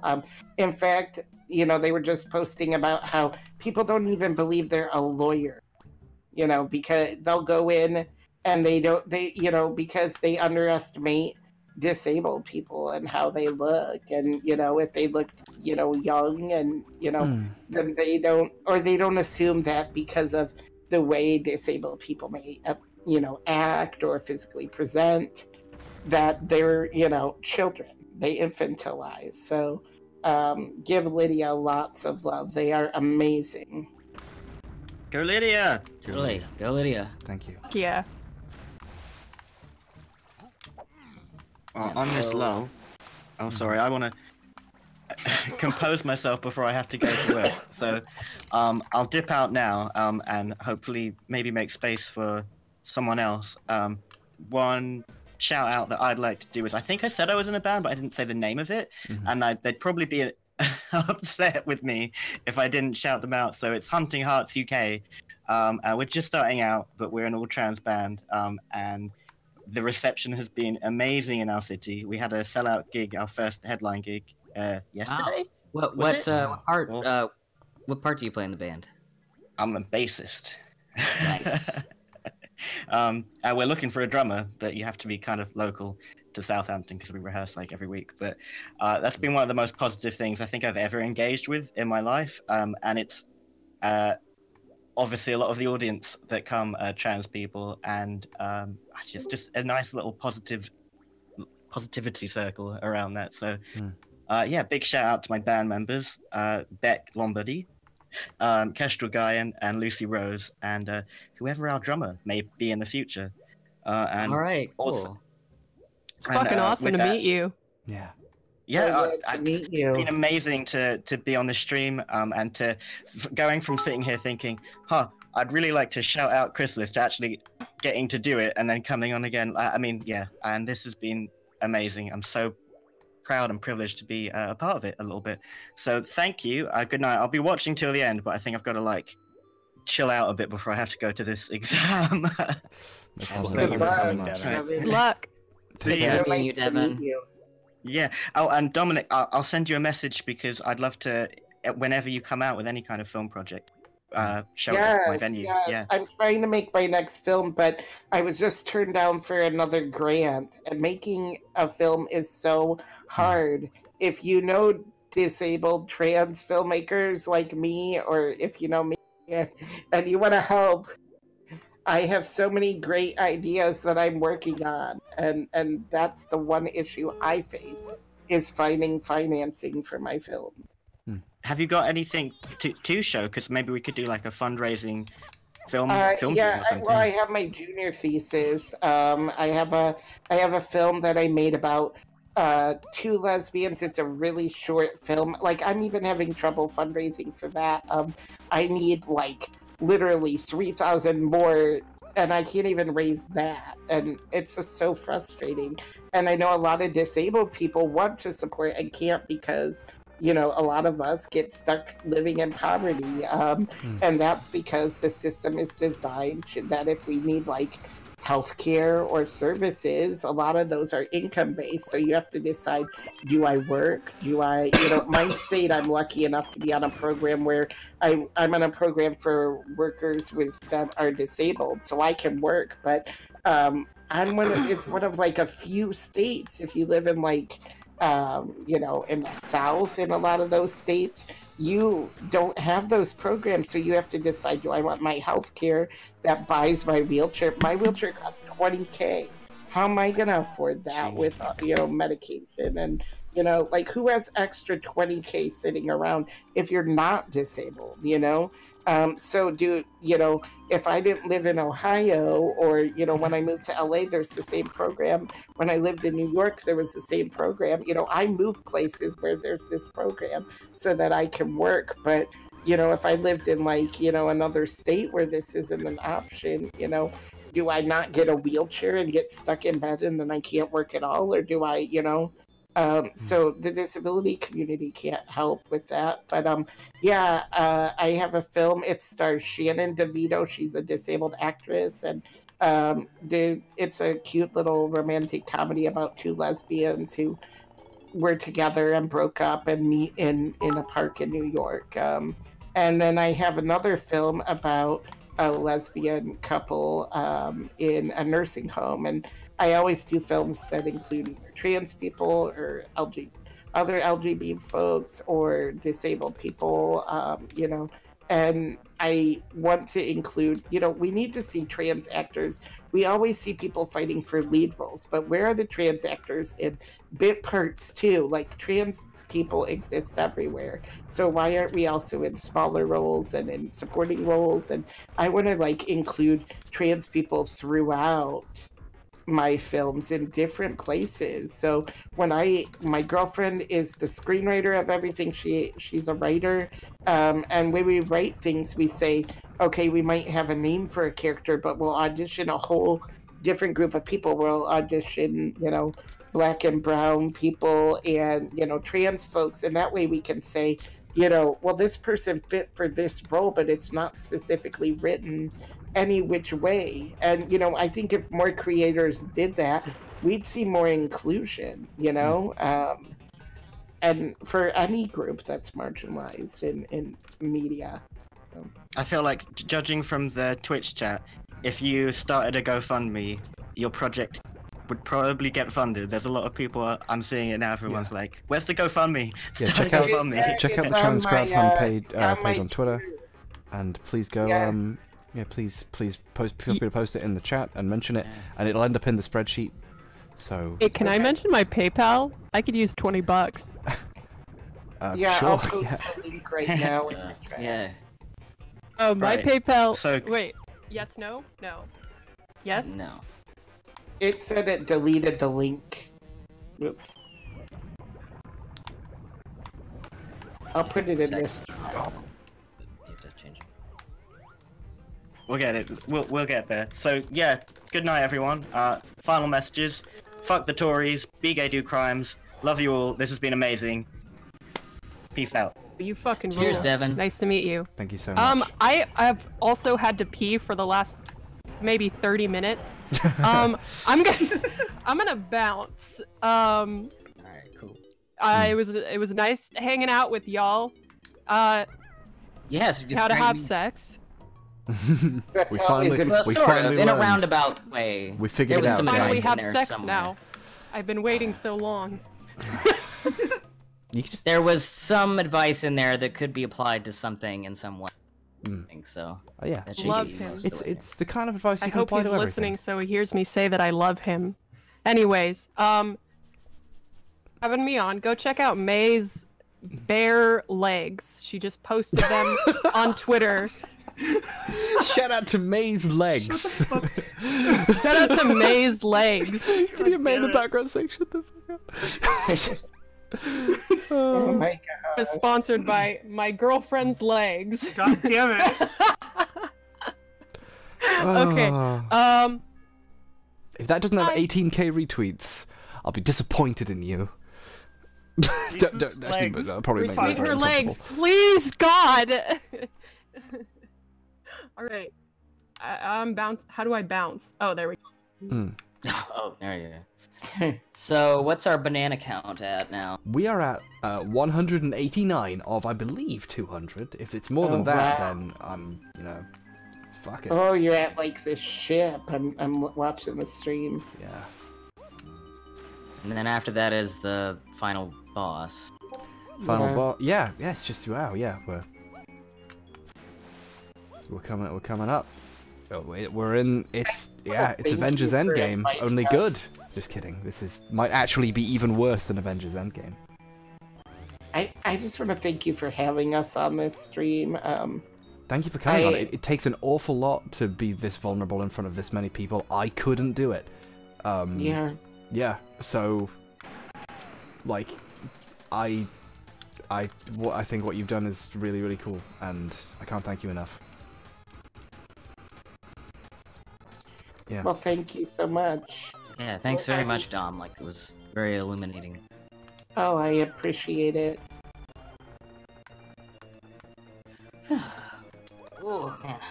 Oh, this game was not built well. No, it's a little bit of a...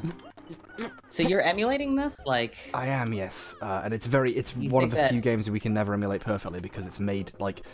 They did something to the EEPROM chips in the cart, like, are wielded differently than any other game, so it's just, like, it's a mess. Something like that. Right. Yeah, well, I was just wondering if that would also affect control issues, so, like... Yeah. It'd be even more difficult to meet. Yeah. Saying, you put a Sisyphean task of yourself, it's really inspiring to watch. Thank you. This was designed for a bad controller, so almost every controller is superior. Except when you specifically need the badness of the controller, which has come up a few times, where this controller is has too many degrees of rotation compared to the N64 controller, and then we see problems. But apart from that, it's okay. We're getting a lot of lag, so I might have to restart at some point. But yeah. Are there any beaver bothers left? No, we've destroyed them all. There are no more. Oh, okay. As I say. There's some liars claiming there's one more, but they're doing that to taunt me. That's not true. Yeah. I wasn't sure if your reflexes could take a single beaver more. I could not take a single more. Oh yeah, they keep saying the savior game. Yeah, it's save time. Okay. Yeah. Good idea. Well, I should probably get going as well. I should get a few things done before bed, but thank you so much for letting me be here and for letting me talk about being trans and disabled and a little bit about my story. Also, if I can just say again, if people want to get in touch with me, they can follow me on my Twitter, Dominic Evans. As I said, my name is Dominic, Dominick, and then Evans. That's my name on Twitch, and I just got 1K followers on Twitch, so I'm having a celebration this Friday. I would love for all of you to come join me and hang out and celebrate if you want. This Friday around 8 p.m. on my Twitch stream. That's all right, cool. Really lovely of you. Thanks. Thanks very much, Dom. Yep, take care. Yeah. Take care. Okay, bye. Yeah.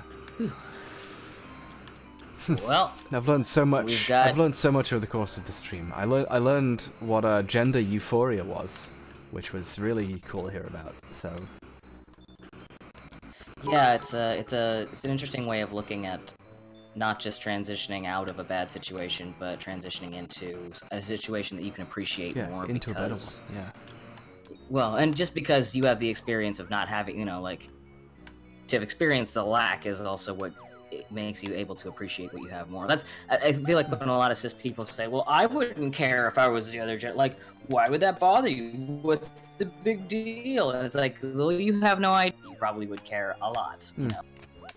It's interesting. Yeah, and what's it to you whether or not you would be bothered, Right. So we've got IzzyBear713 in here, and I don't think just by the name, I'm not sure the importance of that is communicated. So I want IzzyBear713 to take over and tell us why they're a big deal and why this is a big deal. All right. Well, first off, hi. Thanks for bringing me in. I don't think I'm a big deal at all. But this is a big deal, and I don't think anyone here really understands that. So I want to try and put it in some perspective for you. So a lot of the community who's screaming my name right now is from my community or Hassan's community. I'm a small-time streamer. I moderate for Hassan, and I talk with him on gender issues all the time. Yeah. But the big thing in my life is, and why I stream is to help out the trans community, to help out my community. And I stream a lot of my nonprofit work. I am on the steering committee, as we are now trying to call it, but originally board of directors, for the largest trans-led nonprofit in America. Wow. And I really want to spotlight like what you're doing here. Like I'm looking at your dono bar saying 300,000, and I can hear my own voice shaking. Like this is unbelievable. Yeah. Because I'm in the largest trans-led nonprofit in our country, and that's triple our yearly budget. God. Like the impact you don't believe it. I don't believe it have... either. I'm still waiting to discover it. This is all some kind of lie, So it's pretty crazy. But remember when AOC was on your no, that's Paris, also a fake. Today. No, that was Alexandria really Ocasio-Cortez. No, this isn't. That's. I mean.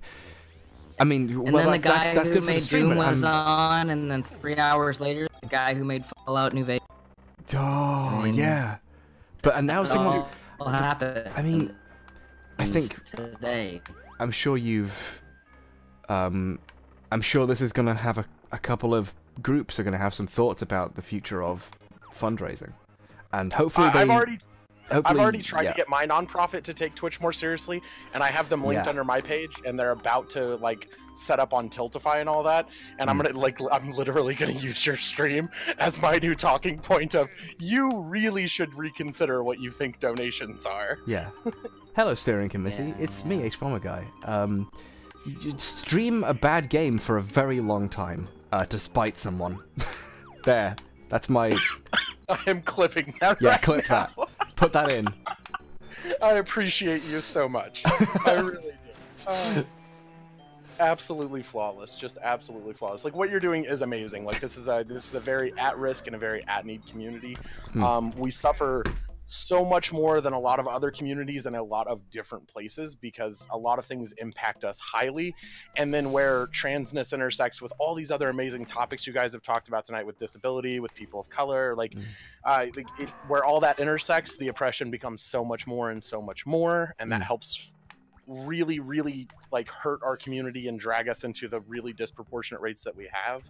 So seeing all of this being talked about, as an ally, you are doing everything you can right now, and it is genuinely appreciated because you are doing your best to spotlight everyone, make sure their voice is being heard, and you are raising for something that really, really needs it and really, really matters. Yeah. I always try to do as much listening as I can, and I'm not usually very good at it, but luckily being this tired has finally allowed me to be as... I disagree. Sorry, I kind of cut out for a second. I don't know if you can hear me. We can. No, carry on. Yeah. Okay.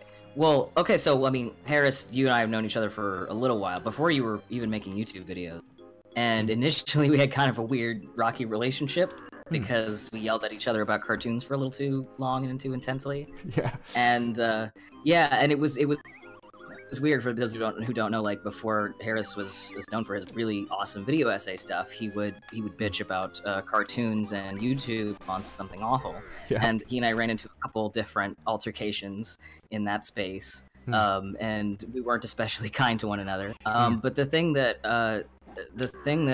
has always really heartened me about you is like meeting you in person, talking with you more. Is that you are an excellent listener. Like you listen when it sounds like someone you've hurt someone or something's unspoken is causing a problem. Like you always set that aside and listen. Like you're very humble and giving, and so I think everybody should know that. Well, so, that means a lot. I would never be yeah, able to say that about myself. So, I mean, thank you.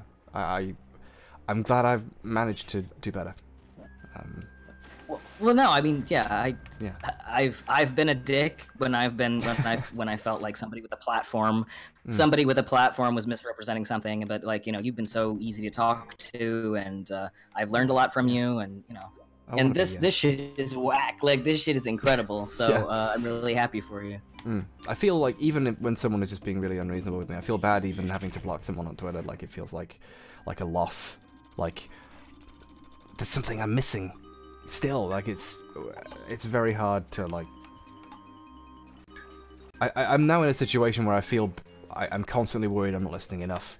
So thank you for helping to alleviate that fear a little, but I will endeavor to continue feeling it anyway because it does seem to be leading me in a better direction. But cheers. Yeah, I mean that is the best way to go about life, though. Like vigilant. you've always got this open mind that most people would never reach with that mentality. Like that's an amazing view. Well, oh, thank you. I'll keep trying, because this has been an educational experience for me, and hopefully I've been able to help broadcast new information and ideas out there during this. I've already done all of this. I just didn't even realize.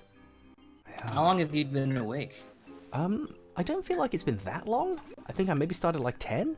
According to this, we've been live for 18 hours. Oh, okay.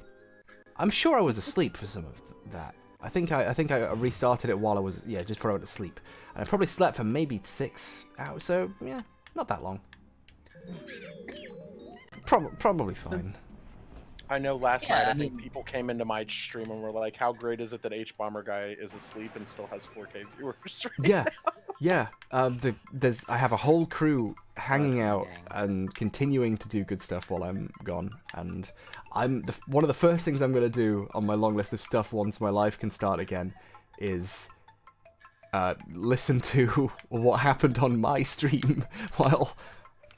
Because they raised a ton of money, so they did something. I want to see how much money I raised while Trust me, you do not want to know what those of us on Skeleton Crew were talking about while you were asleep. It got rowdy. How much you hate me. I mean, people donated while the call was disconnected, like... Yeah. Which means, like, objectively, a lot. We didn't do, like, for all the work we've done, most of this is just people giving a care, and that's the thing. I'm repeating it so often, not like as some like faux attempt to seem humble, but because it's genuinely been a shock to me how many people really do care. Like that's I've known that to be disproven. Never underestimate the power of spite. Well, no, like, and as a trans person who's kind of worried about a lot of kids that like I see on Twitter that either follow me or like sometimes somebody will slide in my DMs with a question about transitioning, and I'm like, and you're how old? And you're having to transition. 18 is like, and you have to transition in this environment, and like it really makes me worry for kids. So like, I'm glad people. To back you up a little bit here and to help with your point, my state last year had an anti-trans propaganda campaign by the KKK. And they literally, in the richest part of our state, right on the coast, because I live on the East Coast in Maine, in vacation land. and right on the most expensive, richy part of our community, they went door to door taping flyers to fences and doors that said "do terrible things to trans people," very explicitly, very disgusting things. Over the next 2 months, Main Transnet saw its most donations from that section ever, because like guilt does it. Like people get like irritated and spiteful or feel remorse or guilt and open up the wallet. Sometimes I think it takes being obvious for it to become clear. Like you have to redraw the battle lines, and you need to either remind people or have them do it that the KKK are bad. And they have some thoughts on these issues, and you should not be on their side of the line on them, you know. If you ever find yourself on that side of history, something's wrong with where you're standing. Actual quote from Graham Linehan: the KKK have a point on this one. You do, in fact, have to hand it to the Ku Klux Klan, quote Graham Linehan. So I just want to. I slid in here with another guest, Splendid Land artist. If you want to introduce yourself, welcome to the stream. Yeah, I'm Cement Fuel. I'm some kind of like non-binary trans woman thing. I'm like a mildly interesting artist, and I put like monsters and art on Twitter, and also a bunch of shitty posts. Can I plug my book here? I have a book. It's called Apple Quest Monsters Deluxe. You can buy it on Itch.io and also in Real and some other stuff. Yeah. So I just wanted to say just thank you so much for like all of this. Like obviously the UK is like a nightmare, like in terms of all this stuff, and you know, it's just been like. This wasn't a great, like this year wasn't a great start, and then like having this and like Sean's video as well to like start it off with, it's been like super reassuring because like down in Devon, you know, I help run the group Proud to Be. I'm representing it here. It's, unofficially, I haven't told anyone that I'm doing this, so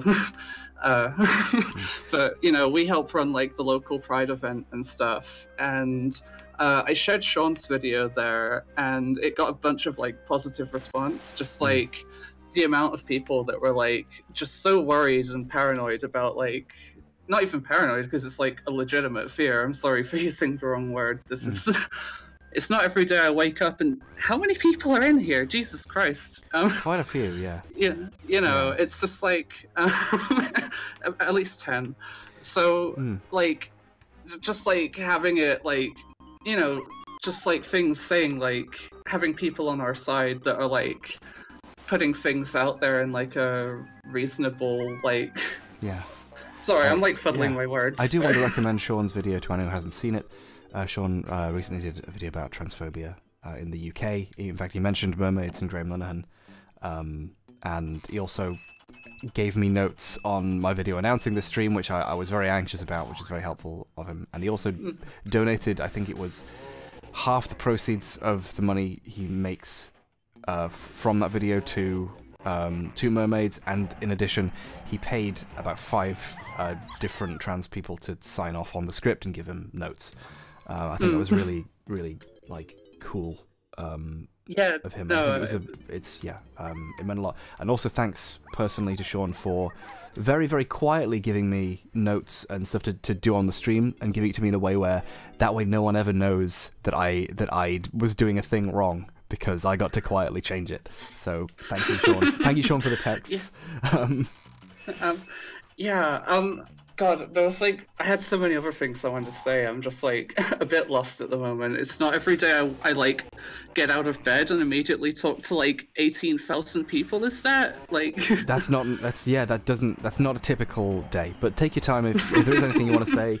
We do in fact have the time. I mostly do. I'm like trying to make video games and art, and I've made memes that have become popular. And so if anyone's like thinking that anything isn't like trans, everything is trans, because I started the "Don't Talk to Me or My Son" meme. So that's like trans culture. Don't talk to me or my very large son. Yeah, that and Mickey's Dick Smasher and a bunch of other nonsense that I just. Trans memes are getting even bigger right now and taking over. Like, is everyone else seeing like all the lady dick memes that are really bringing it home? Oh, right yeah. now? I haven't seen them, but Shout out to Mouthfeel. That was Shout out to Mouthfeel. Yeah, I did Mega Man Sprite Game and that comic where Wario tells Mario to say fuck, and some other, and whatever else. I'm just like, hey, look at all these things I've made. They're trans culture, so you should be aware of that. There's not much else I have to say, and I'd like to let everyone else who wants to have a chance to speak.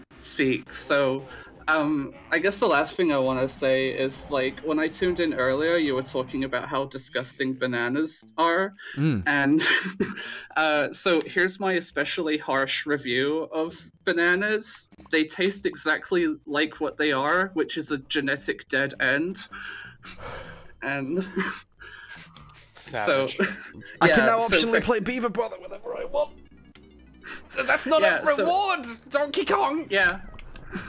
Oh, I'm not looking at the stream. I'm just like mumbling to myself. It's bad. Man, you said you were sure. Harris, you said you were sure. You like tempted the irony gods, like time and space shifted to put another beaver bother inside the game. That's the optional replay, I think. I think that's you mentioned that you could replay it infinitely. I don't found out actually how know you what replay it. There was no stream, so I thought you'd found a new one. No, it's a horrible an mini game. That, you can play Beaver Bother whenever you like.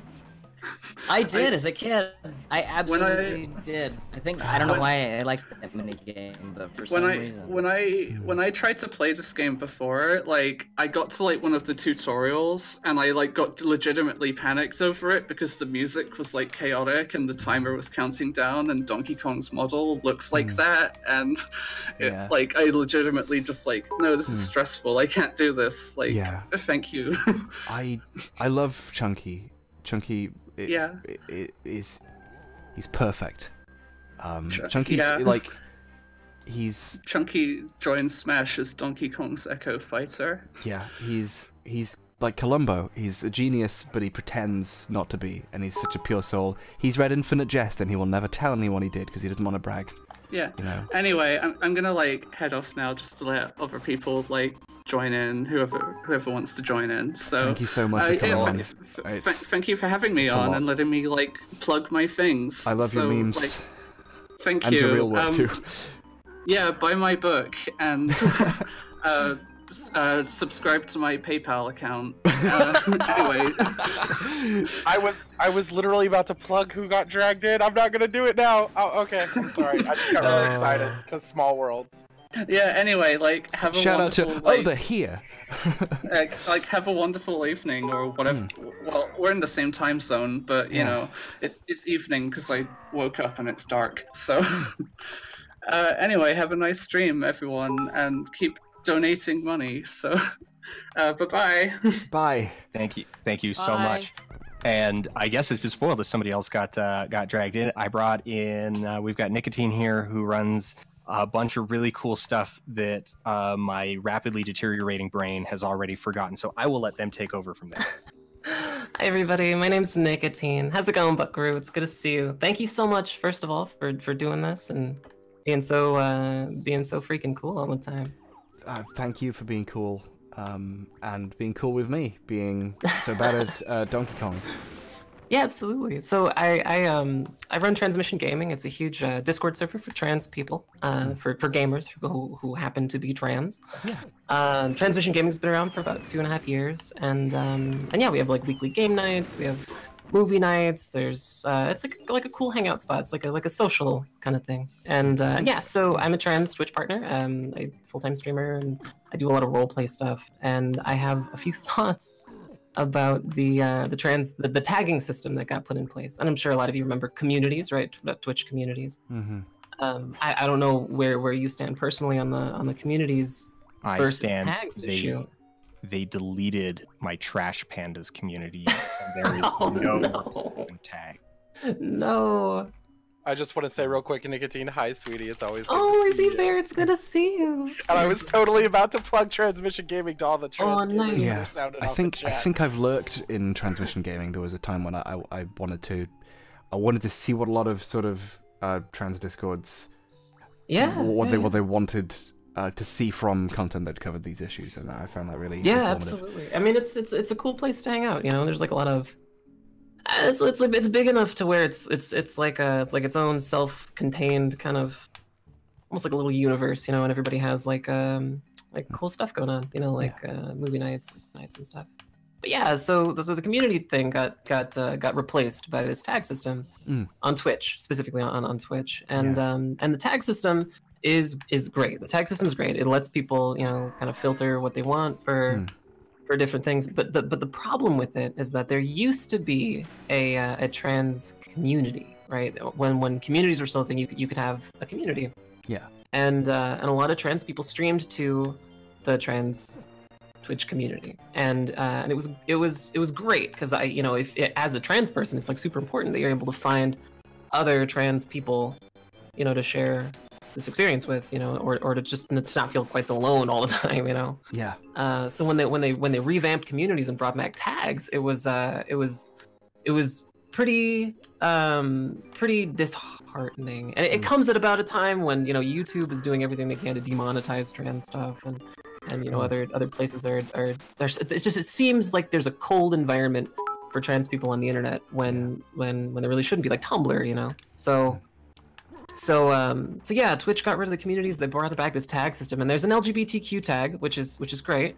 But there's also a knitting tag, which is distinct from the crochet tag, which is distinct from the needlepoint tag. There isn't as much much of a setting for it. There isn't. Yeah, right. So that's not to say that there's anything wrong with the keycaps tag. Okay, the keycap, it's good that the keycap community has a tag, right? Oh, I love keycaps. Yeah, Miami for life. Yeah, totally, right. It's great that there's a tag for everything. It's just it'd be great if there was a tag for trans stuff, so that trans people could also find other trans people. And the tags are made by Twitch, aren't they? Yeah. So you can't as a person who uses the platform, even as a partner, like I can't just make a tag. Like Twitch has to make the tags. Yeah, you have to lobby Twitch to do it. Exactly. So there's... And Nicotine has tried that and championed that fight, by the way, leading a whole hashtag on Twitter, as we all rallied behind it, trying to get our trans tags back, and we still don't have them. Yeah. It was even a big deal at TwitchCon. I don't know if you went to TwitchCon, H.Bomber, but yeah. I'm going to the one in Berlin. Oh, this year. wonderful! Nice. Well, yeah, even at TwitchCon, I sat down and I met with some people from Twitch, and for a little while it seemed like maybe there was going to be some action, but I still haven't seen a trans tag on Twitch. So if any of you have thoughts, in a really calm and respectable way, if you want to voice them, that would be a great way to lend your voice to a trans cause. Yeah, I think they got rid of the communities thing, and then I thought, well, that's a shame because the thing I'm using seems quite good. And then it turned out I was using something else that they're keeping and is different, and it's become very clear that Twitch is a platform that has been reworked so many times. They've kind of lost their way with what exactly they want to be doing with everything and why. Yeah. And there are a lot of really cool people who work at Twitch who probably just need a little bit more leverage to get things to work a bit better, because a lot of really cool people do work at Twitch, but just maybe they just don't have access to the right departments. And also with old sites, refining something big that's like a tag system or with code is always secretly more of a nightmare than it looks. But adding a tag that's so simple. Right? Wouldn't it be like the easiest thing in the world? Yeah, that's and it's a great way for trans kids to like find other trans people. And I don't know, I feel like that was one of the big things that brought me to the platform in the first place, was being able to find other trans streamers and see like, oh, okay, I'm not quite so alone, I know I can't speak for everyone, Nicotine, but I know for me, I've seen a lot less traffic without being able to tag. I still get general LGBTQIA, but I've seen a lot less specifically finding me for being trans because we don't have the tag. Yeah, absolutely. But I had one more point I wanted to make, and then I'm going to try and bounce out of here and make room 2. Sure. And that was like, and I love that there's now another trans content creator in here with me, and maybe if someone disagrees, feel free to say it. But what I wanted to say here is what you're doing is amazing, and I really wanted to point out it's because you're an ally, and I don't know if that's been said. And the point to that is no trans content creators, streamers, or anything would get this kind of turnout, would get that kind of media. No, I wouldn't. Could raise this amount. Yeah. Like this is only possible through. Yeah, it's a feedback loop that I've happened to tweak enough that it actually works. Where like if a trans person had begun this stream, no, a lot of people wouldn't have bothered to turn up. Even if they care, they wouldn't really have thought to. And I'm glad that I can at the very least trick people into listening to trans people by letting people come on and talk about it. So thank you for helping be a part of that. Can I make a couple of quick plugs before I dip out? Sure. All right, my first plug is chat. Trans rights are human rights. Yeah, there we go. Next plugs. Go check out some amazing LGBTQ streamers, specifically some trans streamers after this, you guys. Keep spreading the love. Twitch is gayer than we all know. Like, go over and check out Alibrel. Go check out Nicotine. Go check out me, IzzyBear713. Galactic Raven, trans woman of color, Nico Rabbit. Like I tell you, they're all out there. Go find them. Love it. Enjoy it. And thanks for having me on, H.Bomber, and to your amazing staff team. What you guys are doing is awesome, and this is a ton of work, and we really appreciate you doing it. Yeah. Shout out again to my staff team who became a staff team because they had to, because this happened, and they stepped up to the plate in a way that you could never expect of anyone, and it's been wonderful. So thank you to them again. Especially Casey, who is hopefully now asleep. Yeah. I've just got a bunch of pings from Transmission Gaming, and the admins, Tara and Alex, both say hello.